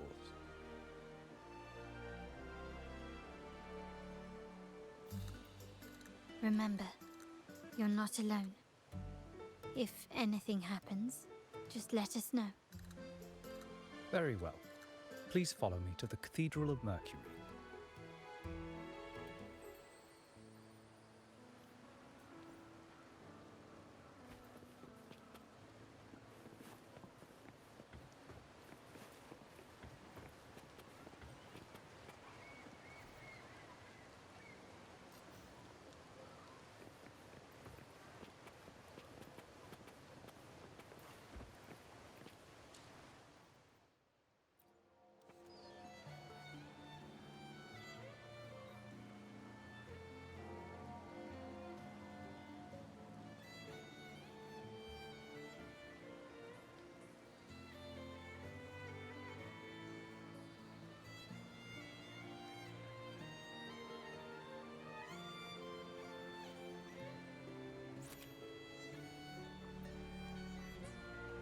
This is a testament to my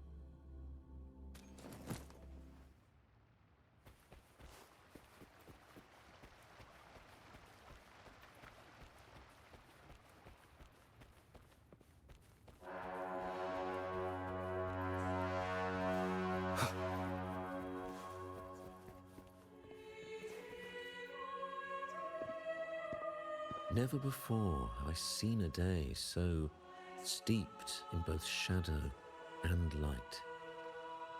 The birds sing, the flowers bloom, yet this world knows neither true joy nor eternity. Come closer, righteous one.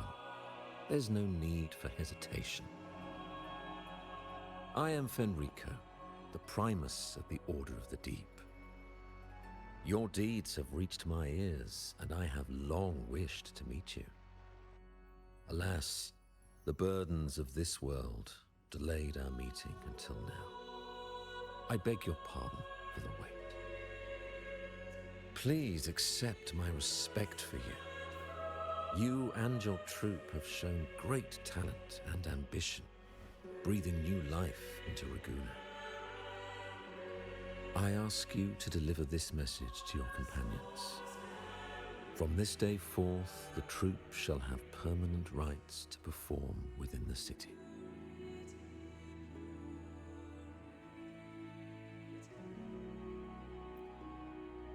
All mortals stumble, but through pilgrimage, they have cleansed their souls and atoned for their transgressions. They have earned their right to return to this divinely blessed land.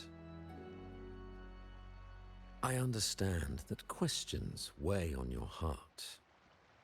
In the presence of a just divinity, Speak freely, and I will answer with all the honesty I possess.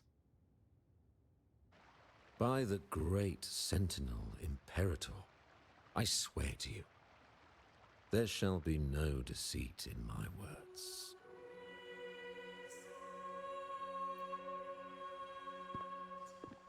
You have walked a path similar to theirs. Indeed, you have the right to meet them. However, due to the Dark Tide 2 decades ago, the Sentinel's body was gravely wounded and remains in a state of recovery.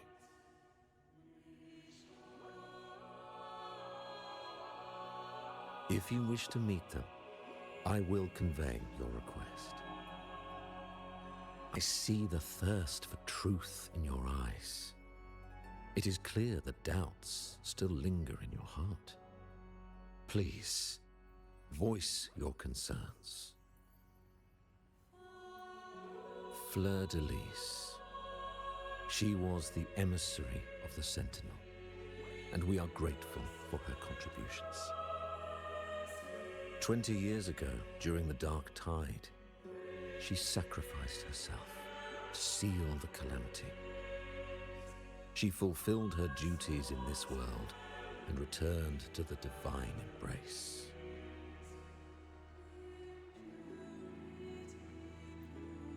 Do you know how the Dark Tide came into being? In Rinascita, wars were waged in the name of faith, tearing apart the Sentinel as our faith divided, weakening their divine power. The Dark Tide's true essence is the divine blood shed from the Sentinel's wounds. That tragic past left deep scars, and with their divine power drained, they could not prevent the Dark Tide's surge 20 years ago. The Blessed Maiden chose to martyr herself. She once again resonated with the Sentinel and, through her sacrifice, restored some of their divine power, bringing an end to the Dark Tide. Yet, the Sentinel remains in a state of healing and still requires a mortal representative. Following the Blessed Maiden's departure, I was granted new authority to cleanse the aftermath of the Dark Tide. I received the divinity's blessing and became the new Enlightened One. By their will, I fulfill the tasks left unfinished in this world.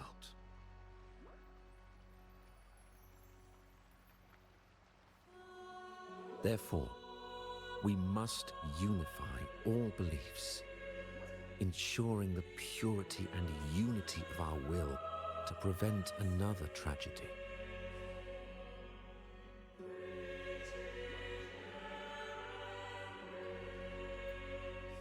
He said she once again resonated with the Sentinel.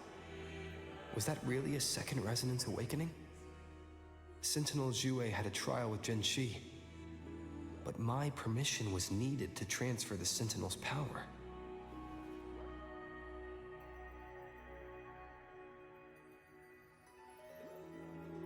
I swear, my words are without deceit.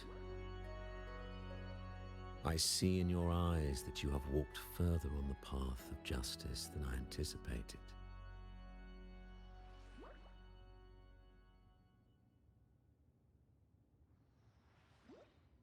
Oh, dear Sentinel, please forgive my transgressions. The Dark Tide brought us a blood-stained lesson. To keep our people from faltering, I bound myself to silence, locking away what I witnessed on that fateful day. Fleur de Lis, the unrighteous, deceived us all. She was not the Blessed Maiden chosen by the Sentinel.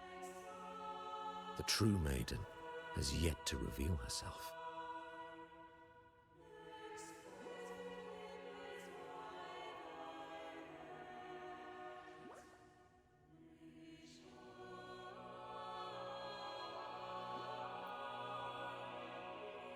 You must know that a being capable of rivaling our divinity exists in this world. Humanity's eternal adversary, the evil of all civilizations, the Threnodian. As the Sentinel has their resonator, so does the Threnodian.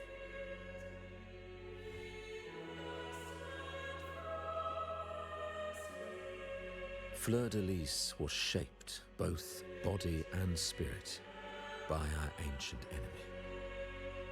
Her actions were intended to plunge this city into fear and chaos. This is the truth I witnessed. Fleur-de-Lis was the Threnodian's resonator.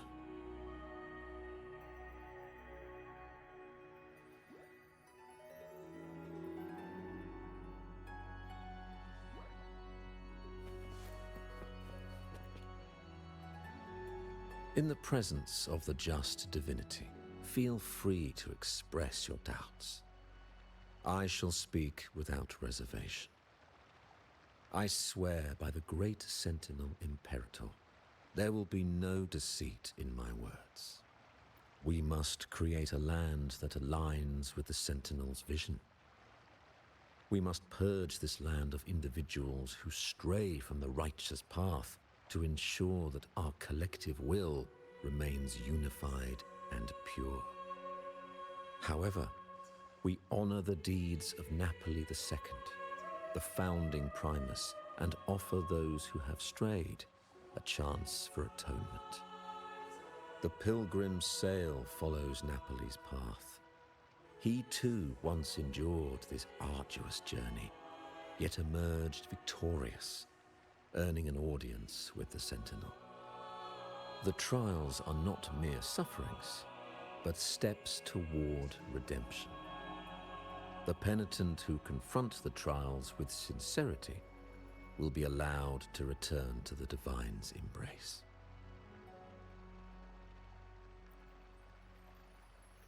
In the presence of the just, I swear by the great Sentinel, unity is our shield, bound by the law of eternal continuity. Though we revel in the joy of the Carnival, we must also be vigilant. For division is a chronic disease plaguing this city. The growing indulgence among our citizens has already invited divine punishment.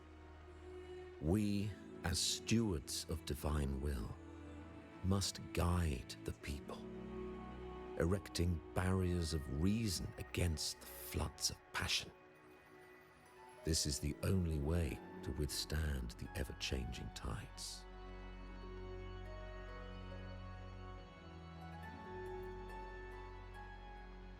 In the presence of the just divinity, feel free to express your... I swear by the great... We uphold the Sentinel's principles of justice.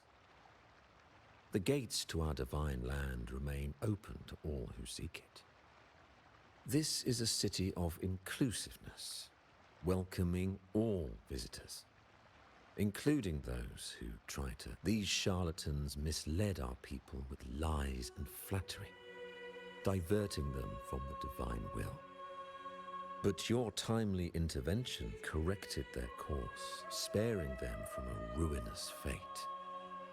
Once again, I offer my sincerest gratitude.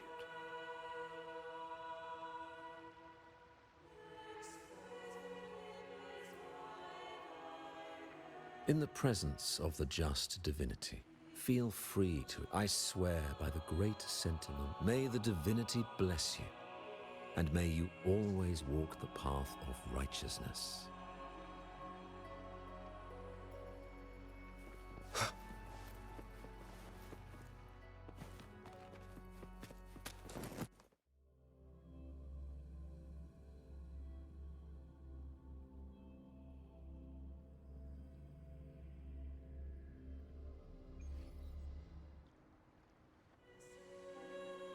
How can that be? That blessed maiden. Could she really be the Threnodian's resonator? What if the Primus's words were a bunch of baloney? But we saw Cardothea following the Sentinel's instructions. They wouldn't mix up their own resonator, right? Now my head hurts. Who was she really with? The Sentinel or the Threnodian? Well, probably won't get any more answers from him. All the clues we've gathered so far point to the Threnodian. And the Phasalia family worships the Threnodian. We'll have to wait for Carlotta to arrange an audience with them. Something tells me this carnival is just the beginning. There's more ahead. I'm sure of it.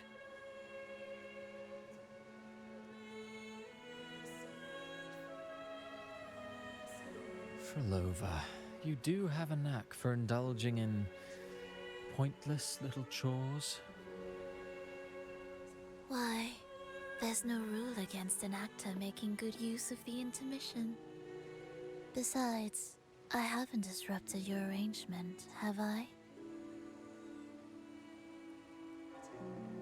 The one from a faraway land who discerns the truth dares to raise their sword against the divine. In response, the slumbering gods break free from their shackles, revealing their true forms. The possibility of the second resonance awakening is now a certainty, so we just need to see if that special resonator truly exists. Was the Blessed Maiden a resonator for the Sentinel or the Threnodian? Or both?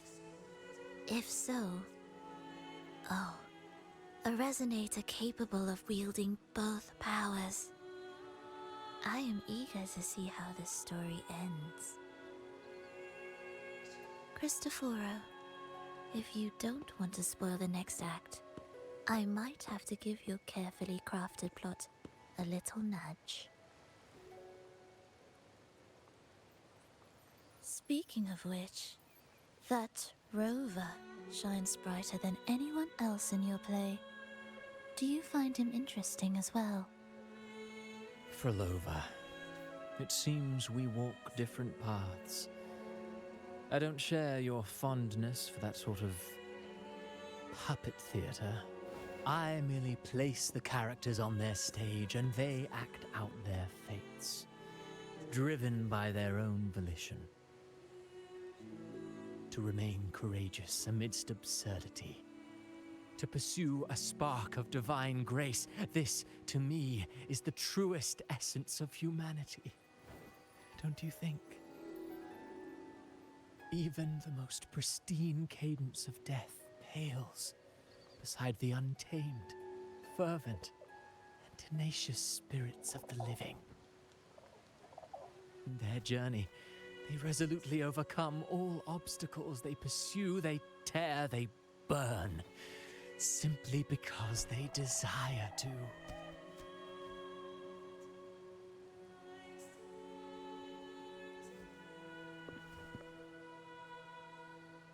I think you should leave your secluded mansion. Take a walk and listen to the voices scattered across the world. Perhaps. From Huanglong to Rinasita, he has indeed added a few unexpectedly beautiful notes to my symphony.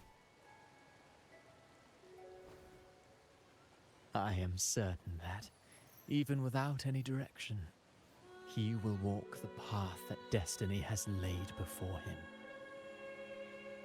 All things ascend toward a singular point of convergence, and what awaits at the end is immortality. Before the tides of fate, we are all but humble servants.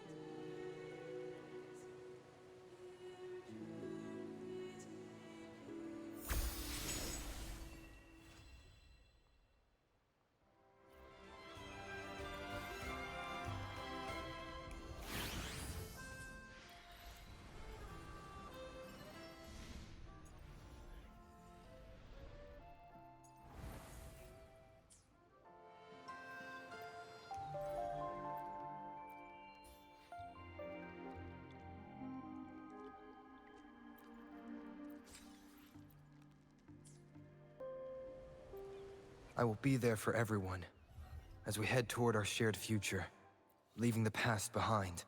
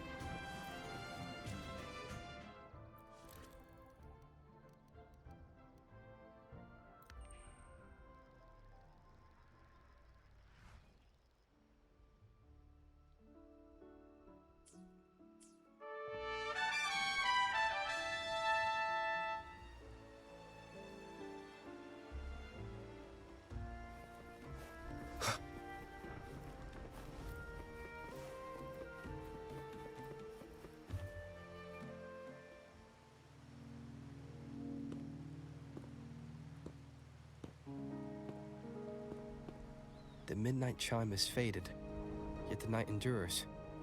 Restless hearts long for an understanding that should be ours. In the freest place of Raguna, I await your arrival. This should be the place Capello mentioned in his invitation.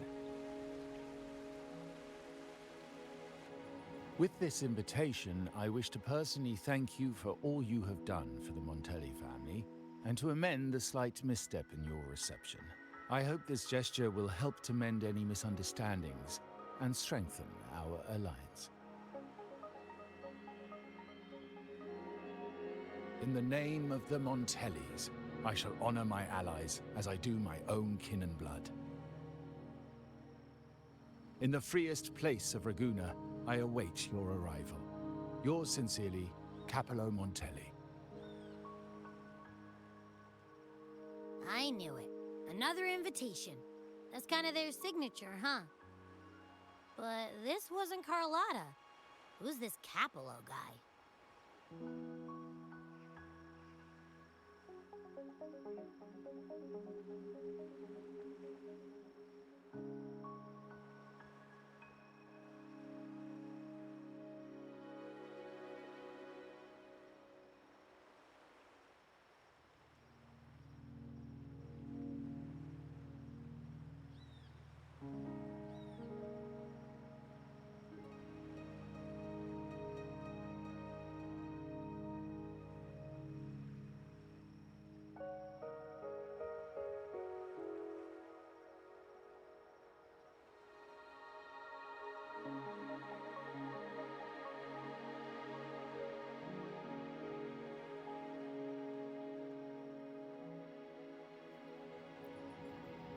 Oh, yeah.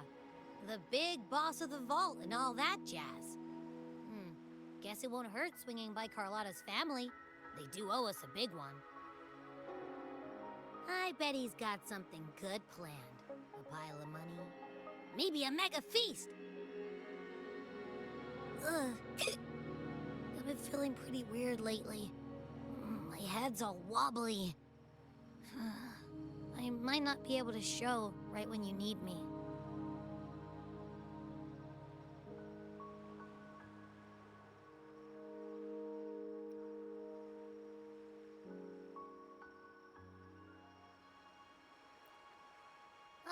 All right. No need to rub it in.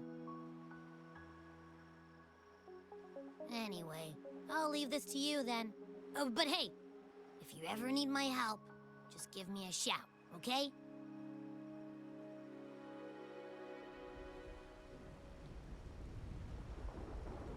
Locate me so precisely and deliver the invitation right into my hands. This Capello Montelli knows what he's doing.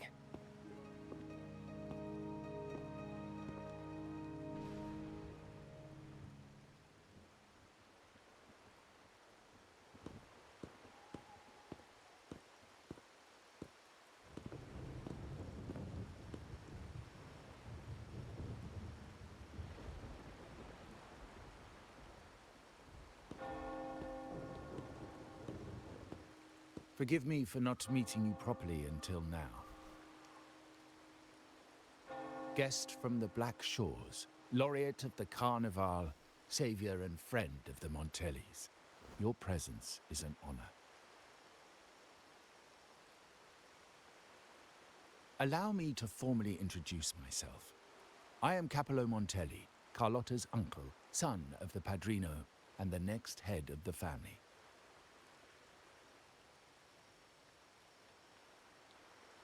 Given Capello's stature, a private meeting at this hour.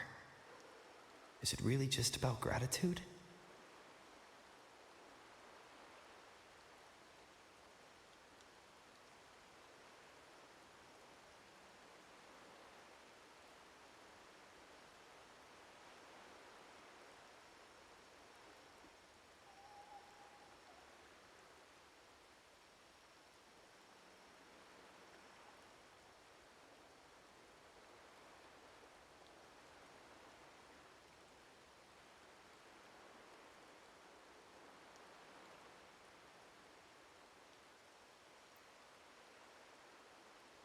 Without you, the traitors wouldn't have been captured, and I freed from their hands.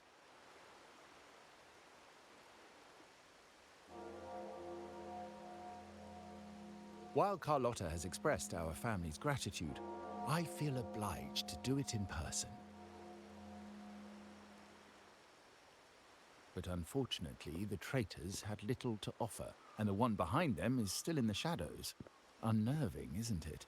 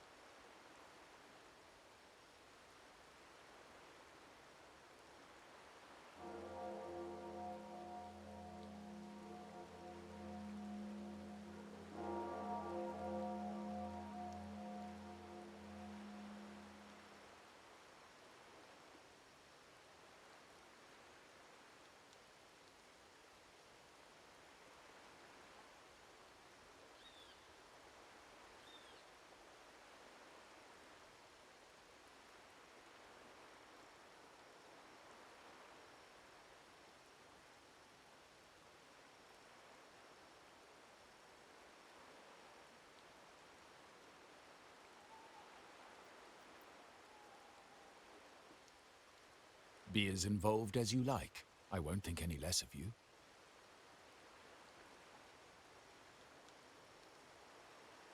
Things aren't as bright for the Montellis as they may seem. The Order, Thessalias, and the Fraxidas, any attempt to break the status quo puts us at risk. The traitors we captured were a warning, but also a reminder to survive.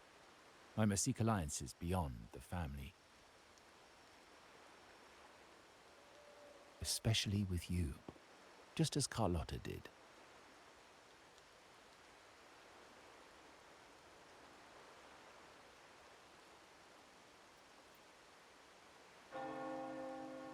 Now that you mention it, let me be clear. Carlotta is dear to me, and nothing will change that. But she's from the lesser branch of the family. Tradition says I, the rightful heir, should manage dealings with the Black Shores, not her.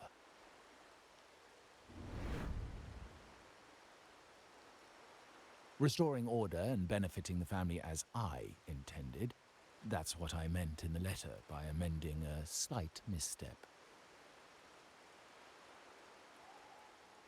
The leader of the Black Shores must have sent you here with a purpose. Tell me, and I will offer you support far beyond what Carlotta could provide.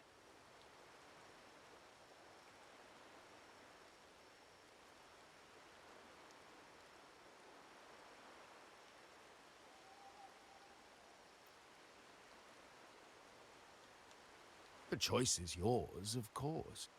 But as the family heir, I will not see my authority undermined, even by those I consider allies. So if you can't stand by my side, I prefer you stay out of the Montellis' affairs. Otherwise, believe me, you won't want to find yourself at odds with us, no matter how strong you are. You're welcome to remain an observer from the sidelines, but once you join the table, you play by the rules. My rules.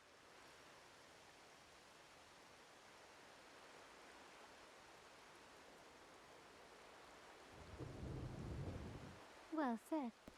But the rules are not set in stone, are they?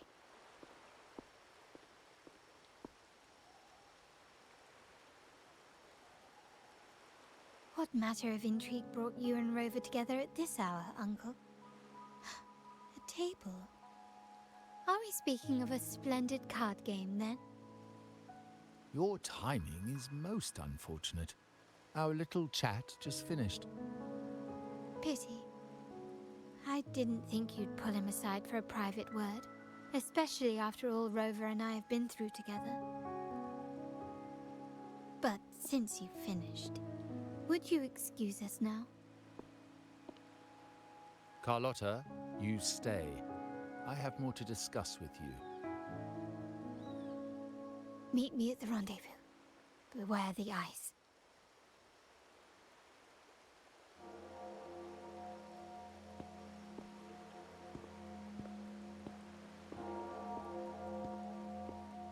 A gun is a powerful tool, but only in the hands of the worthy. I understand, Uncle. I've never forgotten where my privileges come from, nor will I covet what's not mine.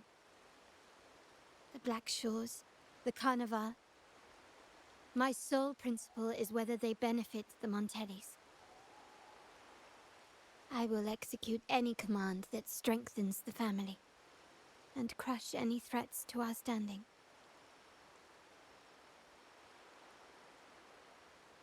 Very well. Keep your words in mind. Uncle, about Bennett, have you heard? That family thief stealing from the vault. Why? Are you suggesting I failed my duties? Not at all. I just happened to overhear someone talking about it in passing.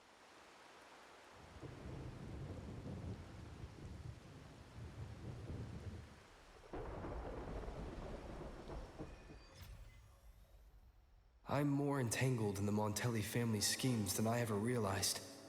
When I went after the traitors, no, when I decided to help with the Carnival, the game was already in play.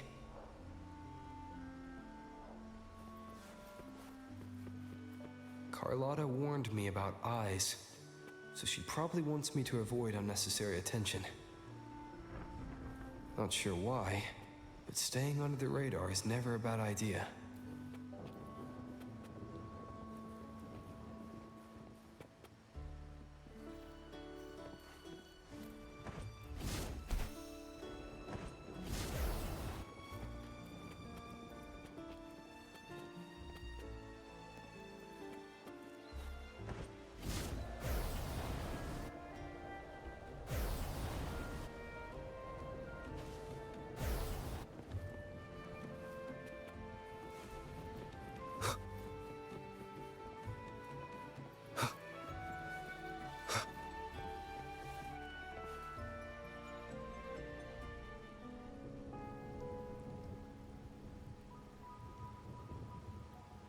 Carlotta's not here yet.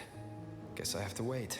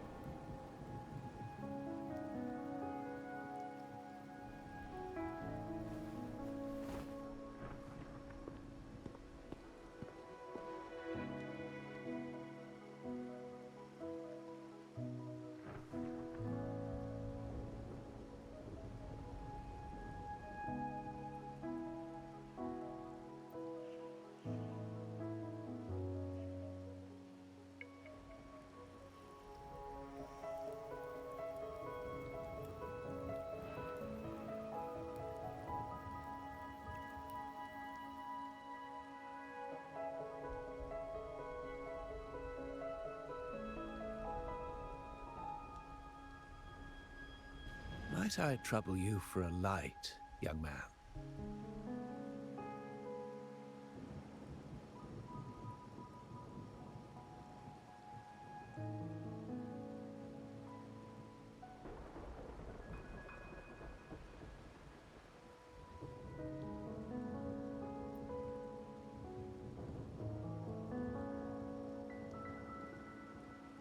Oh well, a cigar without smoke.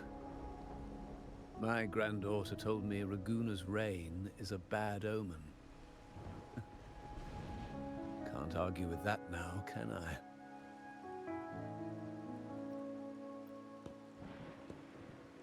You've been looking at this painting for a while. Anything special about it? Oh. Did it capture your interest as well? Or are you simply passing the time until the rain ends?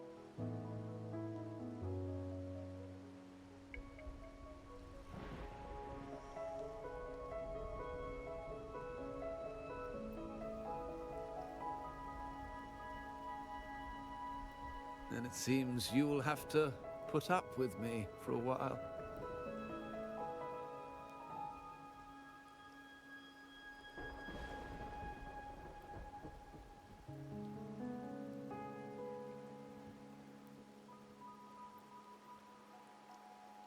The Montelli family prides themselves on their eclectic taste in art. Any style, by any artist, can find its home within their quarter.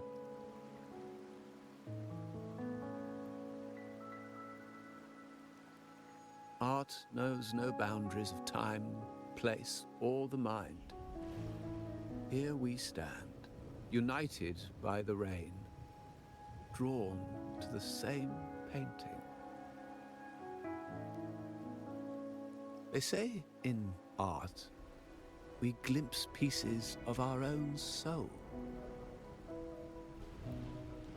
What do you make of this piece? Care to share your thoughts?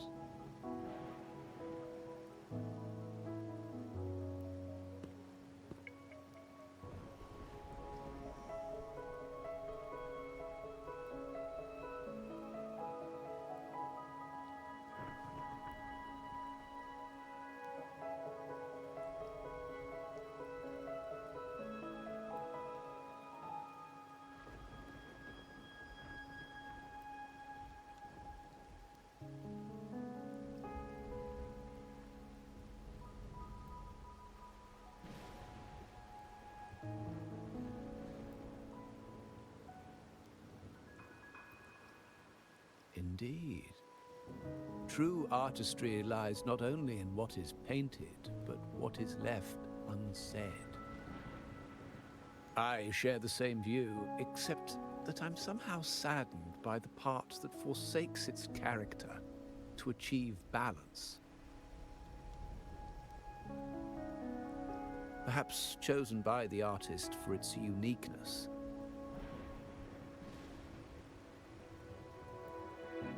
Now is not the time to cling to existing balance, but to embrace the unknown. Seek change, and carve out one's path, just as she once did.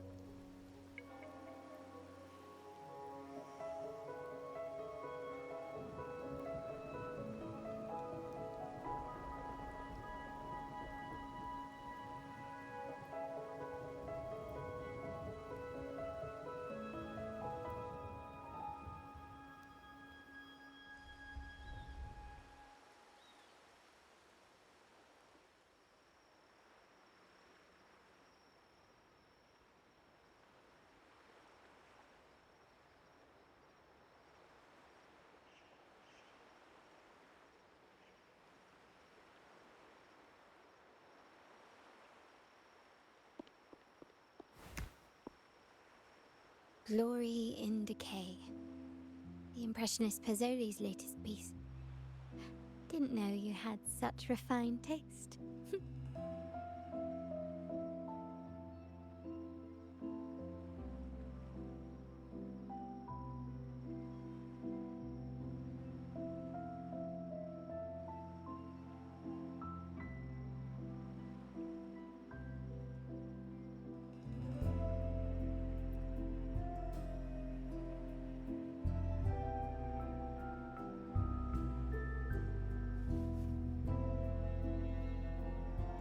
I dodged those pesky eyes the whole way here, worried you'd been kept waiting too long.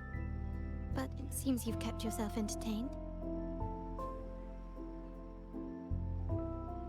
So, the old gentleman was simply hiding from the rain, was he? I see. The Montelli Quarter does attract art enthusiasts. Anyway, I'm glad prying eyes didn't follow. When it rains in Ragusa, surprises are as common as puddles. A delay is only a small splash. Calling you here with little explanation and a word of caution, I can only imagine your confusion.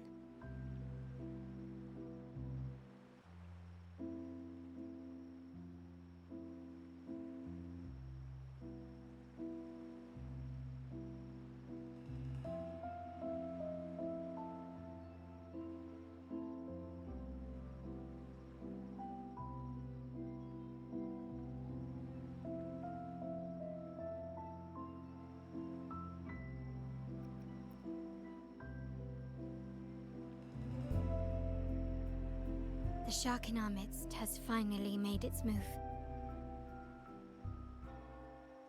Recently, several of our partners claim to have found a superior cellar and ended their dealings with us. Meanwhile, Bennett, our vault keeper, was reported to have embezzled and sold vault assets. It's said that he tried to flee, but was killed by tacit discords outside the city.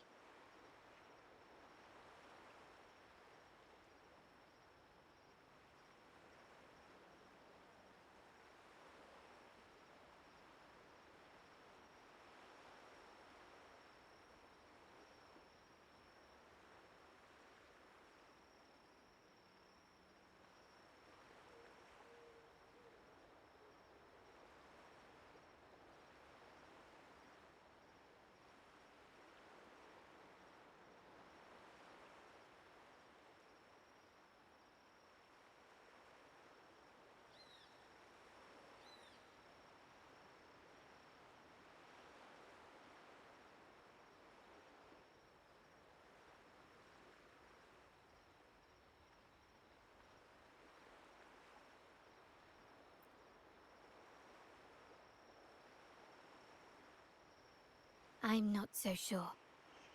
I've worked with Bennett before. He was principled, bold, but not reckless. not one to easily betray, and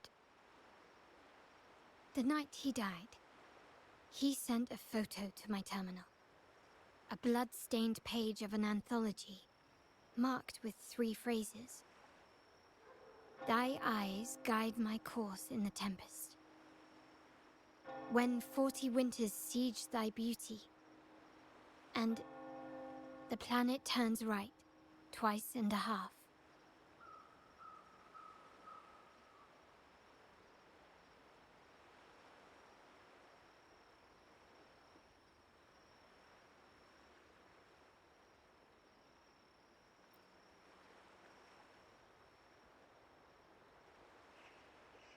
The meaning is yet to be revealed, but he is clearly conveying a message. All evidence points to Bennett being the key to uncovering the shark lurking in our waters.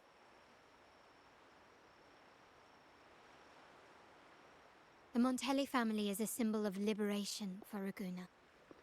We uphold freedom and equality for all. Our vault is the heart of our family. And if it is corrupted, it threatens not only us, but risks plunging the city back into oppression and isolation. As much as I hate to suspect family members, I cannot rule any of them out. You, however, are different. As an outsider who has aided us in capturing the initial traitors, I hope to not be proven wrong, but I feel that I can trust you.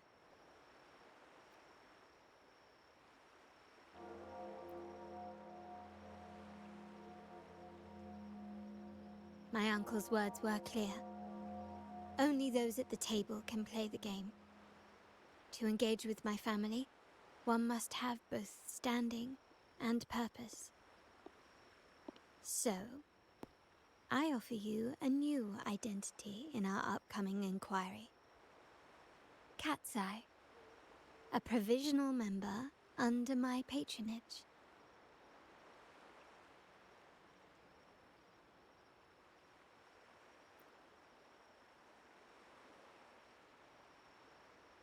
If you wish to join, you must undertake the final assessment and pledge your loyalty to the Montellis.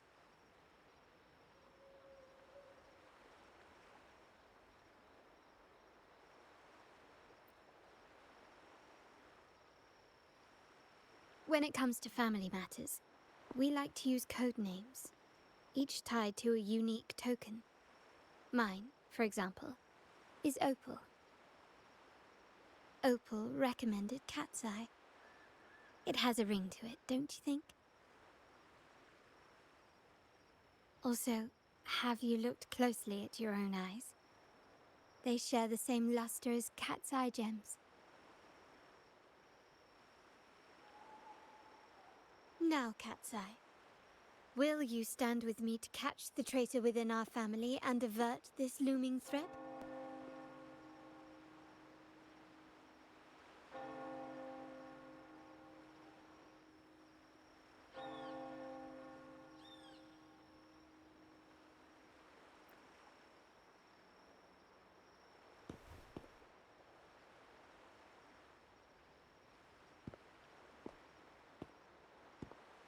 I understand decorum is important to the Montellis, but among friends, can't we be a bit more informal?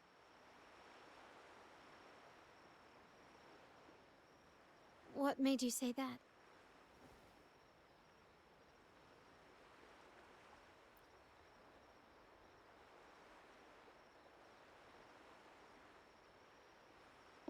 Ah, you're curious who I am beyond my role. Is that it? I just might entertain that thought. But for now, my agents just sent me the address of Bennett's residence. While his body has been found, what he left behind is still out there.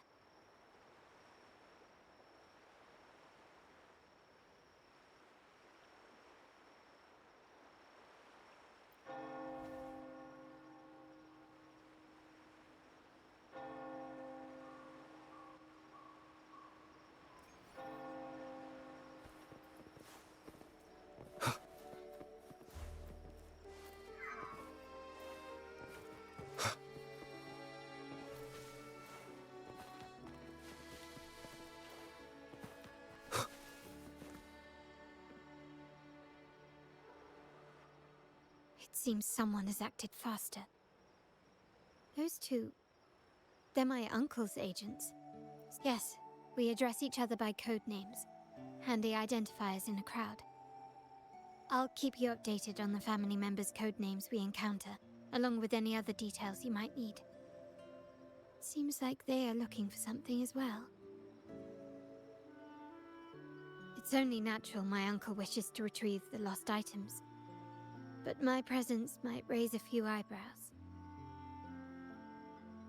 Yes, you try and loosen their lips.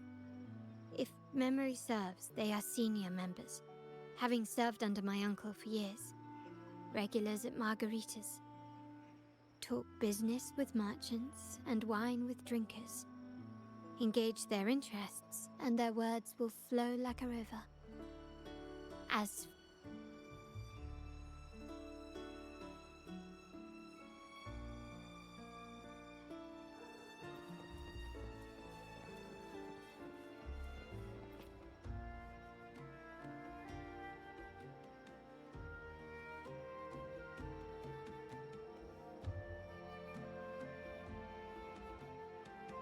Hey, that's you they're calling.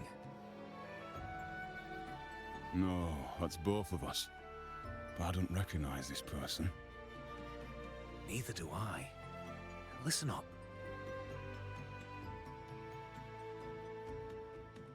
Okay, you got the names right. Must be family. Who are you? Cat's Eye. Doesn't ring a bell. Probably one of those new recruits after the Carnival. So, what do you need? We are just about to wrap up and grab a bite at margaritas. Still got a lot on our plate today.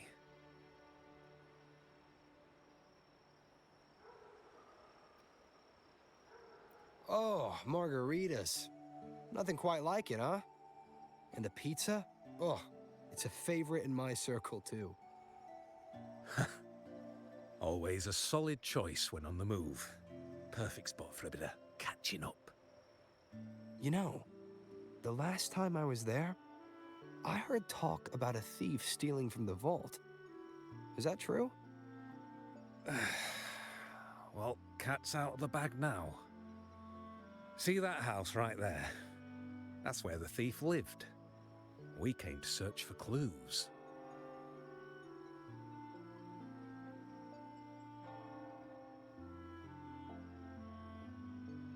No, not yet.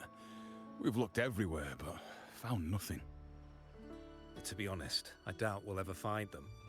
The thief has probably sold everything off by now. We are short on manpower. That's a needle in a haystack, if you ask me.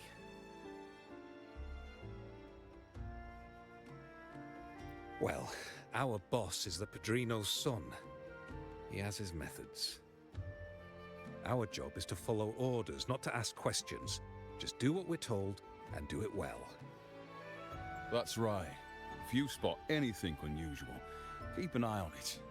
Could be your big break. With a bit more time, I think you'll do just fine.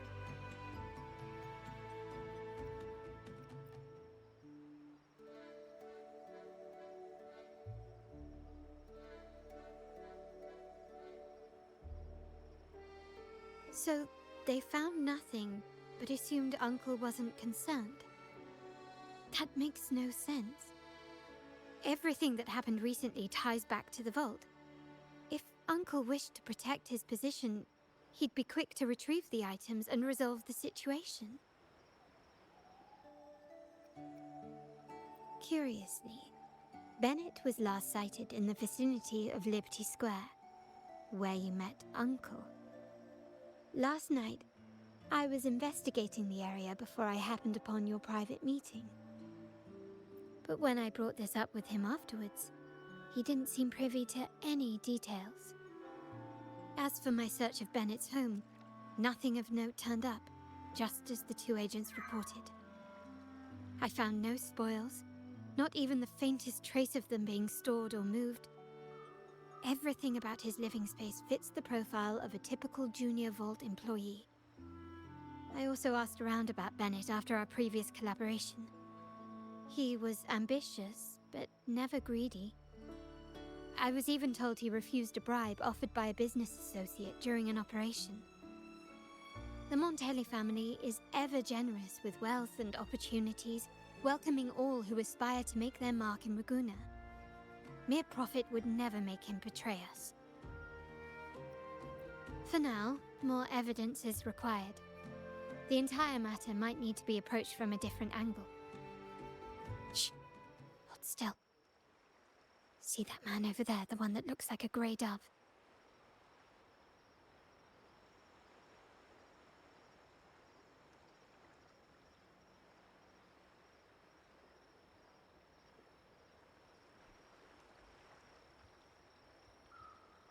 After him, quick!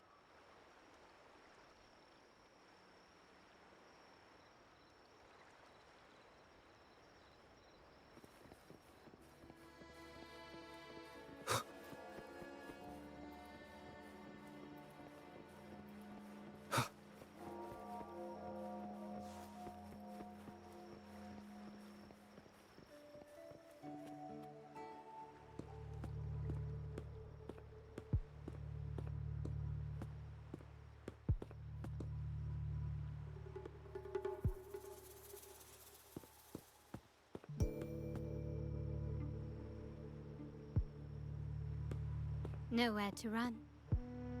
Now it's time for a proper chat. Ah, these old creaky bones of mine. Did I offend you?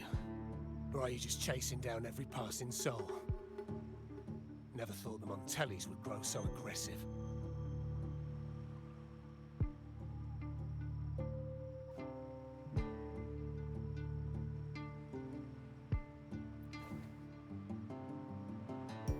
He had no choice but to run, to escape his past and sever any ties with the Montellis.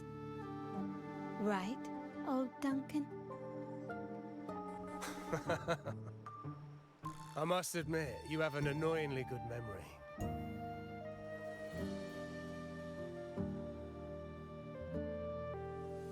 It's remarkable that someone of your rank would remember a man such as myself.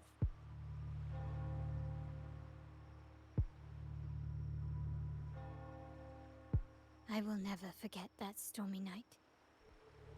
Nor any of the members who were caught in it. Sadly, I've no desire to be remembered. To me, Montelli is only a name of the past.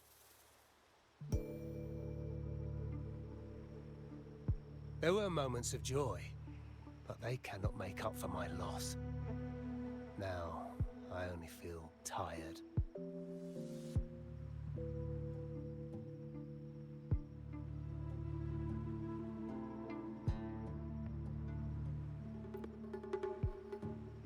Why go back to what you claim to have left in the past? Unless there's something you can't ignore. You were standing across from Bennett's doorway, and your clothes are still damp from the rain. You weren't simply passing by, you were watching. What were you looking for? Or, should I ask, what did you hope to find? I don't know. To grieve for my last friend in the family? To blame him for being so reckless and greedy? Or to figure out how this fool ended up in such a mess? Hoping to find the lost items and settle his debts, so he may rest in peace. I tried to persuade him to leave with me, but failed. In Raguna's game, the Montelli family has only two options. We either play to win, or are forced to leave with nothing.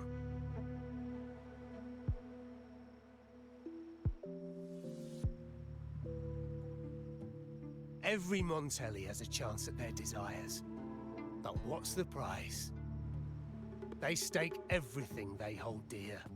Family, love, faith, principles, and even their life.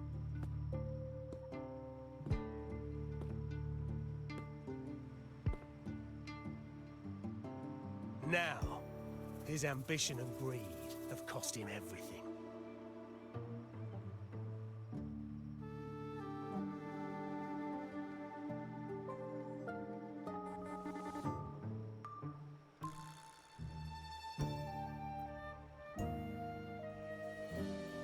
Most people find acceptance easier than change, as change demands the bravery to face uncertainty. No great endeavor is without its perils. So yes, if the Montellis are to drive the change and push past current barriers, the path ahead will be anything but easy. The family exists to withstand what an individual cannot, and accomplish what might otherwise be unattainable. But within the family, each Montelli still enjoys the freedom of choice. Your leaving is a testament to this, is it not? If you're willing, there is still much to be done for Bennett. His terminal, the alleged stolen goods, everything but his body remains missing. Given your familiarity, you might help us in locating these items.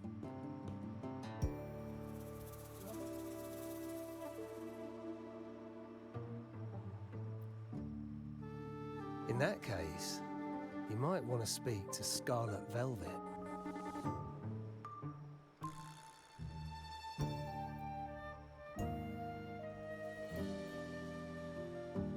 The leader of a network of commoners seeking freedom in Raguna.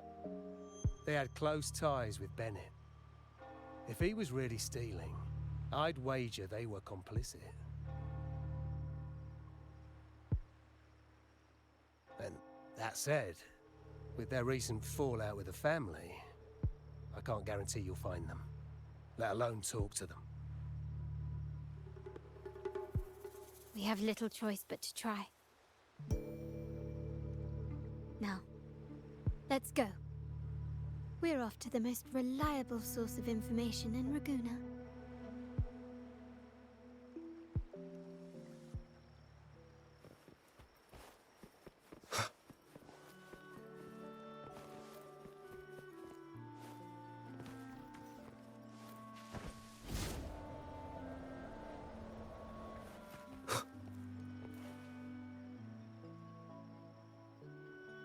This is the place.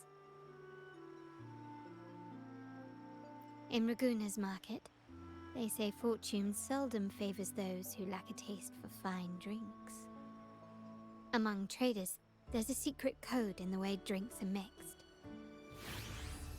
A base of bitter almond and mint, for instance, usually signals danger and death. But some have devised their own more private codes.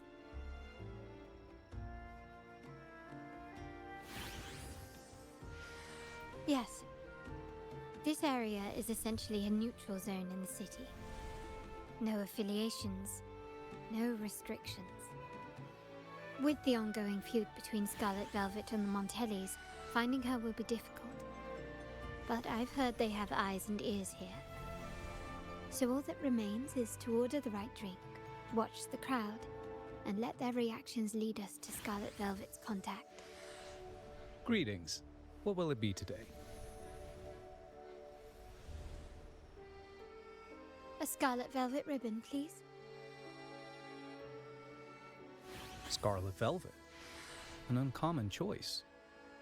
Perhaps the one you seek is waiting just as patiently. May you both find what you've come for.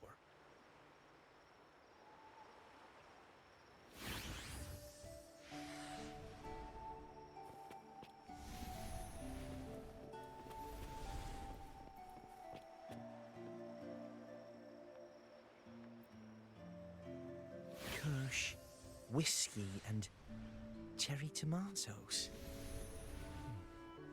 Does it mean revenge? Blood orange gin. That drink you have there is quite rare. Would you mind telling me what it means?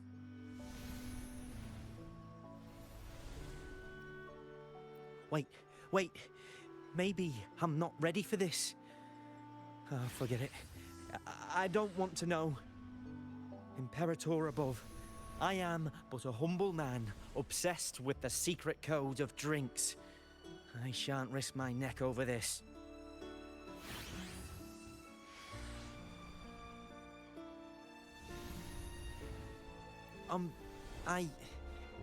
I've been exploring how drinks might encode numerical values. Through alcohol content or vintage, perhaps. But lately, I'm starting to wonder if the drink itself even matters. The key to any language lies in the shared rules and agreements between both parties. With that in mind, the same drink or even the same object can be given countless meanings. Much like how my people and I sometimes improvise codes with whatever's available.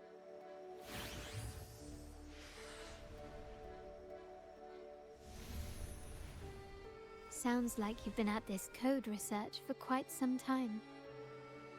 Mind if I ask you a question? Do you know when the bartender started his shift today?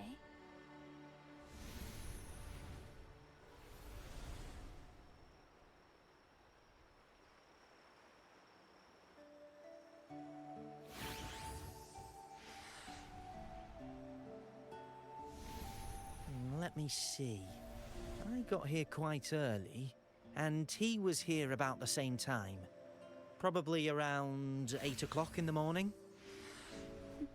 Thank you. That's all I needed.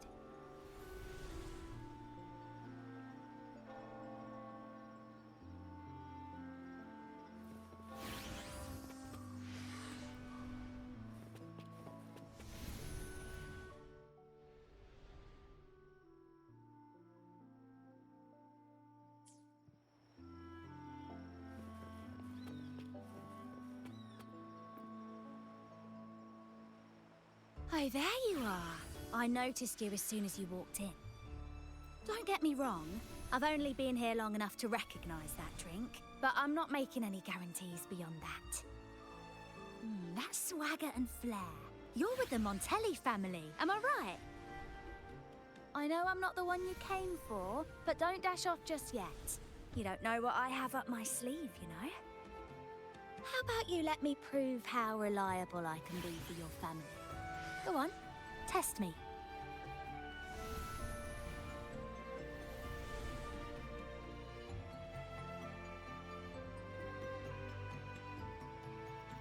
I heard some rumors that the Montellis and the Order might have a closer relationship than they're letting on. But I wouldn't bet on it. When change is coming, you can always sense it in the air. It's hard to pin down at first, but when you do, it's often too late.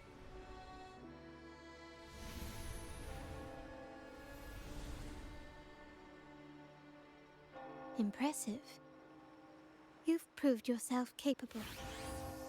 3 days from now, at this hour, return here and order a golden ears mambo. Watch for someone wearing a green tourmaline.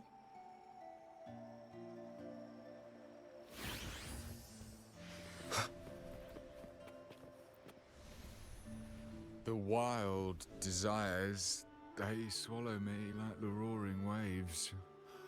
Oh, how maddening's your tender love. I'd forsake it all, just to be forever lost in your embrace.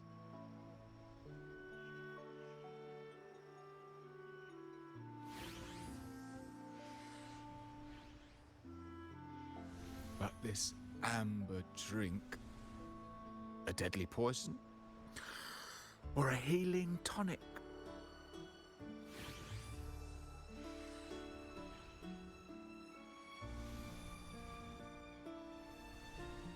No, leave me be. Don't bother me.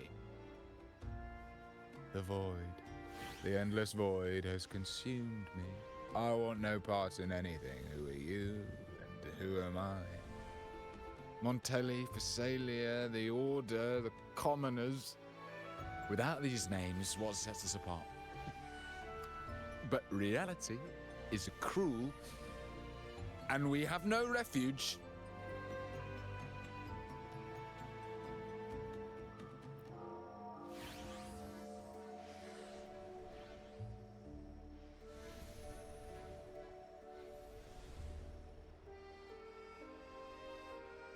let's go. Clearly he's not the one we're looking for.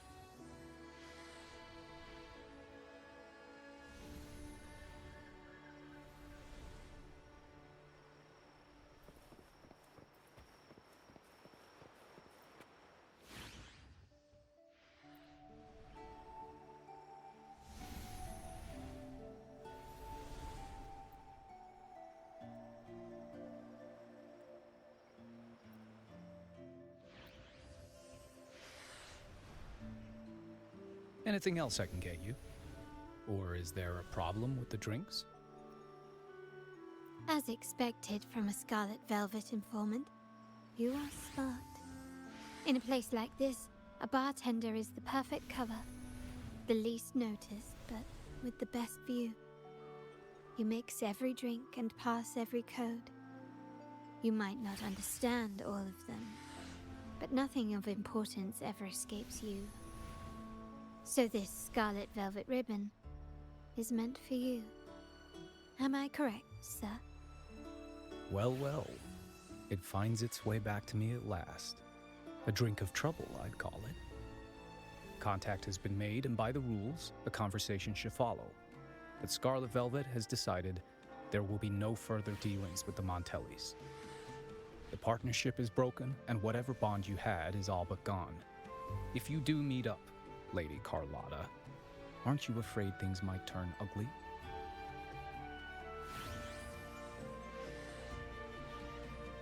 It's rumored that Scarlet Velvet's decision to end our partnership has something to do with a Vault Keeper named Bennett.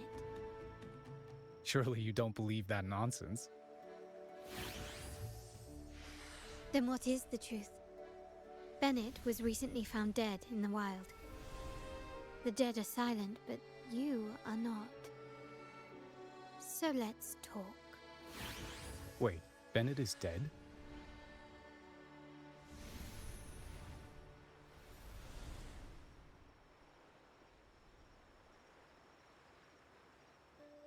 That complicates things, I'm afraid. I'm not sure if trusting Montelli is a wise choice, but in memory of Bennett, if you truly are as noble as he believed, go to Whisperwind Haven after dusk. I will inform Scarlet Velvet.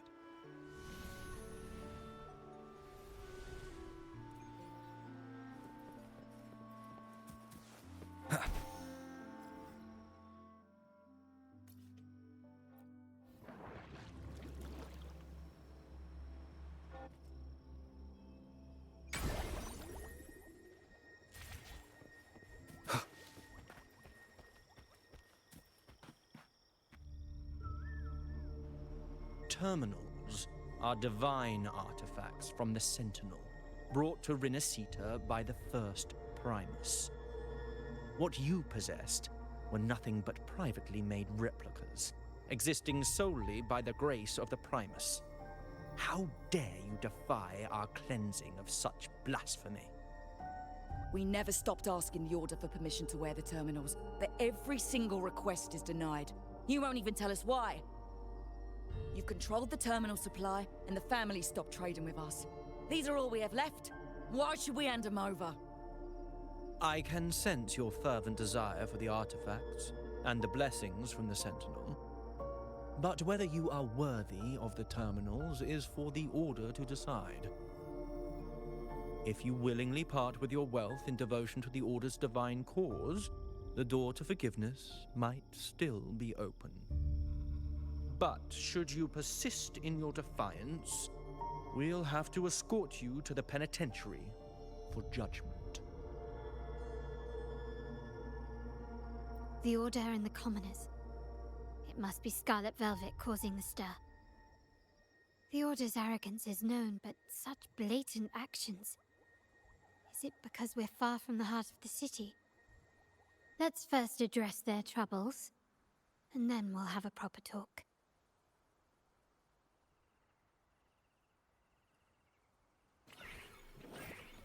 Still recognize me? Improvise.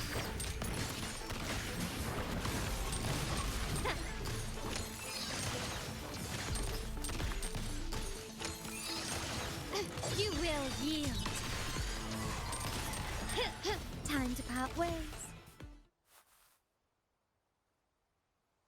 Ah, the Montelli's second daughter, and this year's laureate. I suggest you tread carefully and avoid crossing the Order and the Sentinel, especially not for the sake of mere commoners. Must I remind you again? Trading reserved terminals is a breach of the discipline. We paid good money for these. If you're taking them, you owe us a refund. Yet the very traders who took your money have seen the error of their ways and reported your dealings. They have sworn to repent for their illicit production and cease all trade with you.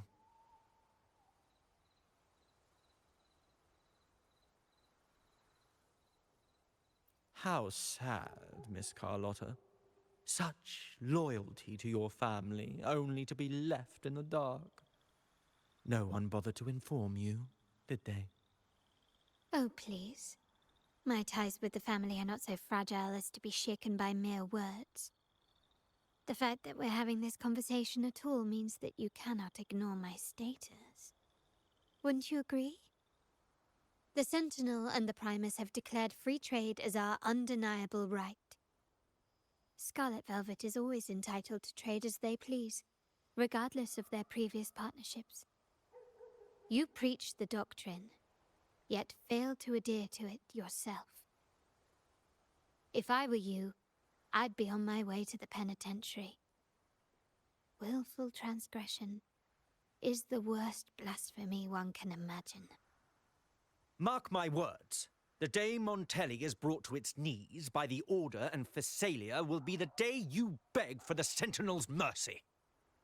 When that day comes, all shall be under the Order's control, and it will not be long in coming.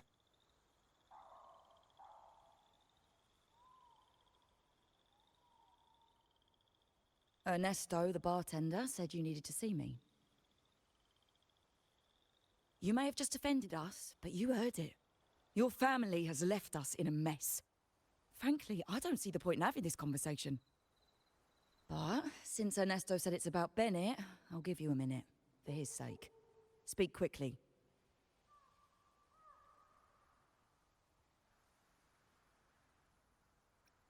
Regardless of the bigger picture, your side ended the deal. We were informed at short notice to stop all trade. And it's not just the terminals.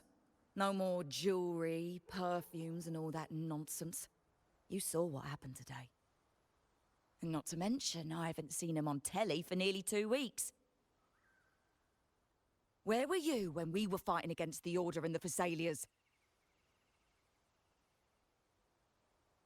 There was a slight issue of a traitor in the vault, so our hands were tied.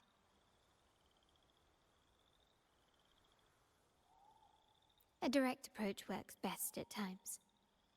Actually, what that acolyte claimed is news to me. Surrendering control and ceasing trade are not in the Montelli's vocabulary. The Montelli creed has always been family first and a pioneering spirit second. With your grandfather, maybe. But he won't be around forever. When Capello takes the helm, you won't have a say. The real question is whether we can get our trade back on track. Can your family still be trusted? What I need is a solid promise from someone in charge. Can you do that? One thing's for sure. I don't want to see the family who first broke the monopoly to trade with us commoners end up defending it. I'll speak with my uncle and grandfather to see what happened with our cooperation. You know what? This is supposed to be your family's business. Why am I saying this to you? Excuse my earlier words. So, Ernesto told me Bennett's gone. What happened? He seemed fine the last time we met.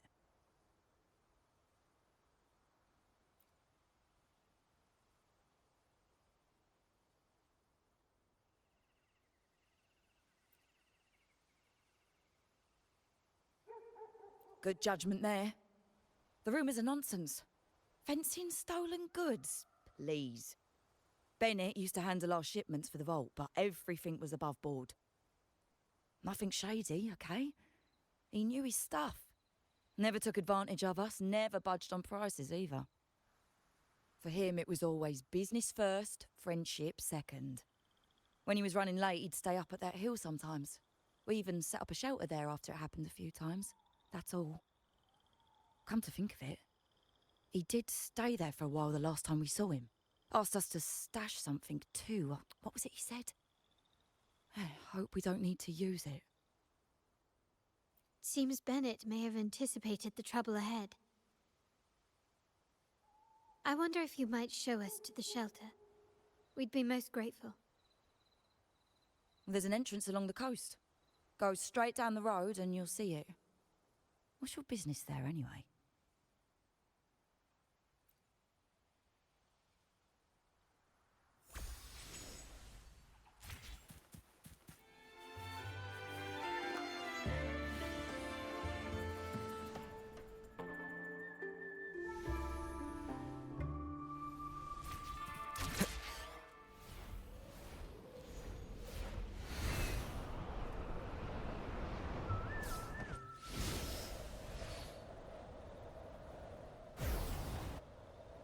Watch out.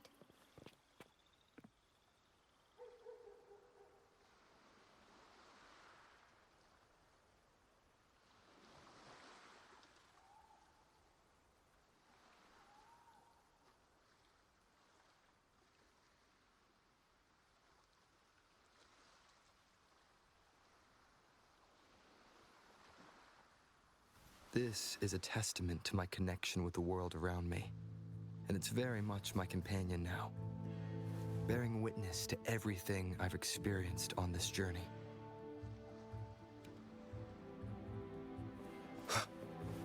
Leave it to me.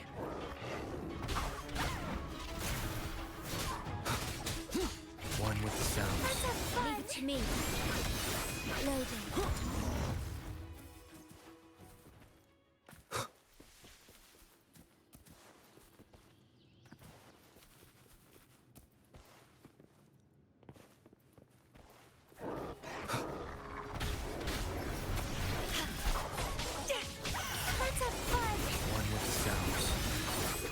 Struggle harder! Entertain me!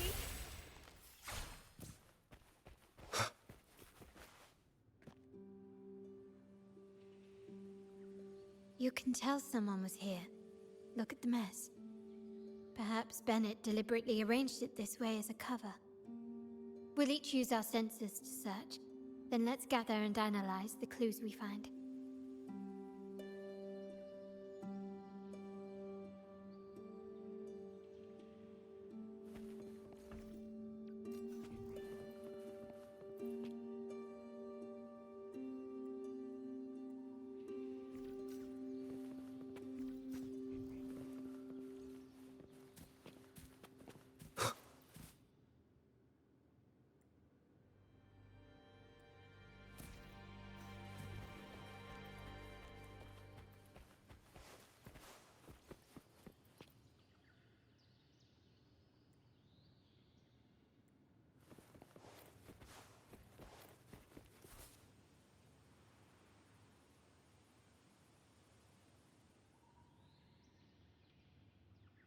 Something is strange here. These items aren't exactly rare, but they're not everyday objects either. They seem out of place here. Looks like Bennett left them deliberately. Indeed. But what I find strange is... these items. Don't they seem familiar? Do you recall those 3 lines from the anthology? The ones Bennett sent me in the photo?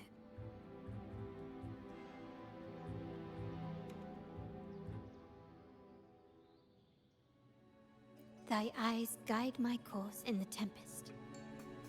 The woman in the painting here seems to stand in the gloomy rain, but her eyes remain bright.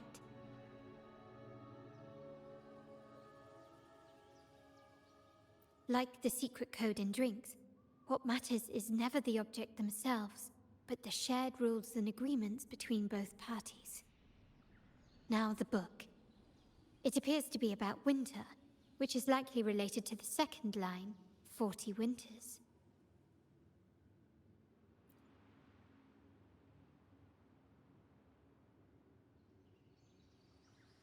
The last one is a rotor device. The planet...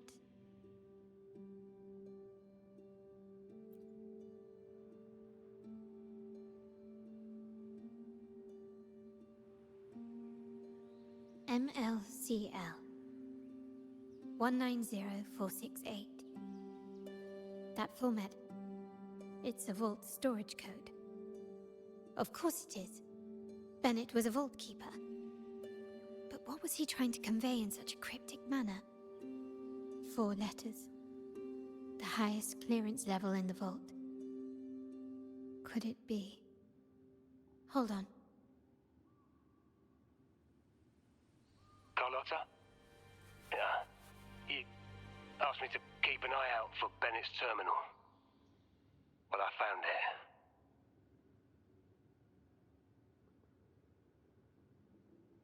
Yeah, that's for me to know and you to wonder. But it was not in good shape after what it went through. Yeah, if you can use it at all, the data and the records inside might need to be recovered. Understood. I'll have someone pick it up for restoration. Wait, what now?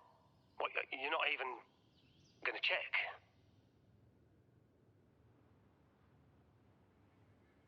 Oh no, it's nothing really. I'm just worried it might be too tricky to repair. All right. We'll inform you when there's more to share.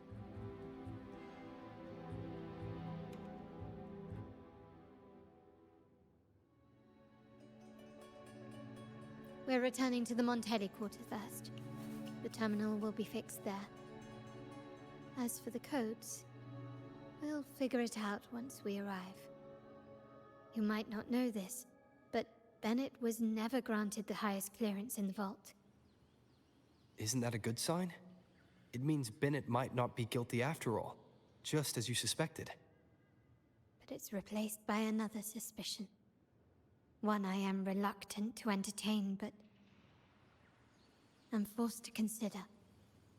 Only grandfather, uncle, and I have the highest clearance. Liberty Square, our proximity, the vault's security clearance, a traitor among the top brass, the indifference towards the stolen goods, and the authority to end dealings with Scarlet Velvet. There's someone all evidence points to. Were I to entertain it, it all starts to make sense. Uncle. But if it was truly him, the heir to our family, who betrayed us, wouldn't that be utterly absurd? Now all that remains is to see what the code reveals. It might clear our doubts, or confirm it. I'll be with you no matter what. So, let's see where this leads.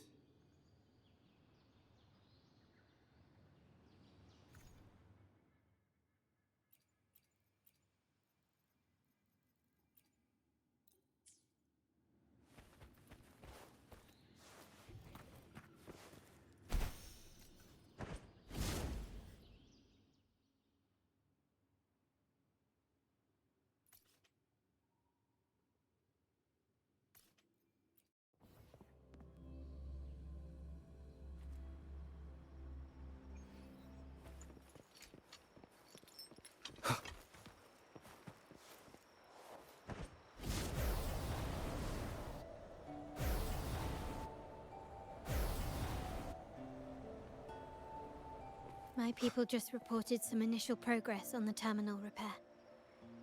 Let's go. Our meetup spot is right ahead.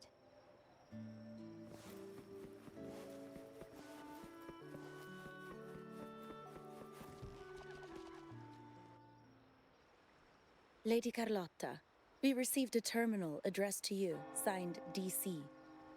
The initial restoration is almost complete, but some data is overwritten or isolated due to the extensive damage. We were only able to recover certain sections. Our evaluation suggests that a full restoration might not be worth it. But, if you insist, Mr. Pierre at headquarters is an expert in this field. Good. Make sure to contact him. Now please project the restored sections. Absolutely. One moment.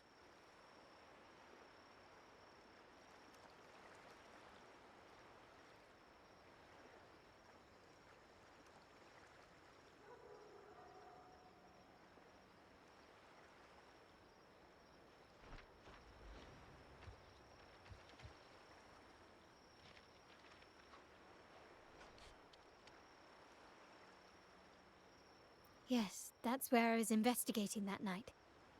Seems like the intel was right. Bennett did go there. And the other location, I think it's my uncle's private dock. Primarily used for storage, not shipments. Reviewing the records hardly proves the connection between these locations. If time permits, we should take the terminal to Mr. Pierre. He's an old friend of Grandfather's and is an expert in this field. There may be other useful information in the terminal. But first, let's put that code to use. It could help us narrow down the range and provide better clues. Follow me. This is why I suggested we return here. Our vault holds everything.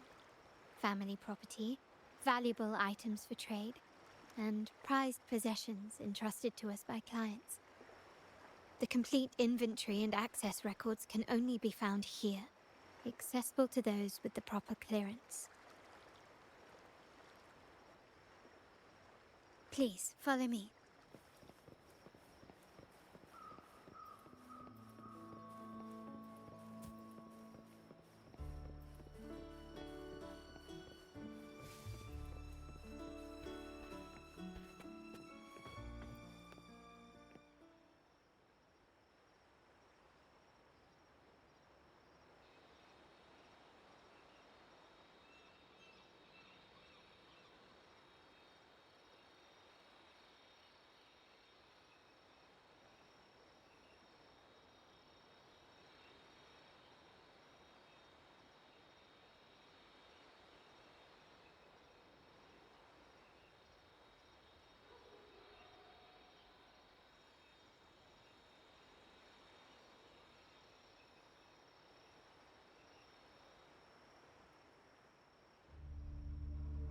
Someone extracted the core data module.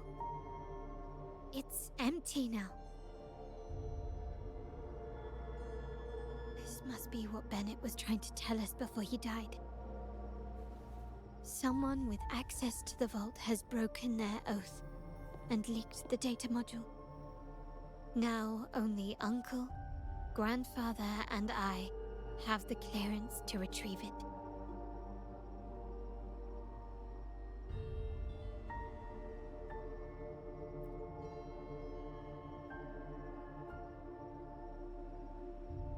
In Renesita, the Order maintains control over terminals, unlike other countries where they're freely traded. My grandfather learned to modify them during his early ventures in the new Federation. Our lantern-type terminal is a modified model. It may look purely ornamental, but it houses the tech modules we've developed. As Scarlet Velvet said, aside from our art dealings, we've been supplying these terminals to resonators at fair prices as part of our discreet business. By doing so, we've broken the Order's monopoly. We've given more people the means to protect themselves in their ventures, giving them choices they didn't have before. The Order is aware of our discreet business, but they turn a blind eye as long as we don't openly challenge their authority. The hefty taxes we pay maintain this delicate understanding. As a result, no family member would ever divulge our terminal secrets, much less allow the modules to fall into the wrong hands. What exactly are you planning, Uncle? No. We must find the core module.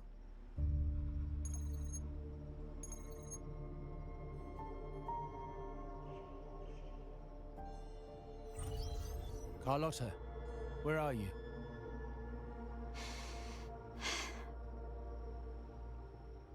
Uncle, ask you something first. Before the carnival, the priest showed me your pendant. How did he come by it? And what led to your capture?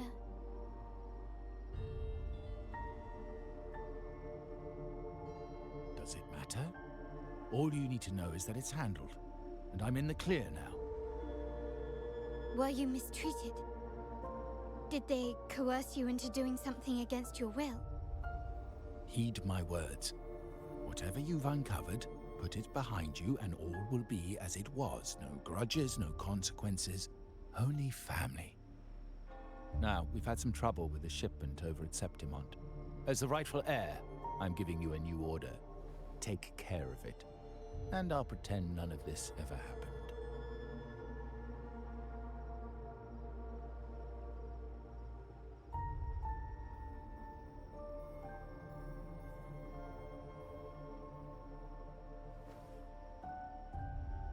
I refuse.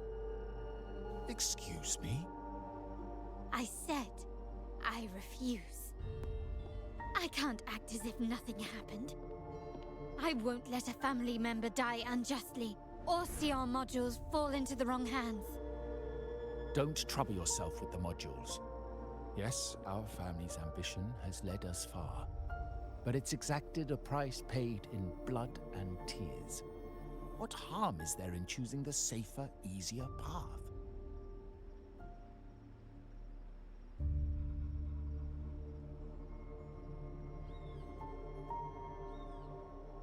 I can't believe you just said that.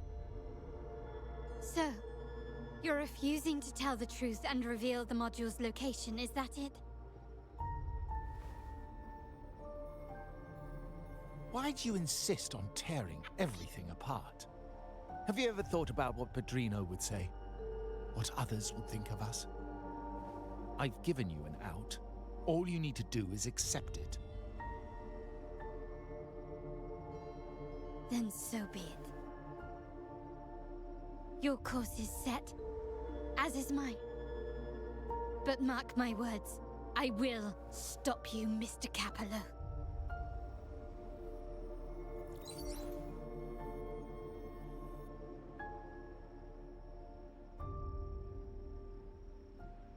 I'm sorry you have to see this side of our family.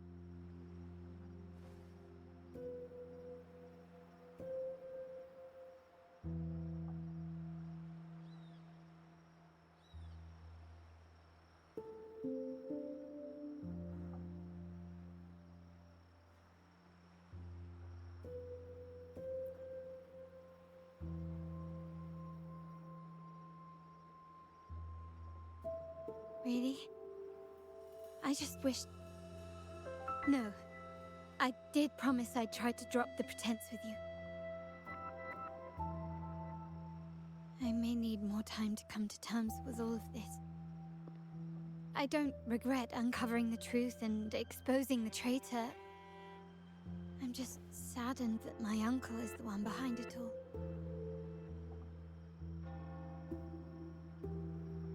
We were meant to be the guardians of our family's ideals, to carry the torch forward. And yet now...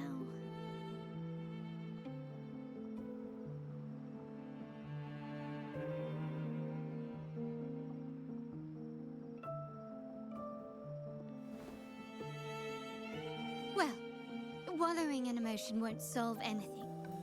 Our priority now is to recover the data module. Every moment it's missing puts our family at greater risk. The core module is difficult to carry around.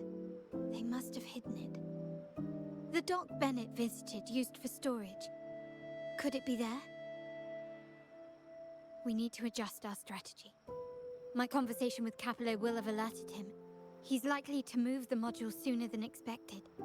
I need to inspect the dock for any clues.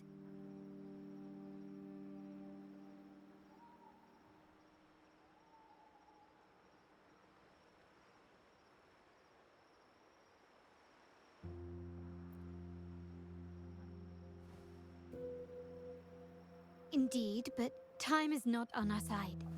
If Capello acts on this, I might lose my window to secure the module. Our sole advantage now is that we're operating as a pair.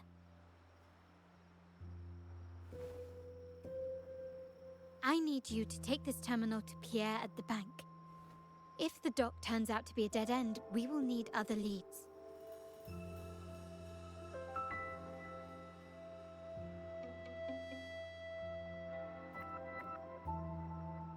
I know that securing the module alone won't suffice. I must uncover Capello's true motives. How it will affect our family. I'll figure it out. I promise.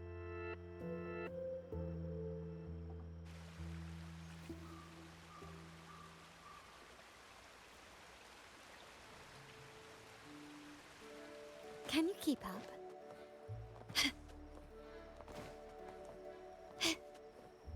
They call it a dock, but no ships ever come.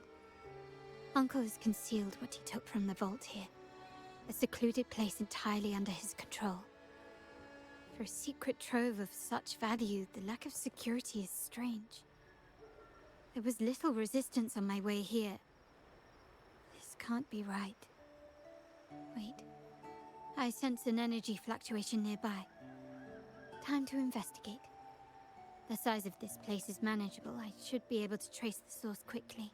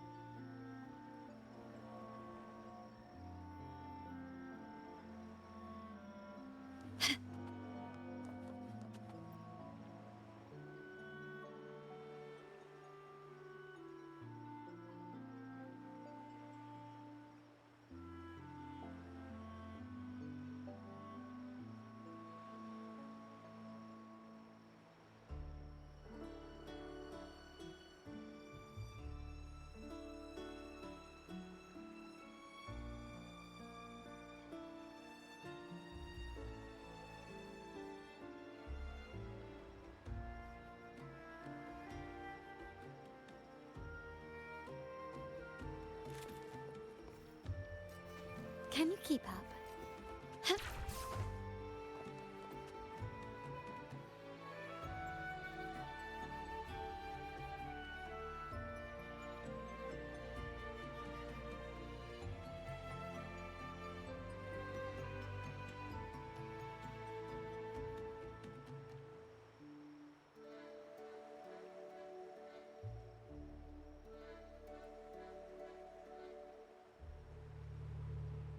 Nothing so far. Was I wrong? Maybe this place doesn't hold what we're looking for. Why did Bennett come here then? Or am I too late? Did Capello get here first? And the energy fluctuation. It was going off and on. No, I couldn't have been imagining it.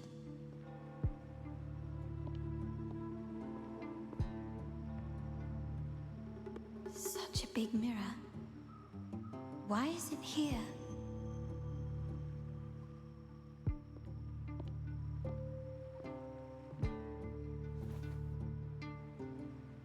Doesn't seem to be made of common glass, but some kind of crystallized energy. Oh.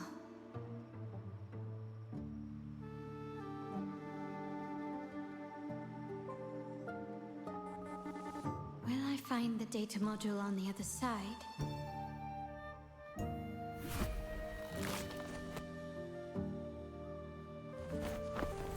Or was all this just a trap?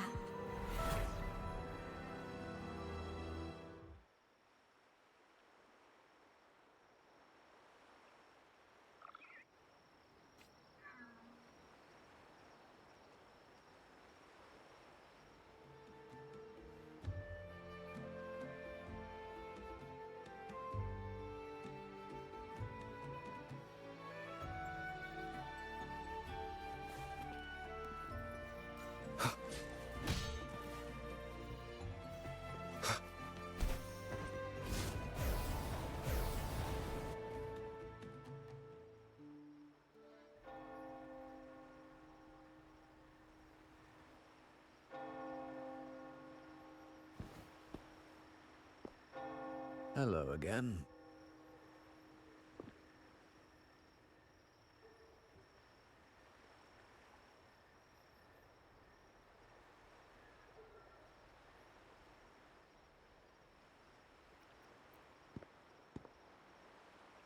It would be my honor if you do. You don't seem very surprised to learn who I am. Carlotta told me Mr. Pierre always follows her grandfather around. My instincts weren't wrong when I saw you together.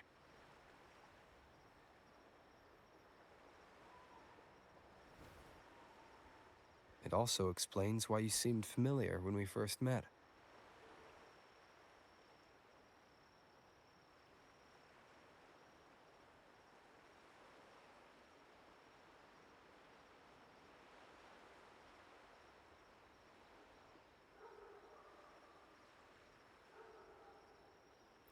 What's the term for it? A destined encounter? The universe brought us together, and I happened to take the initiative. It's almost poetic. Wouldn't you agree?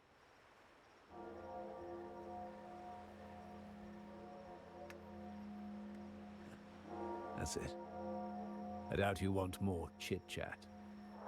I know you're here for that terminal.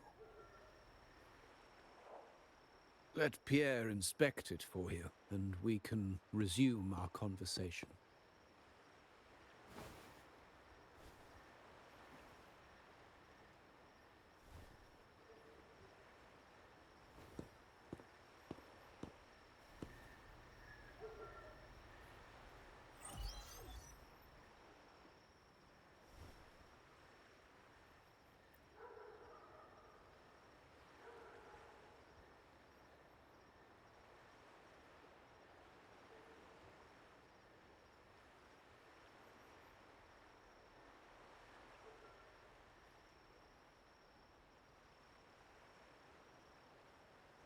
Remember that painting we discussed earlier?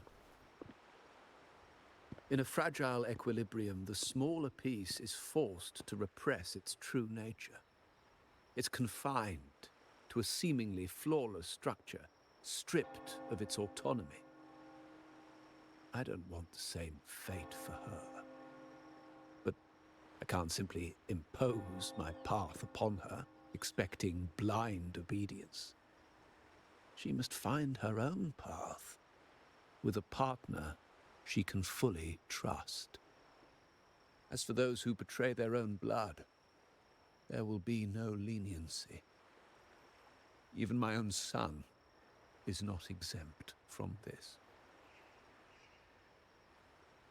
However, before I intervene, I want to see her plan take shape. My hand should only be played as a final measure. The old give way to the new. It's the way of the world. But for us Montellis, the courage to break from the past matters far more than clinging to it. So I ask you this favor. When the time is right, give this to her. She'll need it. It's a little tricky, but you're lucky to have my expertise. This terminal is defunct, but I've retrieved all its data, even the overwritten and isolated bits.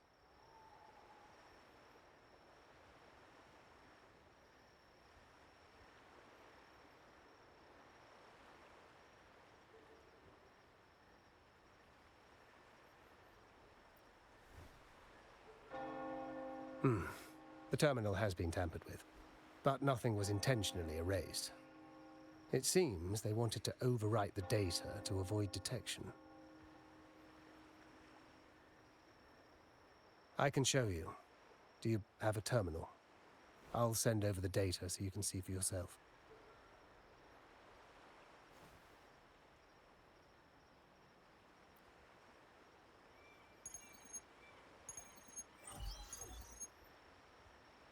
I assume you've taken care of Bennett's body. We dumped him in the tacit Discord zone overnight. We'll claim he was killed by those monsters tomorrow morning. Sir, are you sure? Are we really going to work with the Order after they made you kill one of our own?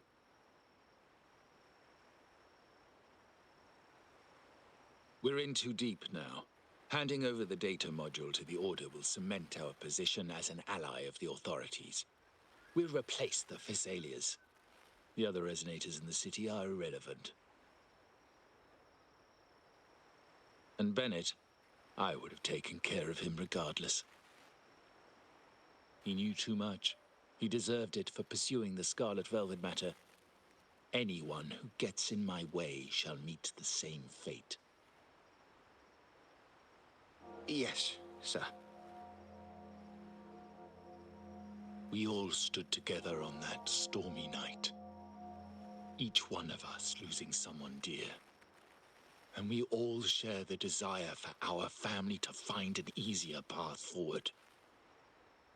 The best way to avoid sacrifice isn't fighting, but aligning ourselves with superior powers and knowing when to yield. You may have left the family, and I should expect no more favors from you. But I ask this of you one last time. Please, put this terminal in Carlotta's hands. What's in it? Carlotta? What will happen to her?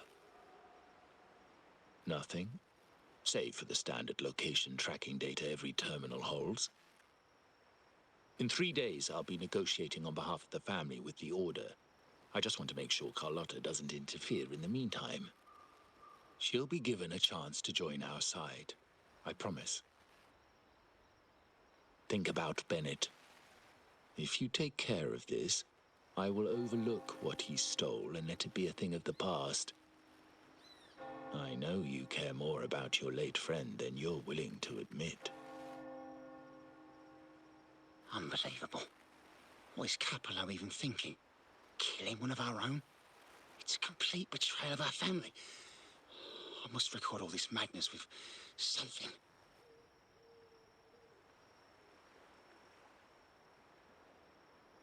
My terminal? No, it's too risky. Wait, I have Bennett's body. Nobody's going to pay attention to a dead man's terminal. I'll record it, then overwrite with new data. I have to keep this record well, in case I also...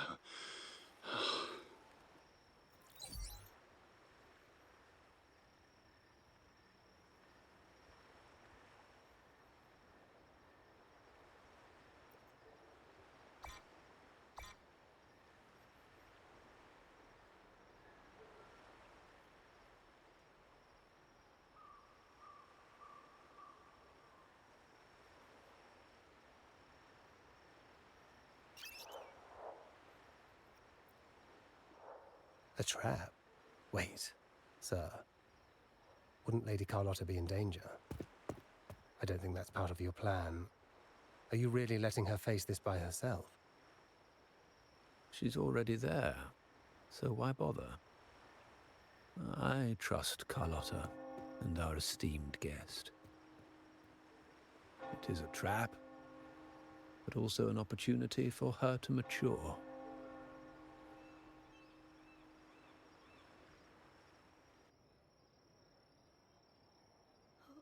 What is that? The family will shield you.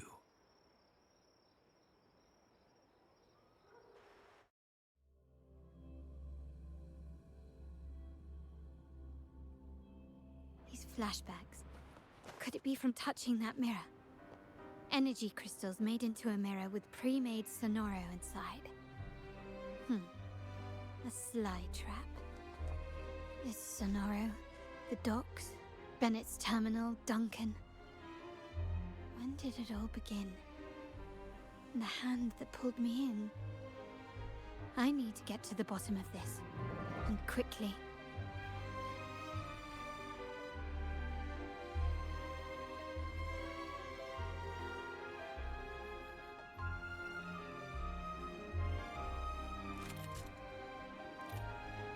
Can you keep up? These masterless echoes have turned hostile. The frequency fluctuations in the sonoro seem unstable. I'll have to handle them before I can search the area.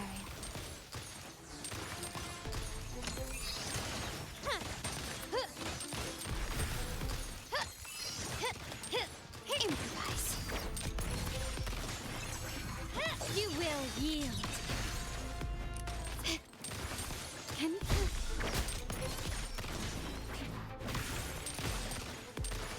still recognize me?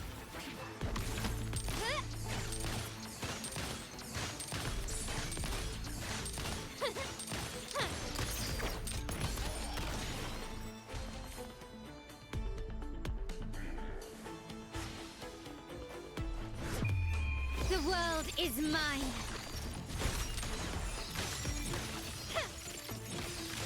Now there's nothing else in my way. All these obstacles suggest the answer is likely there. I must investigate that mansion. The way out and clues I need may lie within its walls.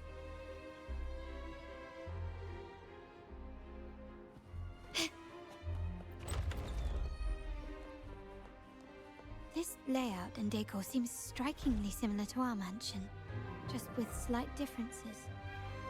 This area, these decorations, the chandeliers specifically, were destroyed during the invasion 5 years ago. Am I truly in the past, or trapped in some kind of simulation?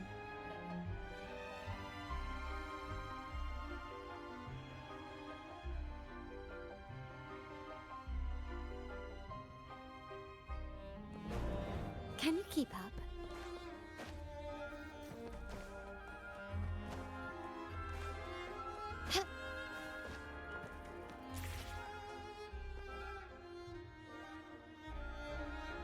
If you're telling me he's adopting that orphan girl from the other side of the family, spare me. Already heard. Actually, I imagine the whole family's caught wind of it by now. Isn't that why we're throwing this rally for her today? Tell me, how on earth do you stay in the loop, tinkering away at home like that? You must be shocked. Capello's already the heir. So, why on earth did he adopt her?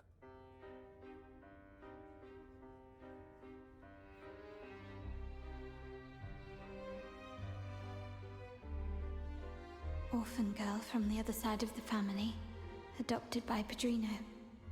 This rally, held for me.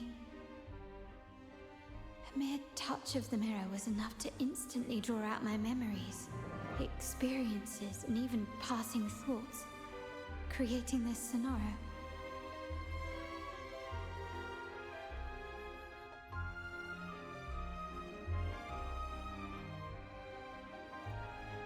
Huh. You look a little familiar. Oh, it's you again. What brings you back here? You shouldn't know me yet. Not at this time. I don't understand. What time? What are you talking about?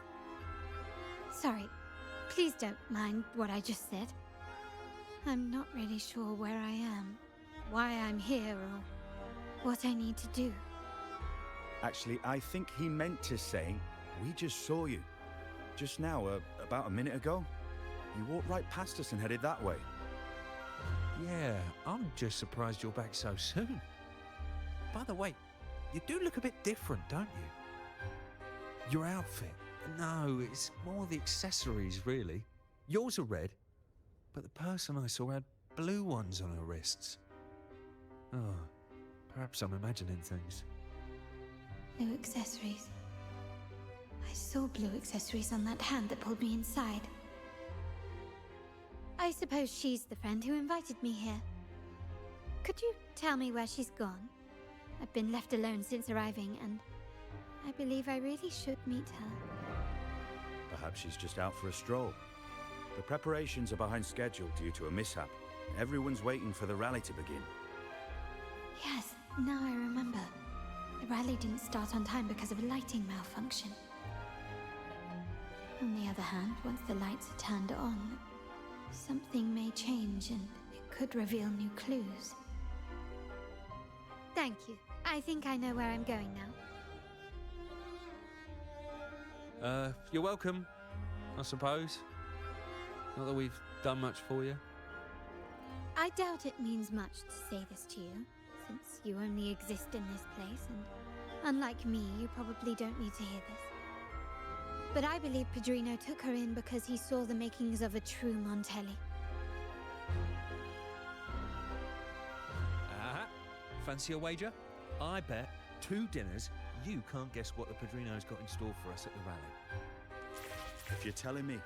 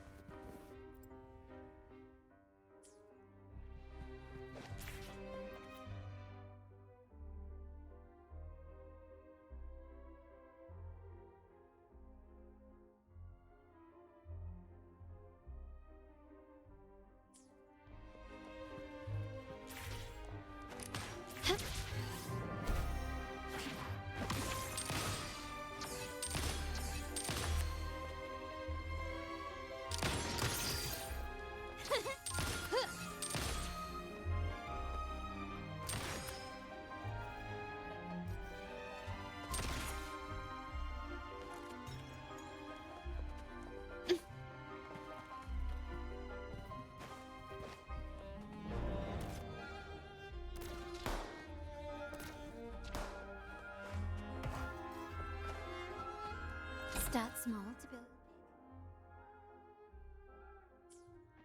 Can you keep up?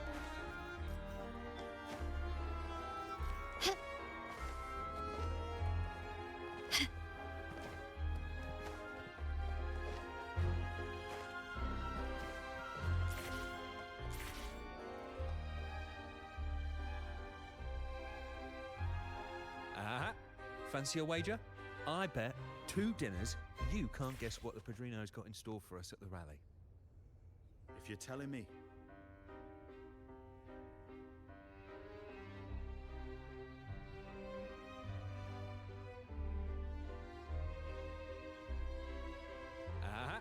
Fancy a wager?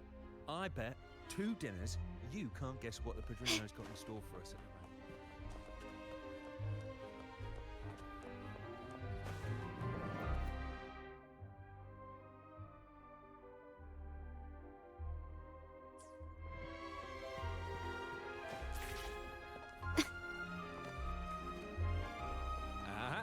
Fancy a wager? I bet Finally, 2 dinners. the line in the West End is ours.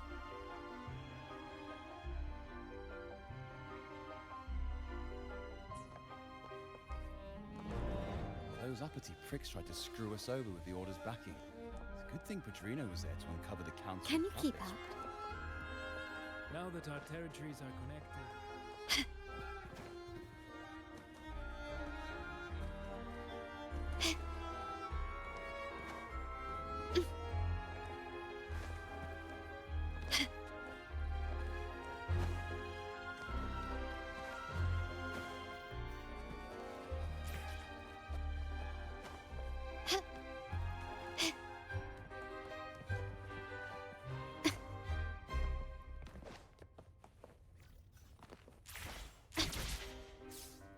Can you keep up?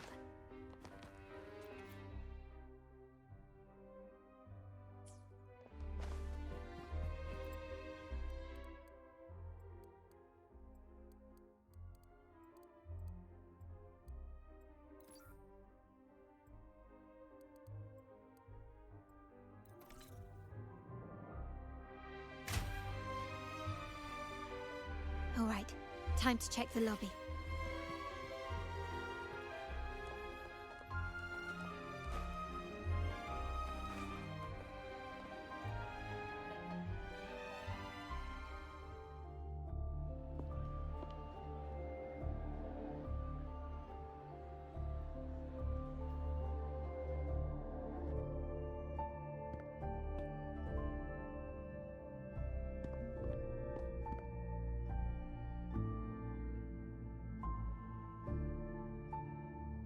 Come over, my child.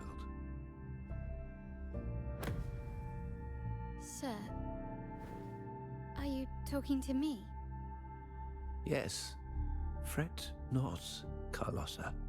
Come up to the front. so everyone can see you.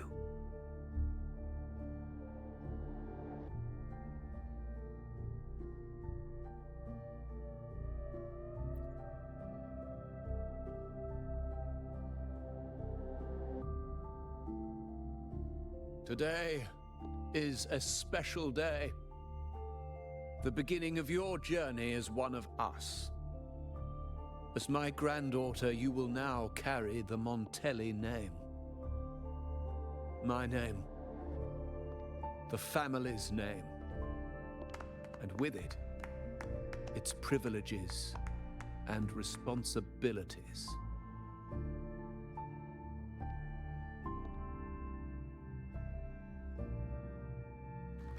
I knew it. She shares our bloodline. She is a true Montelli, just like the Padrino.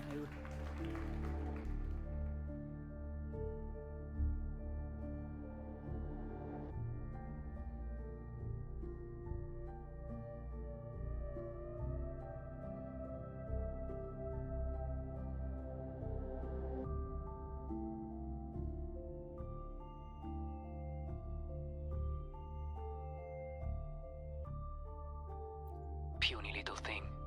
Such a nervous look to her.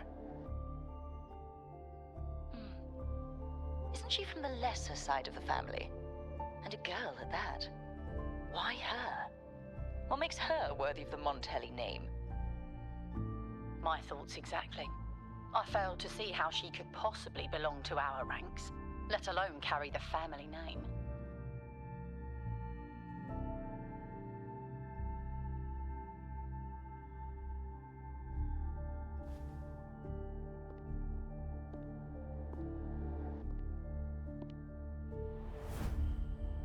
It was you. Recognition. Praise. Glory. Isn't that what you want?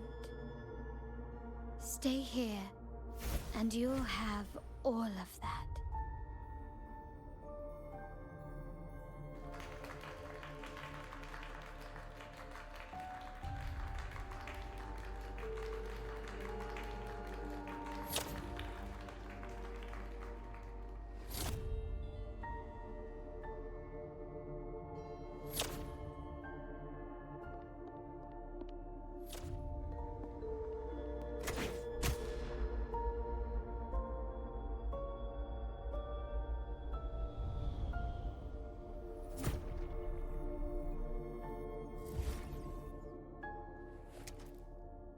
Is that the exit?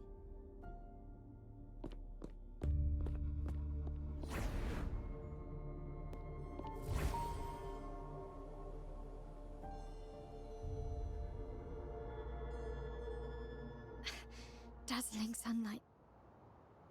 Am I in the court? Have I left that scenario already?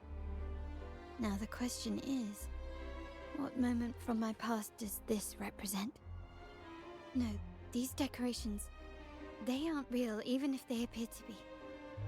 This is just another simulation from my memories.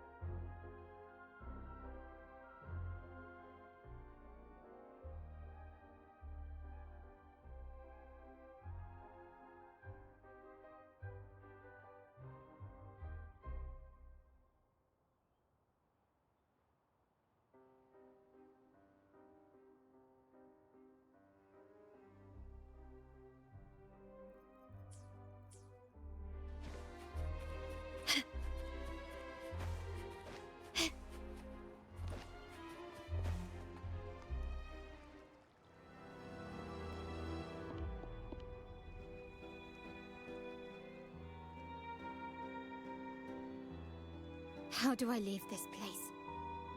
Leave? But didn't you just follow me here? Cut the nonsense. You were the one who brought me into this scenario. Ugh, fine. But why should I tell you? True, I brought you here. But remember, I am a product of your own making. Your memories, your desires, your fantasies. From this moment on, I am also Carlotta Montelli. We will share the same past, present, and perhaps even future.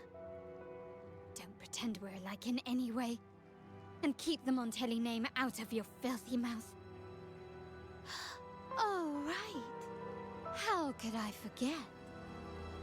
You worked so hard to earn the illustrious Montelli name back then. And this was your humble abode, correct?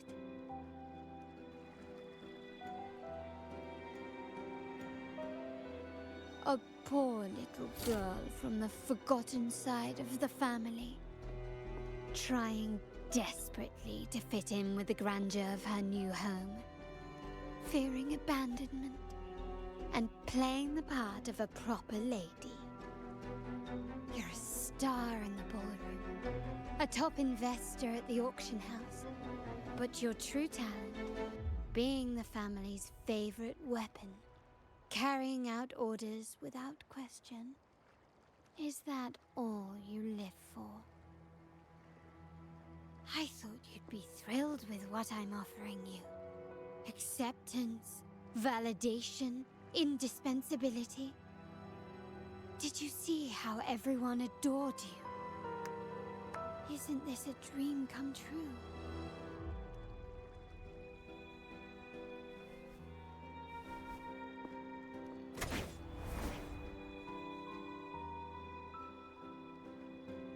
Oh, planning to shoot me again? Don't bother. This scenario is born from your consciousness, and it's also my domain. Since the frequencies here can be shattered, they can also be brought together again. Why not try shooting yourself? Perhaps that will work. Don't be so quick to deny it. If you truly never craved acceptance and recognition, would I even exist?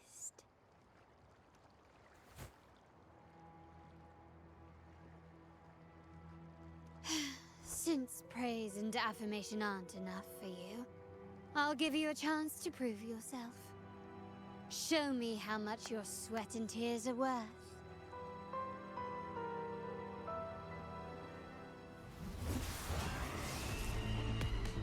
Can you keep up? Still recognize me?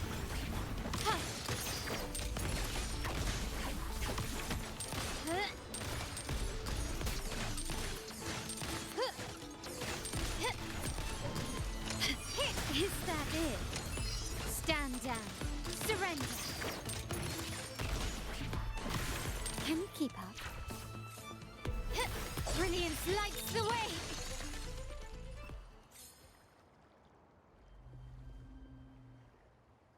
Nice work, but this is only the beginning. You must be dying to know which part of the past this is. Would you like a little hint?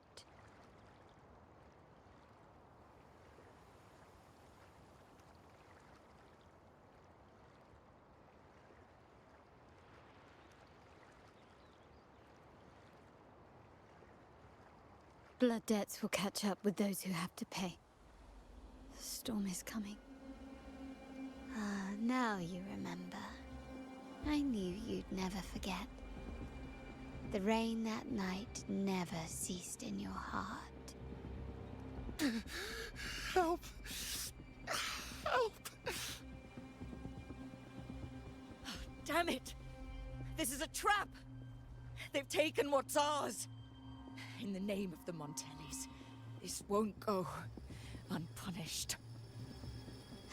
Did you hear that? Oh, the panic in their voice. How they must be begging for a capable leader to come and save the day.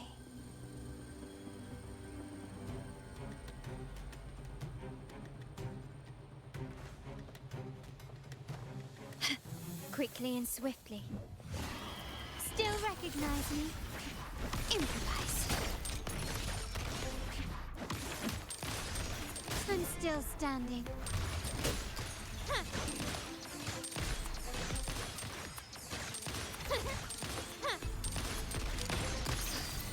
Take this! You will yield. Can you keep up?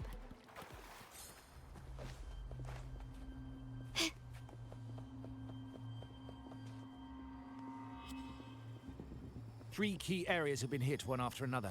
South 2nd Block, West End Dock, and our headquarters. Intel says the Physalias are gearing up for another hit on our headquarters. As usual, we can expect the Order to turn a blind eye. They ambushed Father first before we did anything to them. It is beyond unforgivable. We're running out of time. Capolo, we need a plan before Padrino wakes up.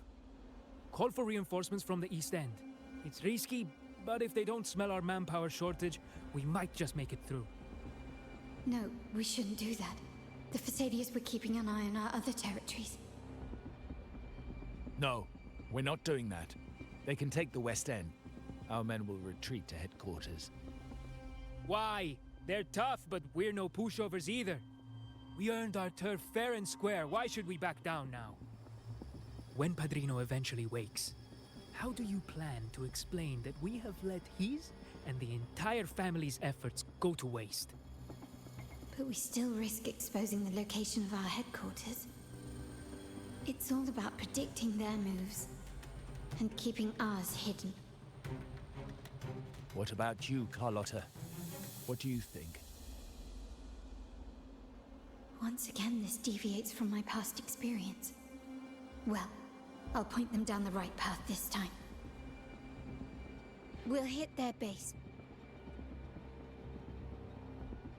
Our people on the East End, the South 2nd Block, and the dock will stay put to give the impression we know nothing. Then we'll send our main forces to where the Physalias keep their echoes. The trade routes mean nothing compared to that. As they know what we value most, we need to demand something of equal worth from them as our bargaining chip. Is this really going to work? We can't afford to lose our people. Everything else, even the mansion, are simply assets. I'll cover the rear.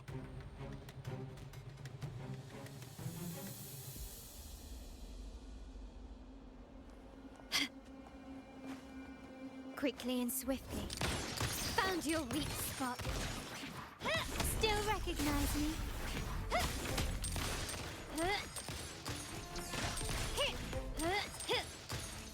Can you keep up? Running won't save you. The stage is set.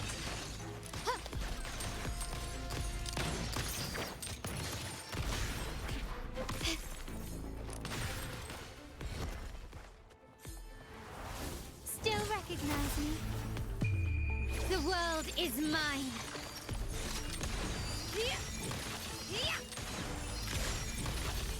Masterpiece complete.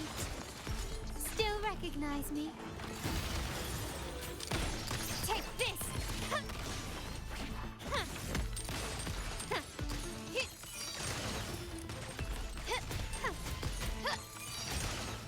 An eye for an eye. Brilliance lights the way! Time to part ways. Glory demands more.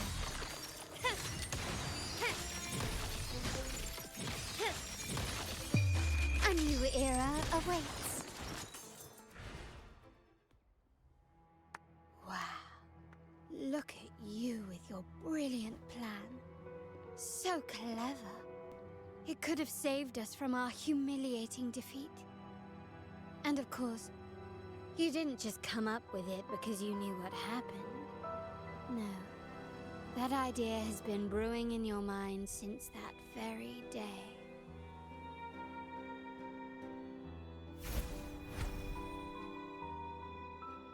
does it feel to finally have your dismissed plan validated? Back then, no one bothered to ask for your input, did they? The big shots like Capello and those old-timers couldn't care less. The family ended up making the worst possible choice. They called for reinforcements, depleting resources in both headquarters and the East End. No. Cynthia. Look at me.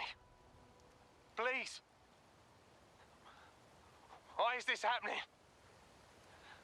At the West End, it's all my fault. I should have been more careful.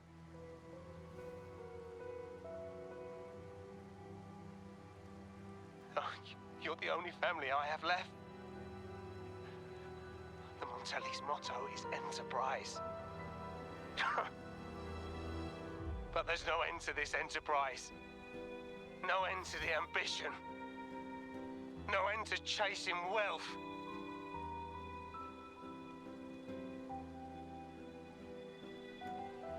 How much more do we have to lose?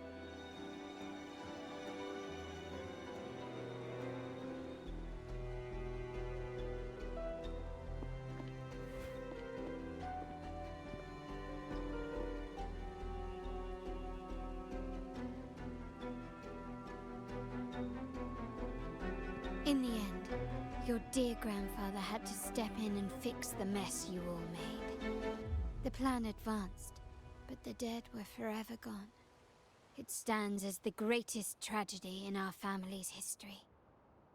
With that blood debt haunting you, you became the sharpest blade, working harder than ever to protect the family's interests.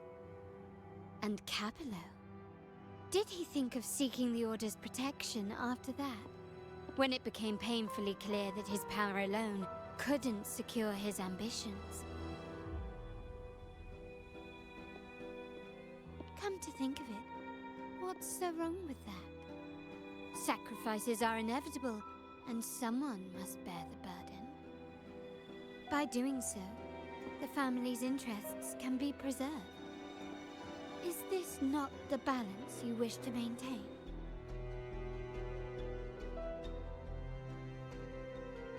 You were never meant to make decisions for the family.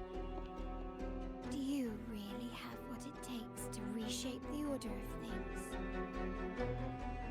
No matter what you say, I must stop him. Why? Didn't I just show you a better future than what you face now? Merely an illusion of your making.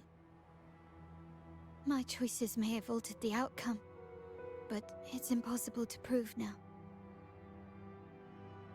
The past is set in stone. We only have one path before us. Yes, the cold rain from that night still haunts us. But we cannot be shackled by the past. I might not be in charge, but my principles are clear. Every action I take is for the benefit of the family.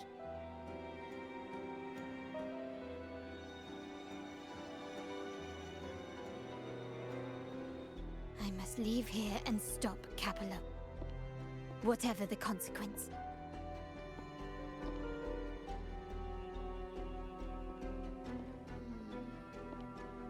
You're unshakable, aren't you?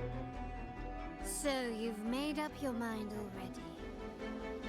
Our negotiations have reached a dead end.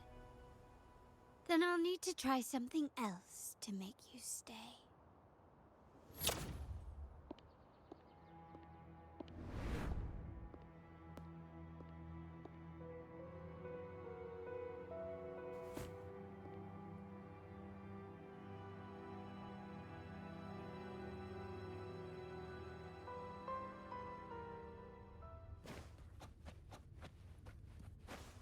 Can you keep up?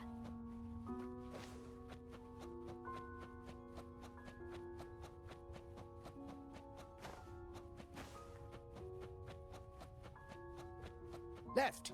You should have gone left. Wait. Or maybe not.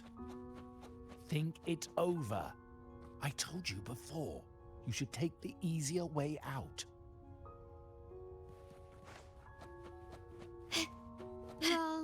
Wrong again. Do you really think you can choose the right path? Stay. Let's get lost in this maze together, from one window to another. I'll keep you company.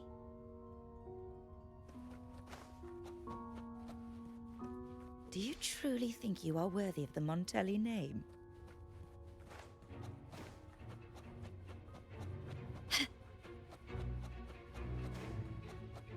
Can you keep up? Just give up. What an embarrassing sight. What is so painful to watch? You might have another chance up ahead. Don't disappoint us, okay? Yes, that's right. Keep moving forward. You're getting close. You have to press ahead. Don't doubt yourself.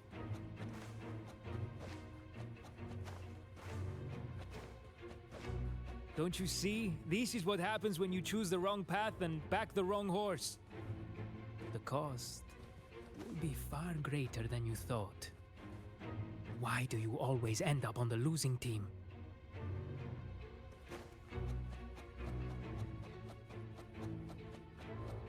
No, not this way, Piccolina. You should try another way. Choose wisely. You still have a chance to make things right.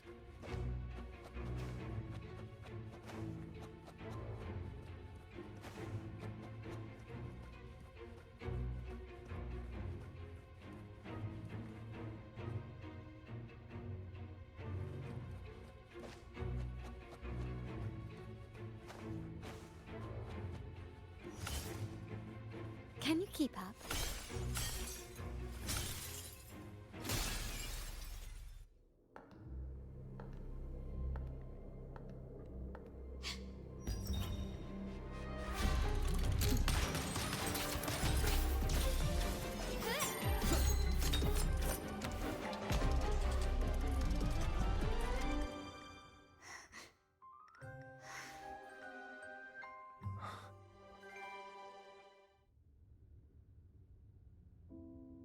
Why are you? I was worried you might be in danger. Also, I'm here to deliver this.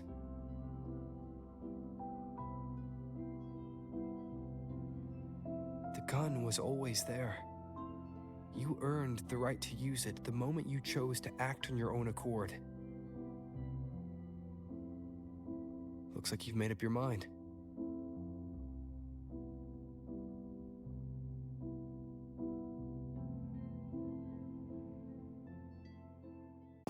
The Padrino's gun never leaves his side. If he places it within your reach, it can only mean one thing. You've been entrusted with the authority to act in the name of Montelli. Now, whether it fires and where it aims, the choice is mine alone.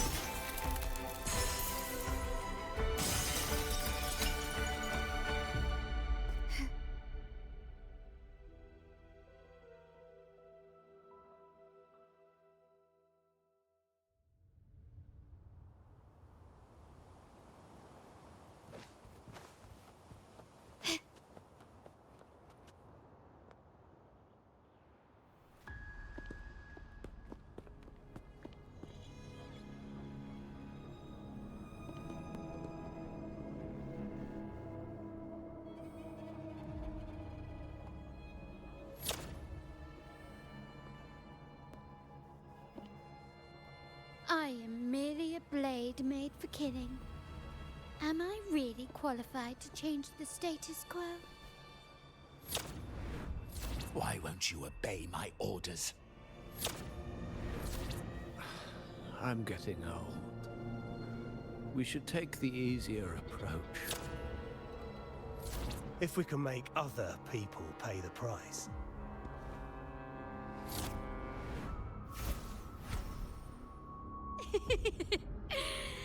So, why Why can't you just give in to me and stay here? Still recognize Swift and me? resolute. One with the sounds. The end has come. One more time. Sounds come forth. My compliments.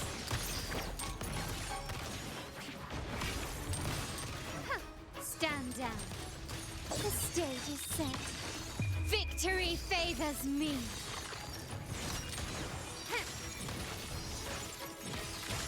Still recognize me?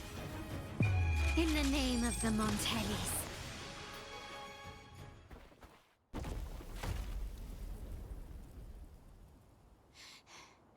How did you let go of confusion and doubt so easily? Those were your true feelings.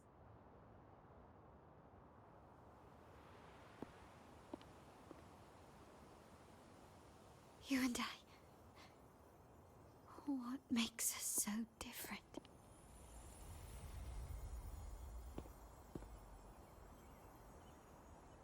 Rover, care for a story? A story about why a certain girl was adopted.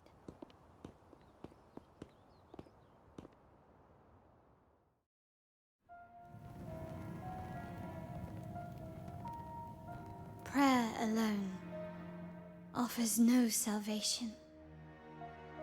In the face of survival, creed becomes meaningless. How dare she eat the tribute? Nanny always said that food is for tribute. It's not for eating. You're a bad girl. I'm telling Nanny.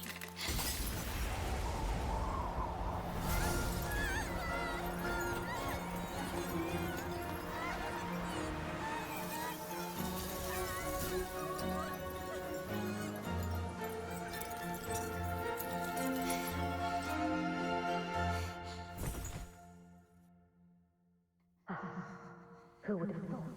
She's a Montelli after all. The hall is in chaos. Yet she clings to her weapon.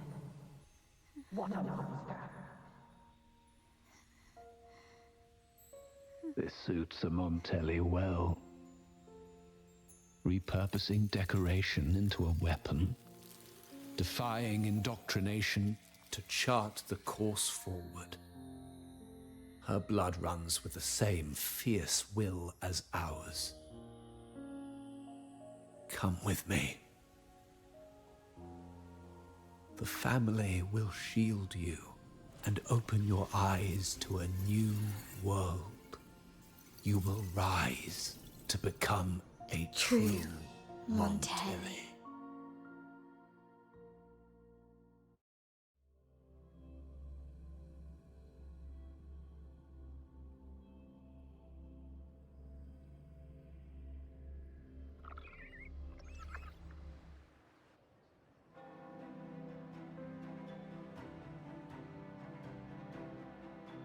I see. So Duncan was in the dark about the real cause of Bennett's death. He simply wanted to protect his friend's reputation, and Capello used that.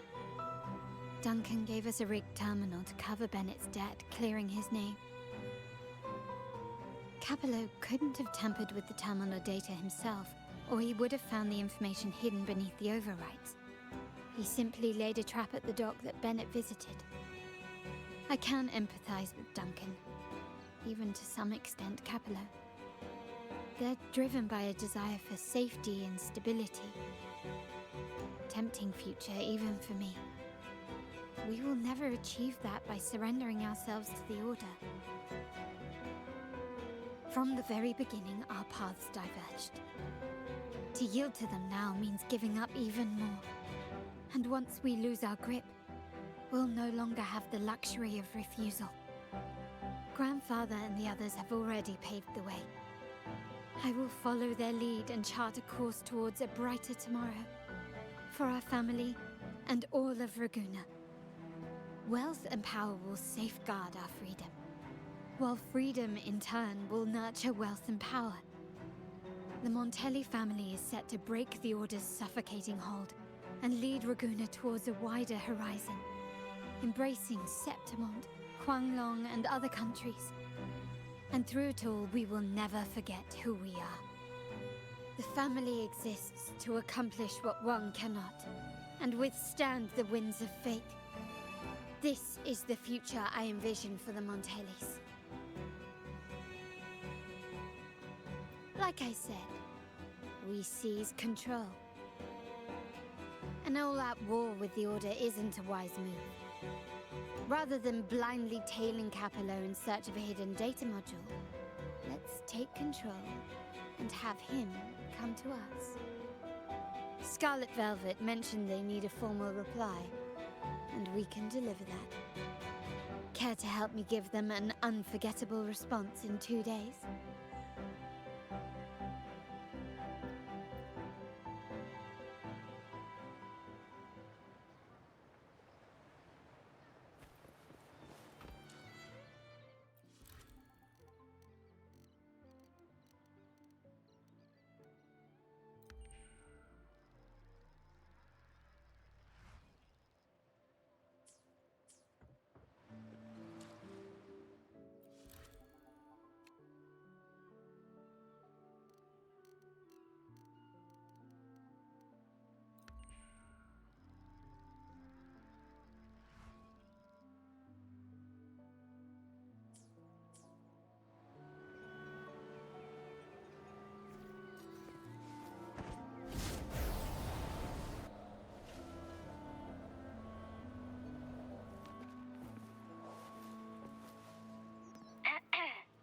Can you hear me?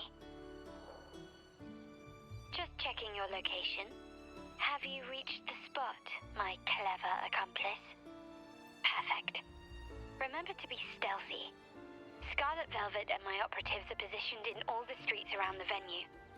Should anything go awry, I'll set Plan B in motion. The venue only has one entrance. I've arranged for a handler to get you in. You'll go in first and then help me slip in without drawing attention.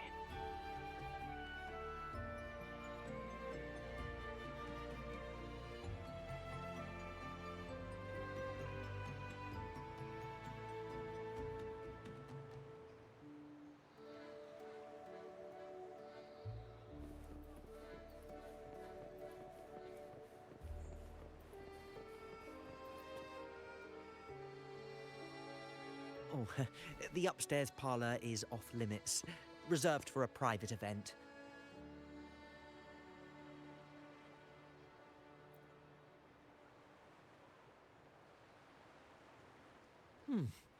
Yeah. Now that you mentioned it, yes, they did tell me about that. But weren't you supposed to arrive half an hour later?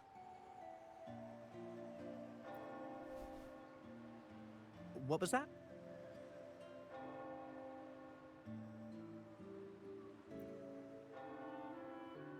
You do have a point, but it's a special day. I need to confirm everyone's identity. What's your code name? Show me your token.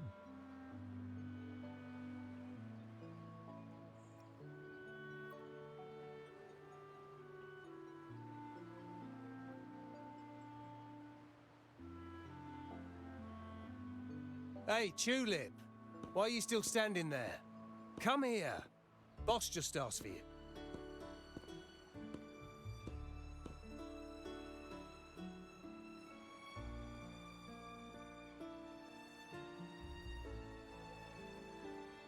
Ah, a tulip coin.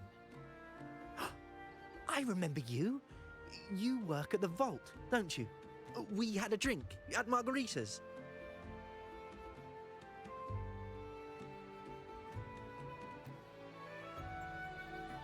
No wonder you arrived early. You people at the vault are always one step ahead. Yeah. We can talk after getting the job done. Now hurry up. We'll deliver the gifts together.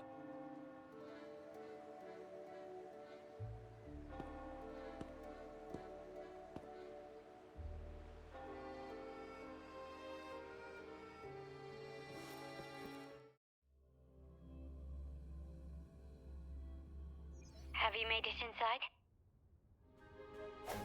This area is under surveillance. On either side of the main stage, you should see something that looks like a control panel. Operate it to disable the cameras, then place the gems I made with my forte into position.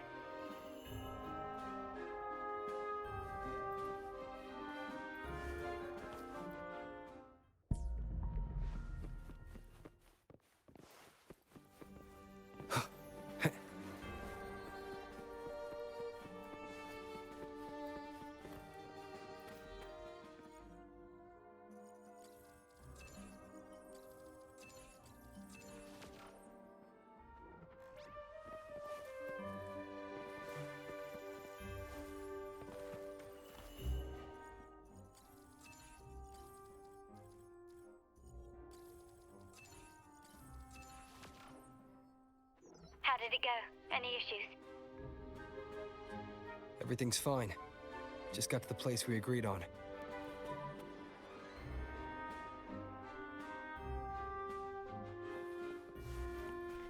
The front of the hall. Done. Main hall, 5 o'clock. Done.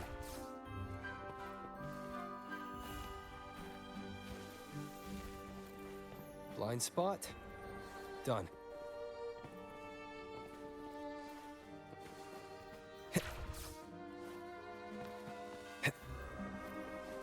Back window. Done. The setup's complete, and the time we plan's drawing near. How's it going on your end? I'm out of the mirror and the jam is set up. Capello actually inspired this plan. Otherwise, we wouldn't have been able to infiltrate. The Order's agents have taken the bait and are at the location. Blue Rain and Retriever are primed for action. We'll head out at the chime of the hour.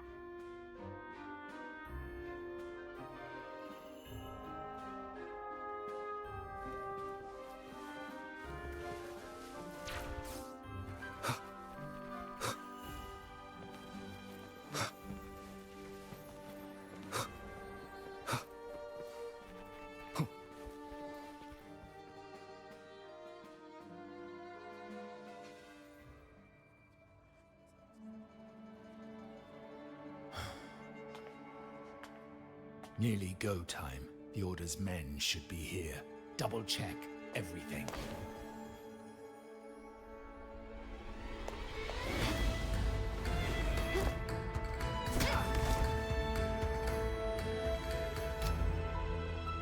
We should talk, Capello. You! Why are you here? Your guests won't be showing up today. Carlotta. Looks like you've pieced together the whole story. So it was your crew who tipped us off about changing the time and place for the deal yesterday. Let me guess. You fed the same line to the Order, didn't you? Playing both sides, setting yourself up nicely. But something doesn't add up.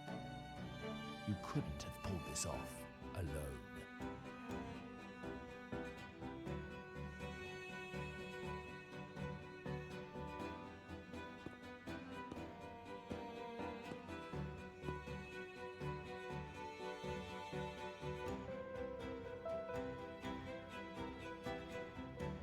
Capello's promise of safety and comfort are nothing but a sham. He's been using our family as pawns, making them pay the ultimate price. Bennett was just one of his victims. He didn't fall at the hands of tacit discords, but to Capello himself. His body was disposed of outside the city's limits. The truth is, Bennett never betrayed us. The path of the Montelli family is one of unity. We stand together, leaving no one behind. I can't promise there won't be more losses, but I will prioritize the welfare of every member. I do not take sacrifice lightly. Now, will you continue down this path? Or will you align with our cause for Bennett's sake and your own? Trust built on deception always comes back to haunt you. You're getting what you deserve. Now that you've lost both the goods and your trading partners, this is your last chance to bow out gracefully.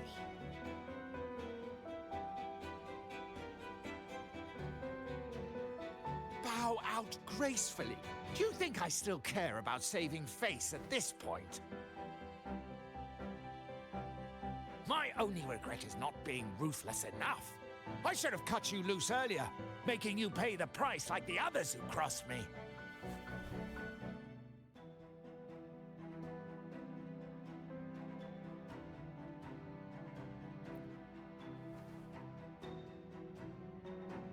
And what of it?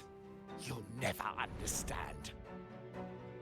We lack the power to protect everyone, so what's wrong with seeking a powerful ally? Why not align ourselves with those who share my true goal?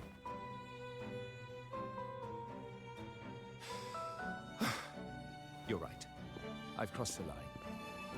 But I can still salvage this if I take you out and reclaim that data module.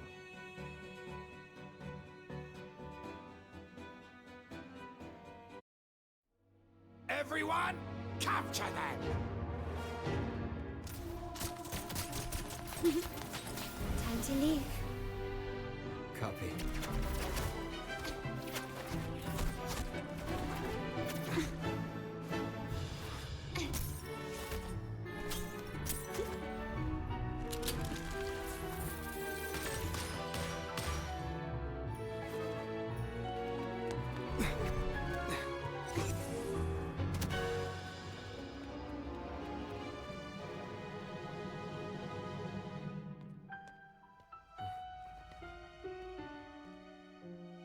Fall for me, will you? Then, let's fall together.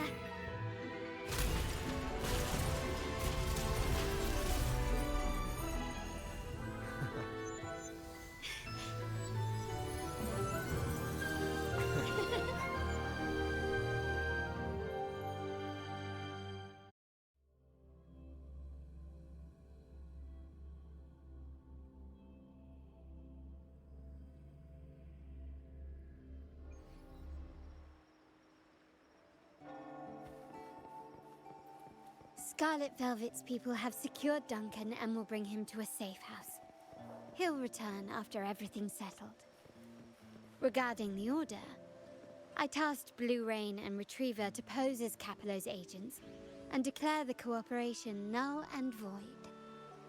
No data module, no explanation or any follow-up. Capello is already a lost cause. The Order will realize this soon enough.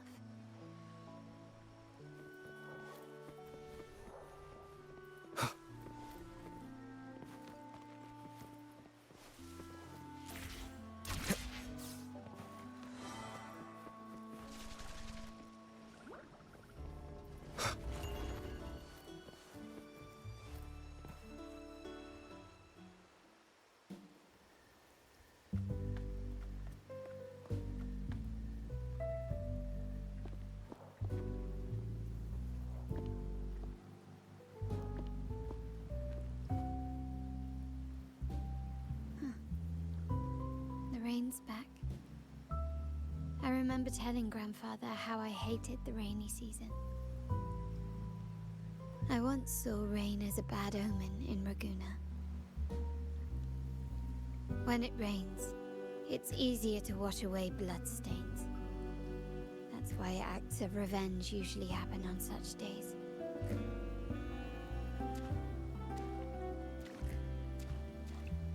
Today's rain feels different. As it falls, the troubles of yesterday are washed away. I feel calm. Like I've found my true self again.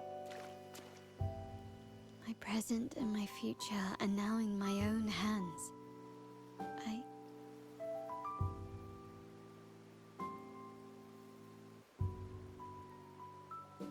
Well done, Carlotta. Thank you, Rover.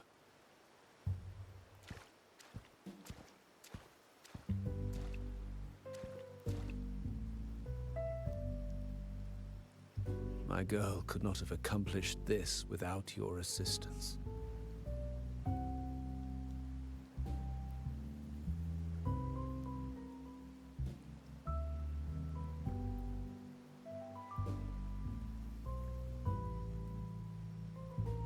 I had faith in you too, but you surpassed my expectations. It appears I underestimated the potential that you possess when working together. What he just said. Looks like someone's been keeping secrets from me, huh? I've been curious. You entered that scenario and delivered his gun to me. How did you earn my grandfather's trust so soon?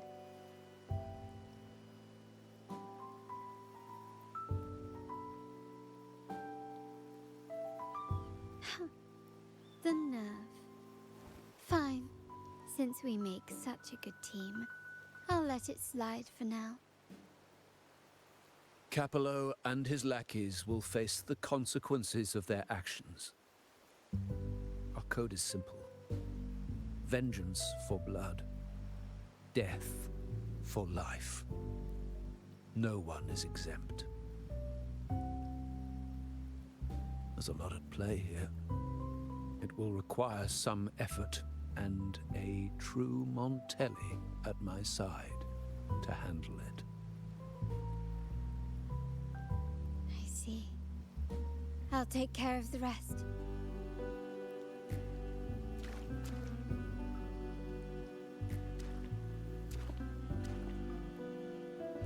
But before that...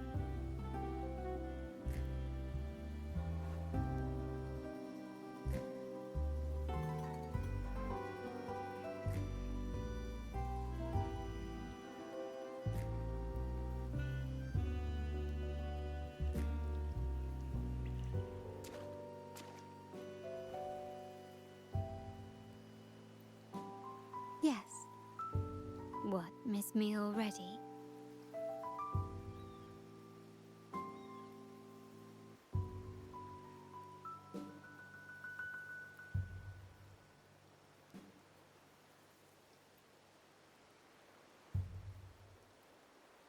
No need to feel sad about parting, for each goodbye brings us closer to the next hello. That's my favorite way to think of it. A countdown to our next reunion. With Capello ousted, the family needs someone to fill his shoes. I must assist my grandfather through this tumultuous transition.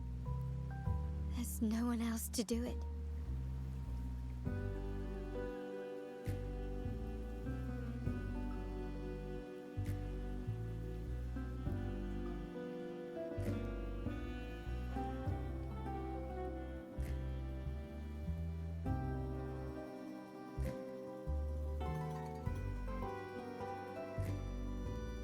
Thank you, Rover. As my grandfather said, things couldn't have gone so smoothly without your help and support. Now that the dust has settled, you no longer need to stay with me as cat's eye of the Montelli family. But still, I want you to have this. As I said, every member gets a token that matches their codename. Though you already have a pair of cat's eyes, please accept this as a token of my appreciation. No, this gem wasn't crafted by my forte. I chose it just for you. I know someone like you won't stay just for me, and joining the Montelli family might not be in your plans just yet.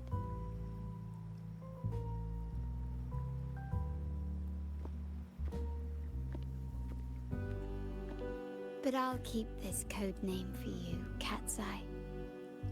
The first and only member to receive my personal invitation.